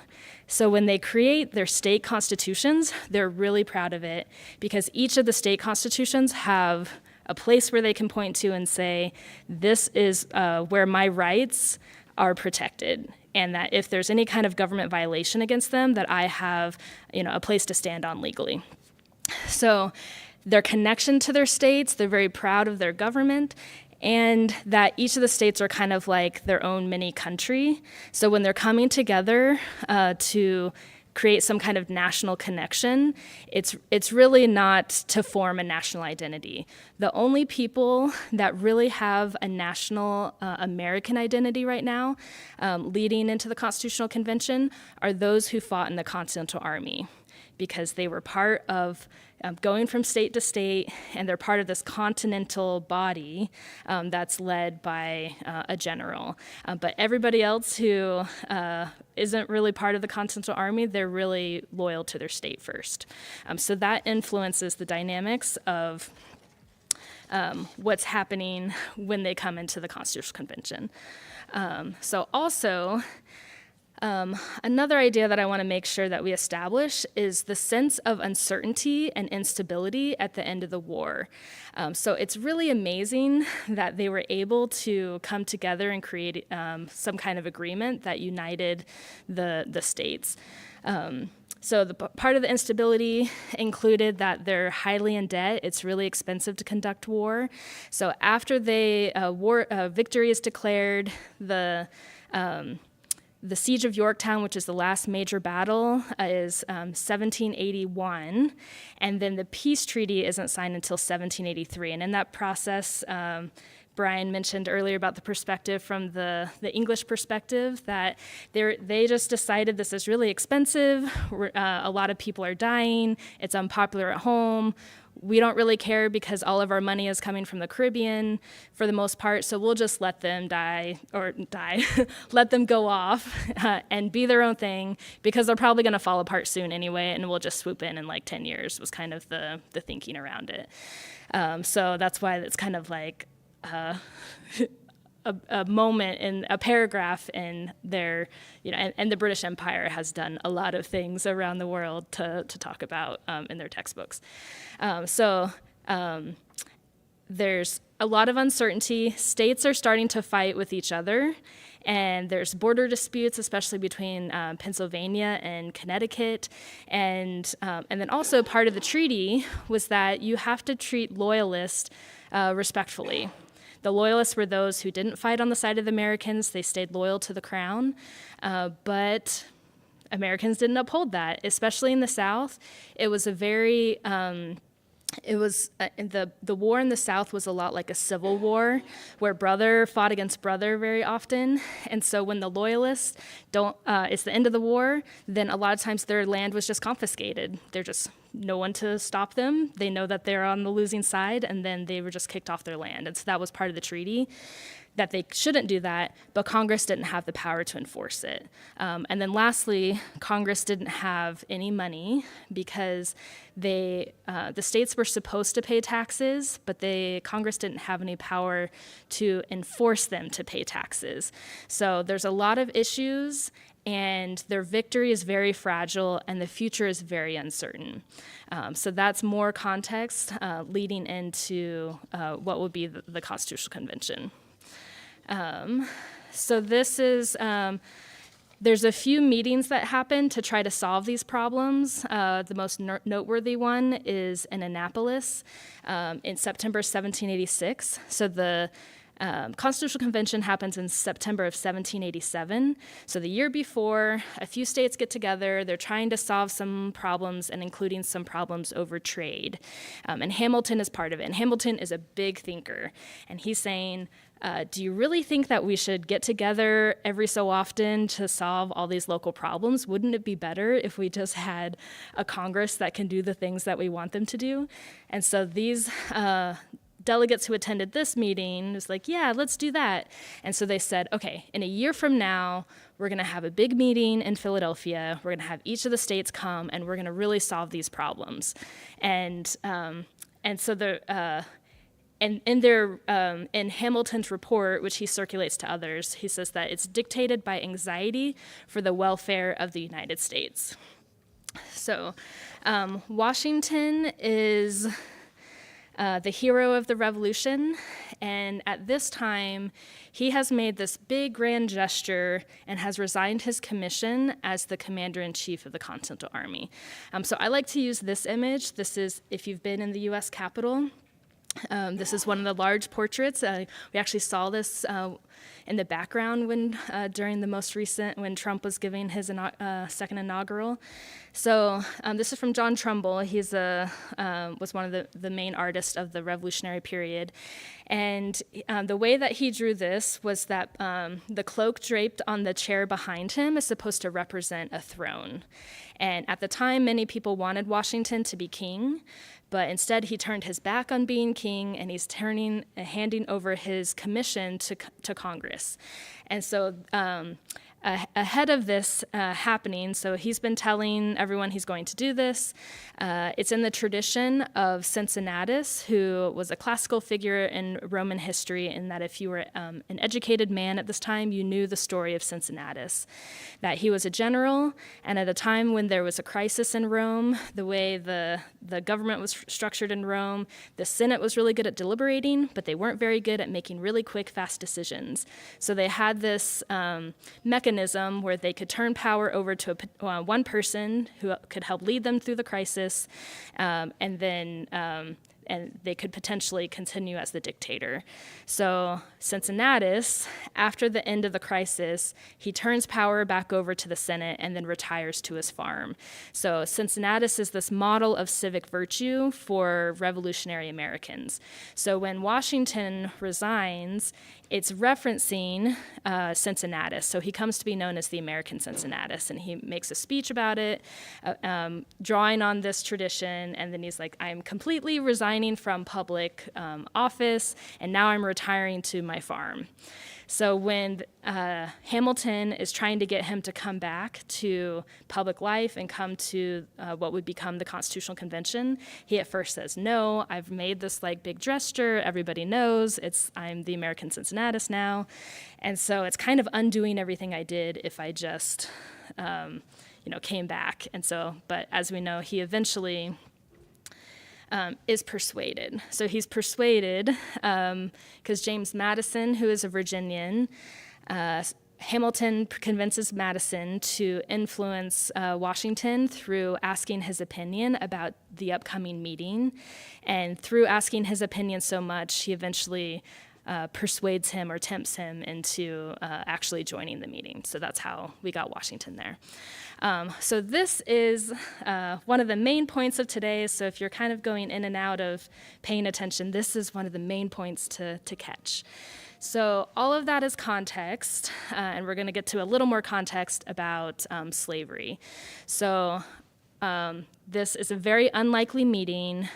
The future is uncertain. There's a lot of anxiety.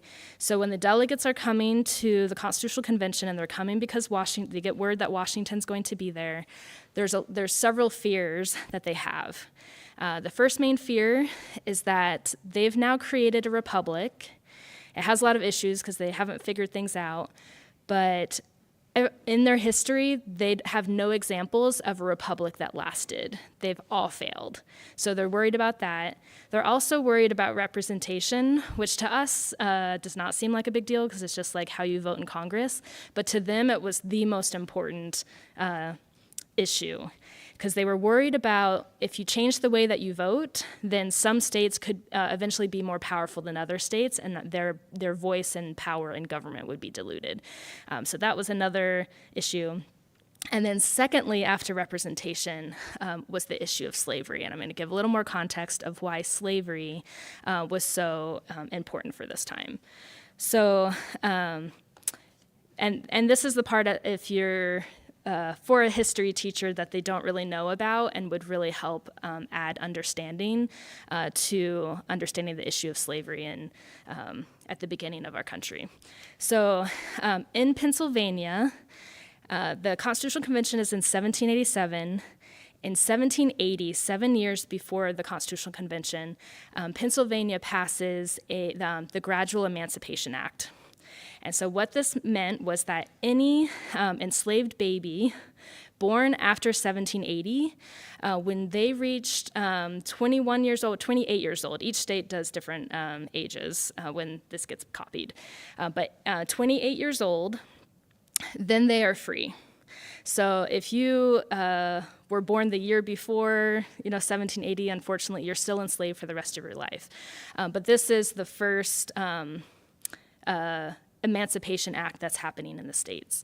So the way that they're implementing this is that you have to register every child born into slavery, and they also make a registry of all of your enslaved human property every year. So they have government records of of your human property.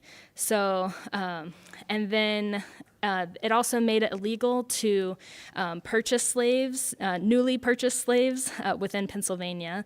And then another thing that it banned non-residents from Pennsylvania from keeping their slaves in the state, longer than 6 months. So if you're visiting Pennsylvania, then if you want to keep your slaves, then they have to rotate every 6 months.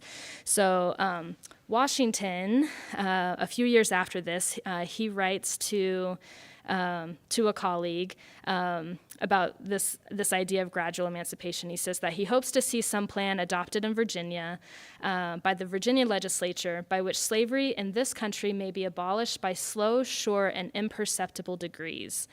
But what's interesting about this, so he's kind of starting to think about this idea of gradual emancipation. But when he becomes president in 1789, the first year is in New York, the capital, the seat of government, to start off as in New York. Then it goes to Philadelphia. So Philadelphia has this 6-month rule.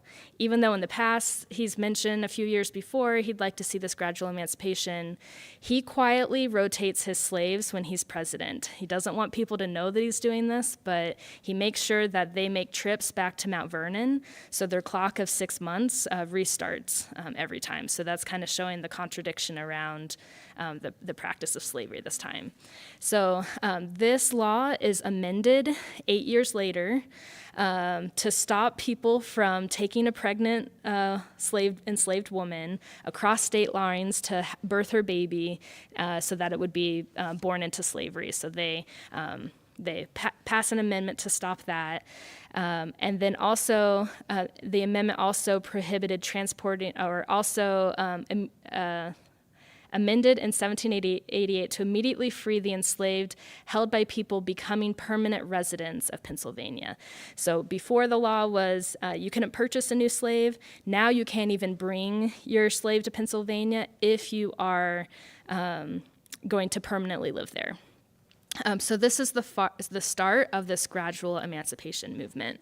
But I wanted to add some context to how people were thinking about slavery with the experience of Benjamin Franklin. So we all know who Benjamin Franklin is. I shouldn't presume, especially after the last session I'm influenced by.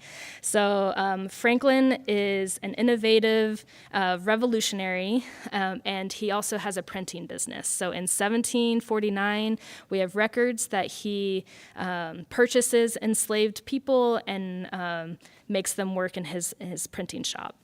So, and then a few years later, he wrote a lot of things. In part to drive traffic to his printing business, but also because he just had a lot to say and a lot to share. So he writes observations concerning the increase of mankind of peopling of countries. So in this, he focused on the impact of holding slaves had on white families. So he thought it made the white children of the household despise work and made them idle. So this is how he's starting to think about slavery. So this person who is, we uphold as a revolutionary and is in this state that's starting, in a few years is going to make these changes. But he's not even, his introduction to practicing slavery is thinking more about the experience of the family, the impact on the family. So he's not thinking about the experience of the enslaved person at all.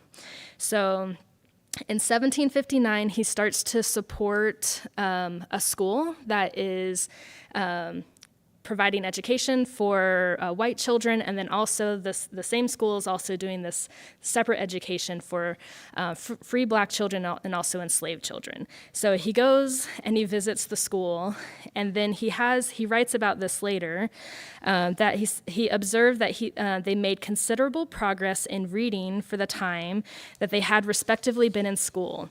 He also remarked that they learned as quickly as the white children, and that he didn't see any difference intellectually between the two groups.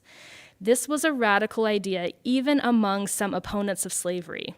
The overwhelmingly accepted opinion of the time was that African Americans were without a doubt possessing of fewer qualities of character and intellect than whites. Over time, Franklin started to view the negative characteristics he saw in enslaved people as the product of the negative environments and experiences of slavery rather than their natural traits. And so I want to emphasize that this is really revolutionary thinking. He's on the very frontier of this when everybody else is still accepting slavery as the norm and what they're taking for granted in society. So he's just starting to think about this. And then also some of the context for Pennsylvania is that it's settled by Quakers, and Quakers have a tradition of this idea of equality among men and women and all races. So it's not surprising that the first state that introduced gradual emancipation or any kind of emancipation is within Pennsylvania. So even living in Pennsylvania and being a leader, that he is just starting to have these thoughts. And so it's not surprising. So this is, he writes about this in 1761. In 1775 is the first abolitionist organization, society. It's the first abolitionist group that is founded in America, and it's in Philadelphia in 1775, led by Quakers and including Benjamin Franklin. So this is just kind of showing the revolutionary changes and how it is that slavery has been practiced for 150 years in the American colonies leading up to this, and how this is just beginning to be the changes. But everybody else, and for the most part in other states, are not in the same place where Franklin is starting to be. So for more context about slavery leading into the Constitutional Convention, so we have Pennsylvania has started this gradual emancipation. Massachusetts interprets has a Supreme Court justice or a Supreme Judicial Court Chief Justice, interprets the new state constitution, which was written by John Adams. It goes through several phases because in Massachusetts, they have this strong town hall tradition where everybody has a voice. So they go through lots of drafts. Eventually in 1780, Massachusetts adopts its constitution. And then the next year is one of the first cases in which the new constitution is used to interpret that slavery should be illegal because it has this universal language about this idea of equality. So slavery ends in Massachusetts. And then other northern states also start to follow the pattern of Pennsylvania's gradual emancipation.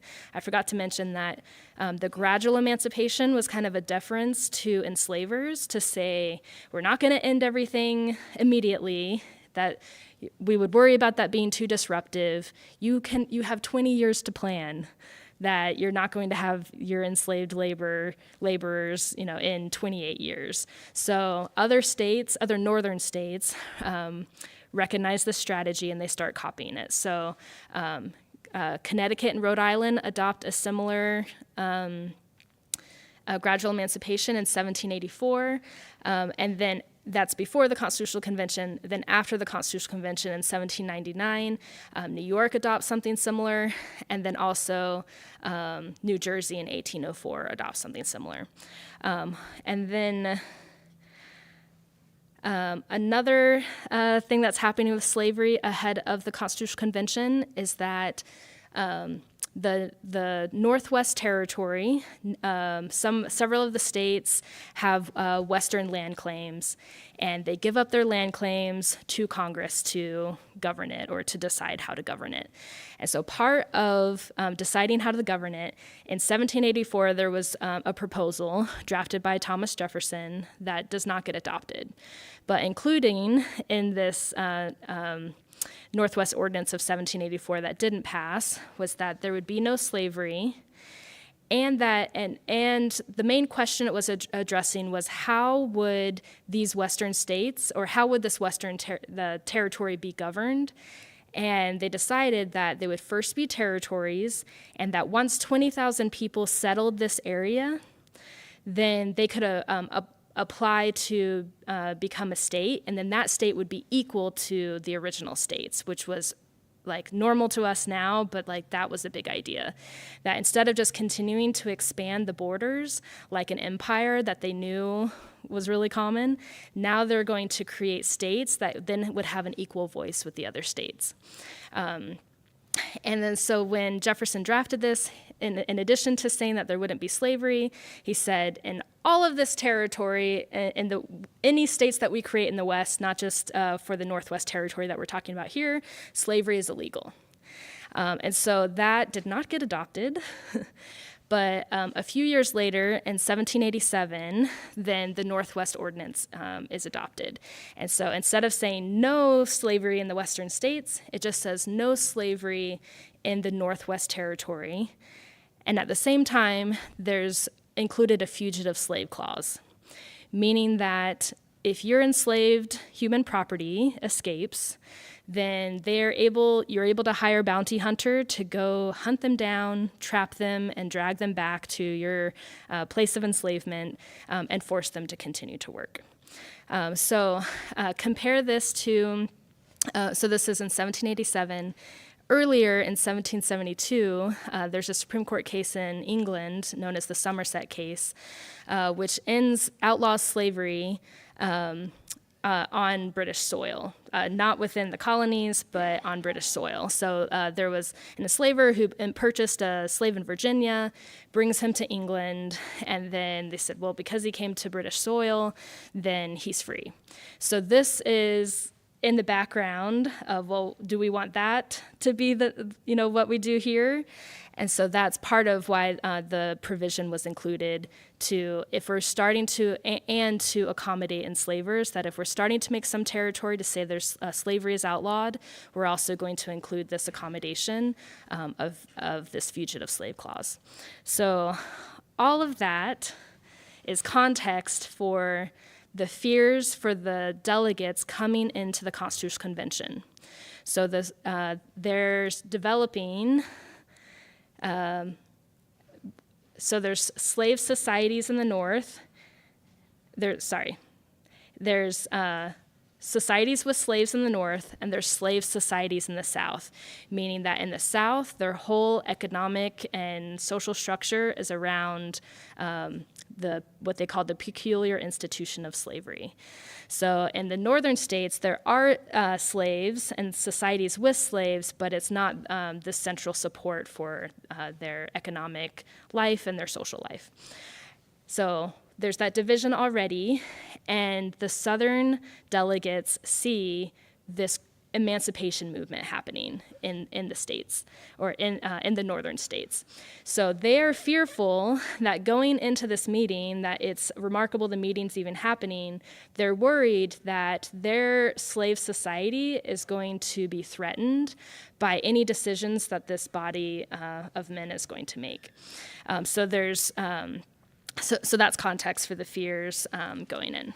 So part of civil dialogue is having structured conversations when you're trying to address anything that could be a hard feeling or a hard topic to address.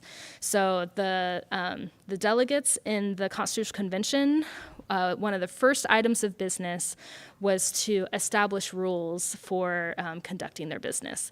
So it's really following the tradition of Robert's Rules of Order, but there were other rules that they included, including you can't speak to the person next to you. You have to pay attention to the speaker. You can't walk if somebody is speaking to an issue, they're speaking to the president. You can't walk in front of them and be a distraction. So these rules are really helpful for teachers in classrooms because they can make the same kind of rules around respect and respectful communication. Additionally, they agreed to create committees that anytime there would be an issue that was too difficult, then they would create a committee and they would intentionally choose representatives from different states, especially North and South, to hash out the problem and to bring it back. and also that you were allowed to speak on the same issue twice. So part of this is allowing the space for their disagreements and to be able to work things out across their differences. So let's imagine that just the northern states are saying we're starting to end slavery, and we don't want the southern states to influence this, so we're just going to set up our rules in a way that they can't really have a voice. So you can imagine that the southern states aren't going to agree to any agreement that is made under those kinds of conditions. So there has to be rules in a way that makes the space for them to work out their issues. I'm just going to briefly summarize what happened for the Great Compromise because it provides context, and then I'm going to break down what are the accommodations around slavery that they made in order to achieve the agreement of creating the Constitutional Convention. So for the Great Compromise, the proposed plan was that there would be two representation in Congress would have two houses. So several of the states had what were called unicameral legislatures, and Pennsylvania was looked to as an example of this. And so the proposal was to have two houses because there were a lot of issues in Pennsylvania around the unicameral legislature. So, and that both houses would be based on population. So the states that had that were small and didn't have a high population, they didn't like this idea because it would mean that they wouldn't have as much of a voice in Congress. And so they didn't like it. And so they said, let's just do what we were doing under the Articles of Confederation, which is that every state has one equal vote. And so they talked about this for 2.5 months. I can't convey how big of a deal this was to them, when to us it just seems like it's not a big deal. So ultimately, the Great Compromise was that the upper house would have equal votes among the states and the lower house would be based on population, which is why we have the House of Representatives and the Senate the way it is. So after they decide that the lower house would be based on population, well, this brings up a question of how do we count everybody in the states, because some of the people in the states are enslaved. So how are we going to count them? What they ultimately decide is, with the 3/5 clause, was to count for every 5 free people, then they would count 3 enslaved people. So another point that I want to make is that in the convention, so leading up to the revolutionary period for constitution making was like the during the war.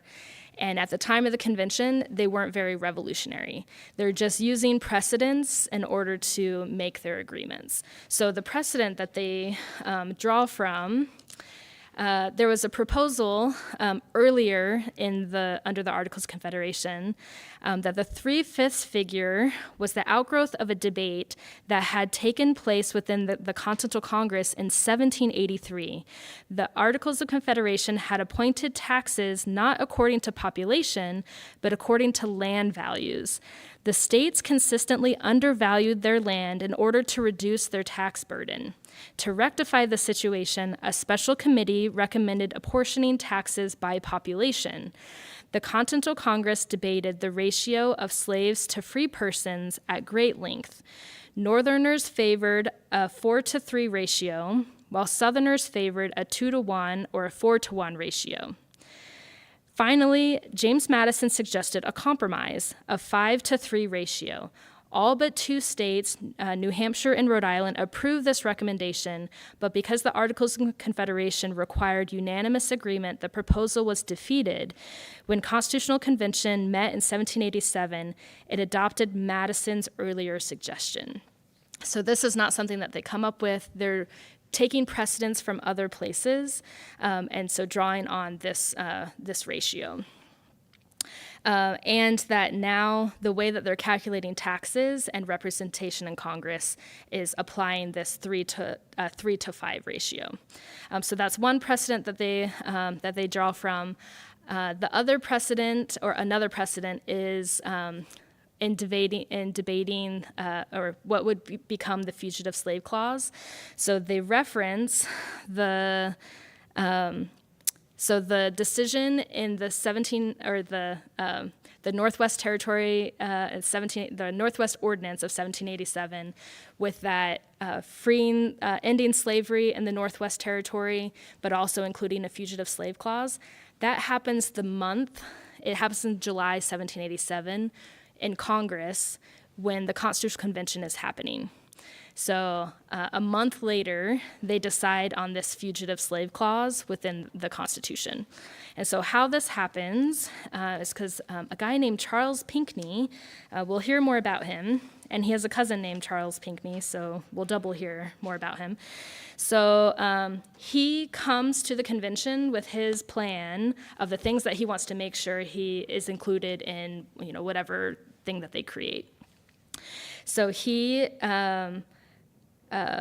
came with this plan to include a fugitive slave clause. So this clause was driven by Charles Pinckney of South Carolina, who brought his own plan to the Constitutional Convention.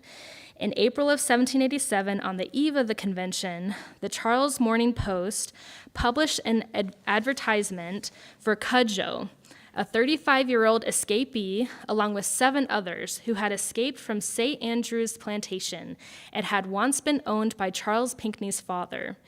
At the convention, Pinckney argued for fugitive slaves and servants, like Cudjoe and his party, to be delivered up like criminals. So Pinckney is advocating for this. The Congress just included this fugitive slave clause, voted on it a month before, so it's not a hard inclusion for them to also include a fugitive slave clause in the Constitution.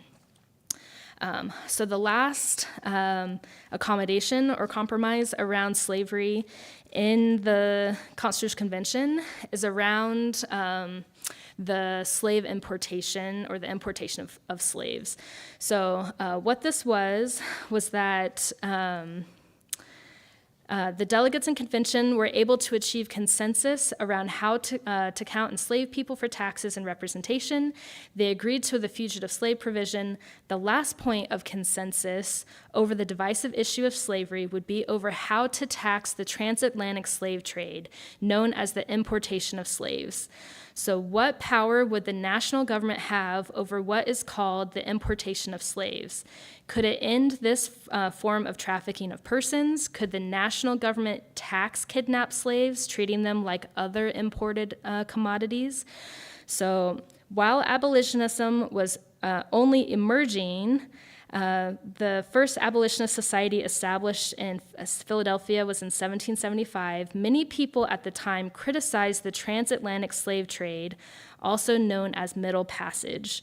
Middle Passage took about 7 weeks. Captured slaves were crammed into spaces sometimes less than 5 feet high, and illness spread rapidly with the vomit, mucus, and feces and other fluids. So the death rate was very high, and about 25% in the 18th century, 25% of the captured slaves die in passage. So by the time they arrive in North America, 25% of the boats of the people on the boats have died. So generally in society, it was not considered inhumane to hold someone in slavery. It was accepted to inflict some violence to manage behavior, but there were boundaries to acceptable treatment. So the slave trade generally crossed those boundaries for people. So there's a lot of, in society, criticism of the slave importation, the practice of importing slaves. So I'm going to share some excerpts from the debate in the Constitutional Convention when they're deciding on can they tax the importation of slaves. So I've selected these excerpts to illustrate how some delegates, while they're debating this particular topic of like taxing importation of slaves, they're using it as a jumping off point to express their views about slavery in some cases, but also to express what the national government, what they think the national government can and can't do around this practice. So John Rutledge of South Carolina said that religion and humanity had nothing to do with the question of slavery in general, but they're specifically talking about the slave importation. Interest alone is the governing principle with nations. The true question at present is whether the Southern states shall or shall not be parties to the Union. So this is from Oliver Ellsworth of Connecticut. He was part of the delegation that helped to come up with a great compromise. And so the Connecticut delegation is really trying to think in an accommodating way. So he says, let every state import what it pleases. The morality or wisdom of slavery are considerations belonging to the states themselves. The old Confederation had not meddled with this point, and he did not see how any greater necessity for bringing it with the policy of the new one. Old Confederation meaning under the Articles of Confederation, they're considering creating this new constitution. So he says, not what we did under our last government, so let's not mess with it under our new government. Charles Pinckney of South Carolina says, South Carolina can never receive the plan if it prohibits the slave trade. If the states be all left at liberty on this subject, South Carolina may perhaps by degrees do of herself what is wished. So saying that if don't let the national government tell South Carolina what to do, if you don't tell us what to do, maybe we're going to end the importation of slaves, similar to what other states have done, but don't tell us to do it, not to do it, because the plan's not going to be adopted back home in South Carolina. Roger Sherman, who's also part of that Connecticut delegation that brokered the Great Compromise, he says he disapproved of the slave trade, yet as the states were now possessed of the right to import slaves as the public good did not require it to be taken from them, and as it was expedient to have a few objections as possible to the proposed scheme of government, he thought it best to leave the matters as we find it. He observed that the abolition of slavery seemed to be going on in the U.S. and that the good sense of the several states would probably by degrees complete it. So he's referencing this gradual emancipation in the northern states. He urged on the convention the necessity of dispatching its business. Dispatching its business meaning let's make a plan to solve our national issues, and let's not worry about slavery right now because it looks like eventually it's going to end on its own without any political will spent on it. So this one is interesting because George Mason is a slave owner himself. He's from Virginia. He's also the author of the Virginia Declaration of Rights, which has similar language. It was Jefferson used it to write the Declaration of Independence, so it has this universal language about the rights of humans. So it says, every master of slaves is born a petty tyrant. They bring the judgment of heaven on a country. As nations cannot be rewarded or punished in the next world, they must be in this one. By an inevitable chain of causes and effects, Providence punishes national sins by national calamities. He thought that the general government, meaning the national government, should have the power to prevent the increase of slavery. So he's advocating with this new plan that the general government should limit slavery in some way. Charles Pinckney of South Carolina says, if the southern states were let alone, they will probably of themselves stop importations. He would himself, as a citizen of South Carolina, vote for it. An attempt to take away the right as proposed will produce serious objections to the Constitution, which he wished to see adopted. So he's referencing that after they produce their draft of the Constitution, it has to go back to the states for that ratification. So he's saying, maybe I'm okay with ending slavery, which he's probably not. I can't take it back home, and it's not going to get anywhere if it has any limits on slavery. So his cousin also responds, he says, he declared it to be his firm opinion that if himself and all his colleagues were to sign the Constitution and use their personal influence, it would be of no avail toward obtaining the assent of their constituents. South Carolina and Georgia cannot do without slaves. So he's making the same point as his cousin. So ultimately, they create a plan, and which is remarkable for the time that they were able to come up with a consensus when they had such divergent issues and views on what the national government should do. So, but this is really disappointing to us that we know that this shared power between the states and the national government, and that the southern states were wanting to continue the practice of slavery. We know that that leads to the Civil War. So at the time of the Revolution, there's kind of this sentiment influenced by this rights rhetoric of this idea of equality, when they're starting to realize kind of the hypocrisy of owning slaves, while at the same time we're talking about rights. But by the time of the Civil War, the southern states are making a very different argument, where they're arguing that slavery is a positive good, that it's good for the slaves, that they're enslaved because they have Christianity, and we pay for their food, and we protect them. So, and remember back to the common belief that Franklin was realizing was not the belief that he wanted or that he recognized, that they don't recognize that African Americans have the same mental capacity and the same capacity for character. So they need to be taken care of, is the argument that the southern states are making. So these divergent views eventually lead to the Civil War, and the Civil War is the bloodiest war in American history.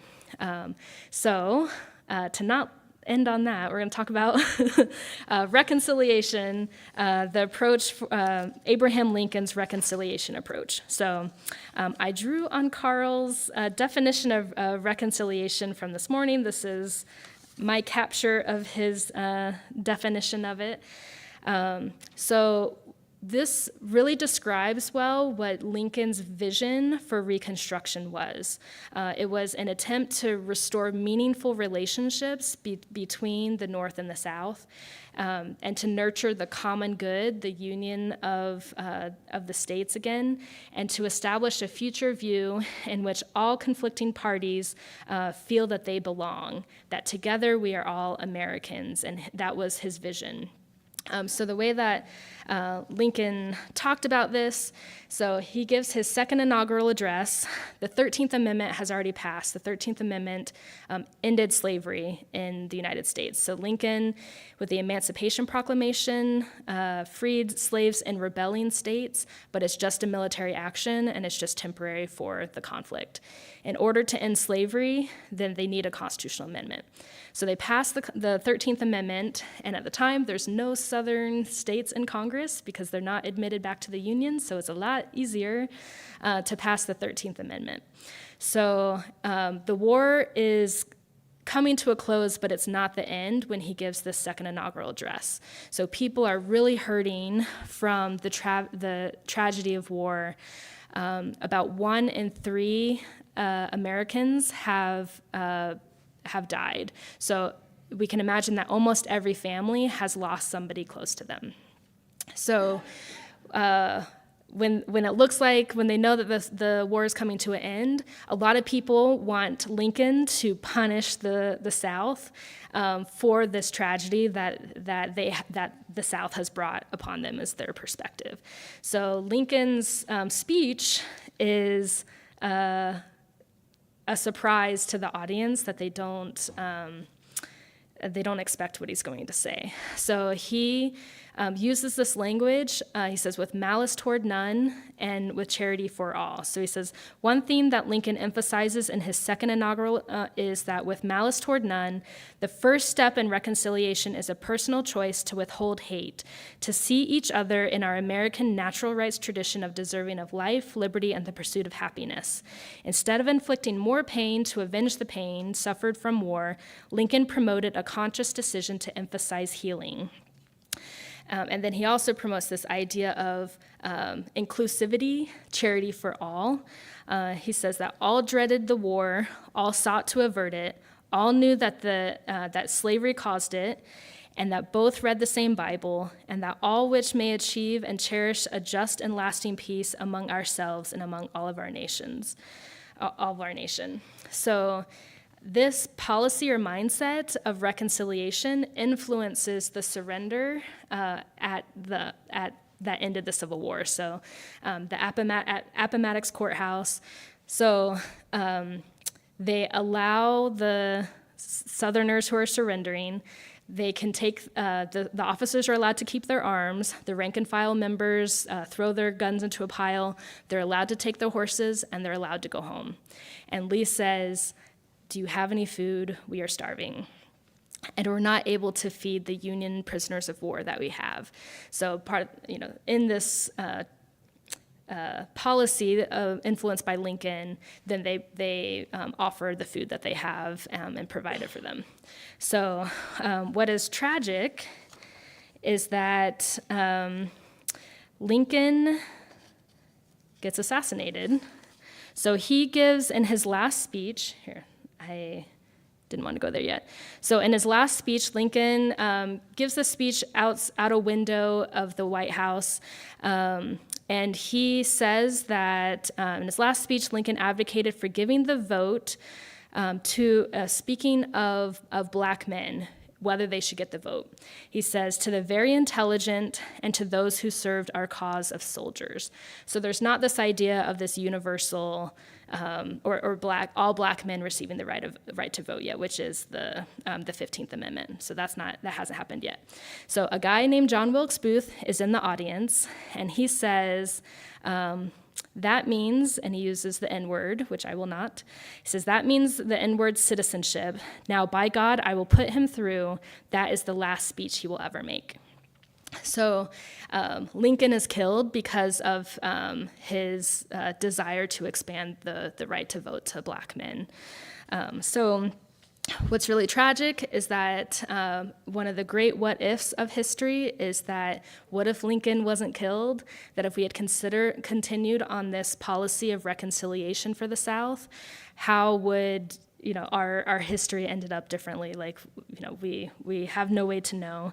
But he did die, and then his vice president, Andrew Johnson, became president, and he was a Southern sympathizer, and he undid a lot of that reconciliation policy that Lincoln had established. And then in 1877, one of the great turning points in American history was that a contested presidential election went to the House of Representatives. And this is called the Bargain of 1877. Southern representatives agreed to let the Northern candidate become the president if federal troops would be withdrawn from the South. This left the formerly enslaved vulnerable to racially motivated violence and ushered in an era of domestic terrorism in the South. So this is where I will end on. So W.E.B. Du Bois was the first African American to receive a PhD from Harvard, and he has much of his work focused on telling the story of Reconstruction. So he said the slave went free, stood a brief moment in the sun, and then moved back again towards slavery. And it's because of this that we work for racial healing and why our work continues today. So thank you. I'm happy to answer or respond to any questions if you have any.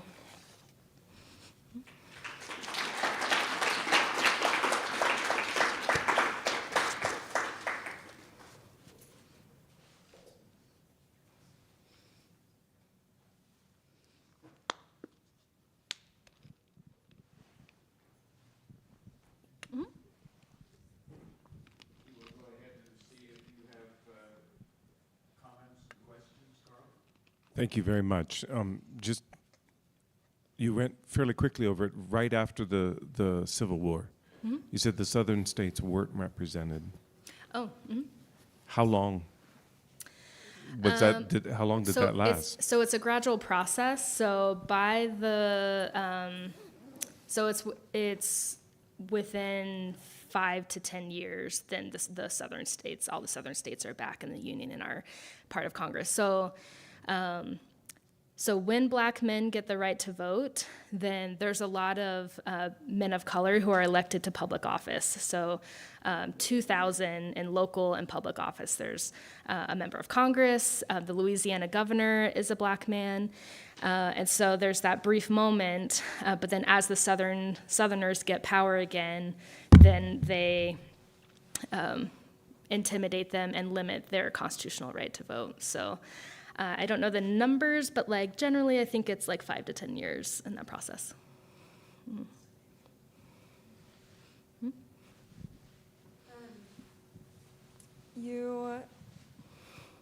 I'm kind of connecting this in my head with what Sara talked about earlier, with so much of a physical reaction to these kinds of things and stemming from our nervous systems and also from our values and our identity. Are there any historical clues or records about how delegates back in that day, they seemed to be fairly good at working through those things and being able to have constructive conversations and compromising or collaborating on these things? Are there any historical clues about how they did that? So you're asking specifically about the delegates in the Constitutional Convention and how they work through it? I don't know if, like, there's not a lot of record of like their emotional response. That's not really a thing that people are writing down for us. Where I thought you were going, if I may respond to that, about the trauma for the former slaves. That there's a famous political cartoon. It's in the Museum of the African American for the. I can't remember the title of the museum now that we're in front, but on the National Mall, Museum of the African American Museum of History and Culture. So this is included, but this like political cartoon is everywhere. So it's two figures of KKK members that are overhanging to a Black man and a Black woman, and there's a sign in front of them that says that it's worse than slavery. So the trauma, like as I briefly mentioned, under slavery, they're considered human property, and they can have violence, use violence to extract labor from them. But they're also viewed as an investment, so they're not going to be hurt in a way so much that they can't work. But when they're not slaves anymore, then there's not that protection. And the legal system isn't providing protection. So really anybody can like murder any person of color and likely get away with it. So the emotional trauma of the vulnerability of at any time, you could be murdered without cause, your family could be murdered without cause, then all of that, trauma that we talked about earlier, that just represents like how, millions of people are feeling at the time. And for generations, like the intergenerational trauma. Yeah.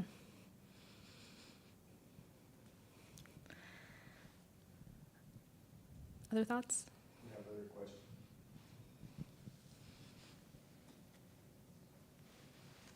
Well, if not, then thanks, Sara, or Eleesha, excuse me. We appreciate your attendance here today, and for some of you, your resilience in staying throughout the day. I hope it has been as rewarding for you as it has been for me. And we're grateful to the people who have presented. Again, I've personally learned a great deal from you, and I'm grateful. And I think the people who have attended have been well rewarded for what we have done. So we'll see you next year. Thanks.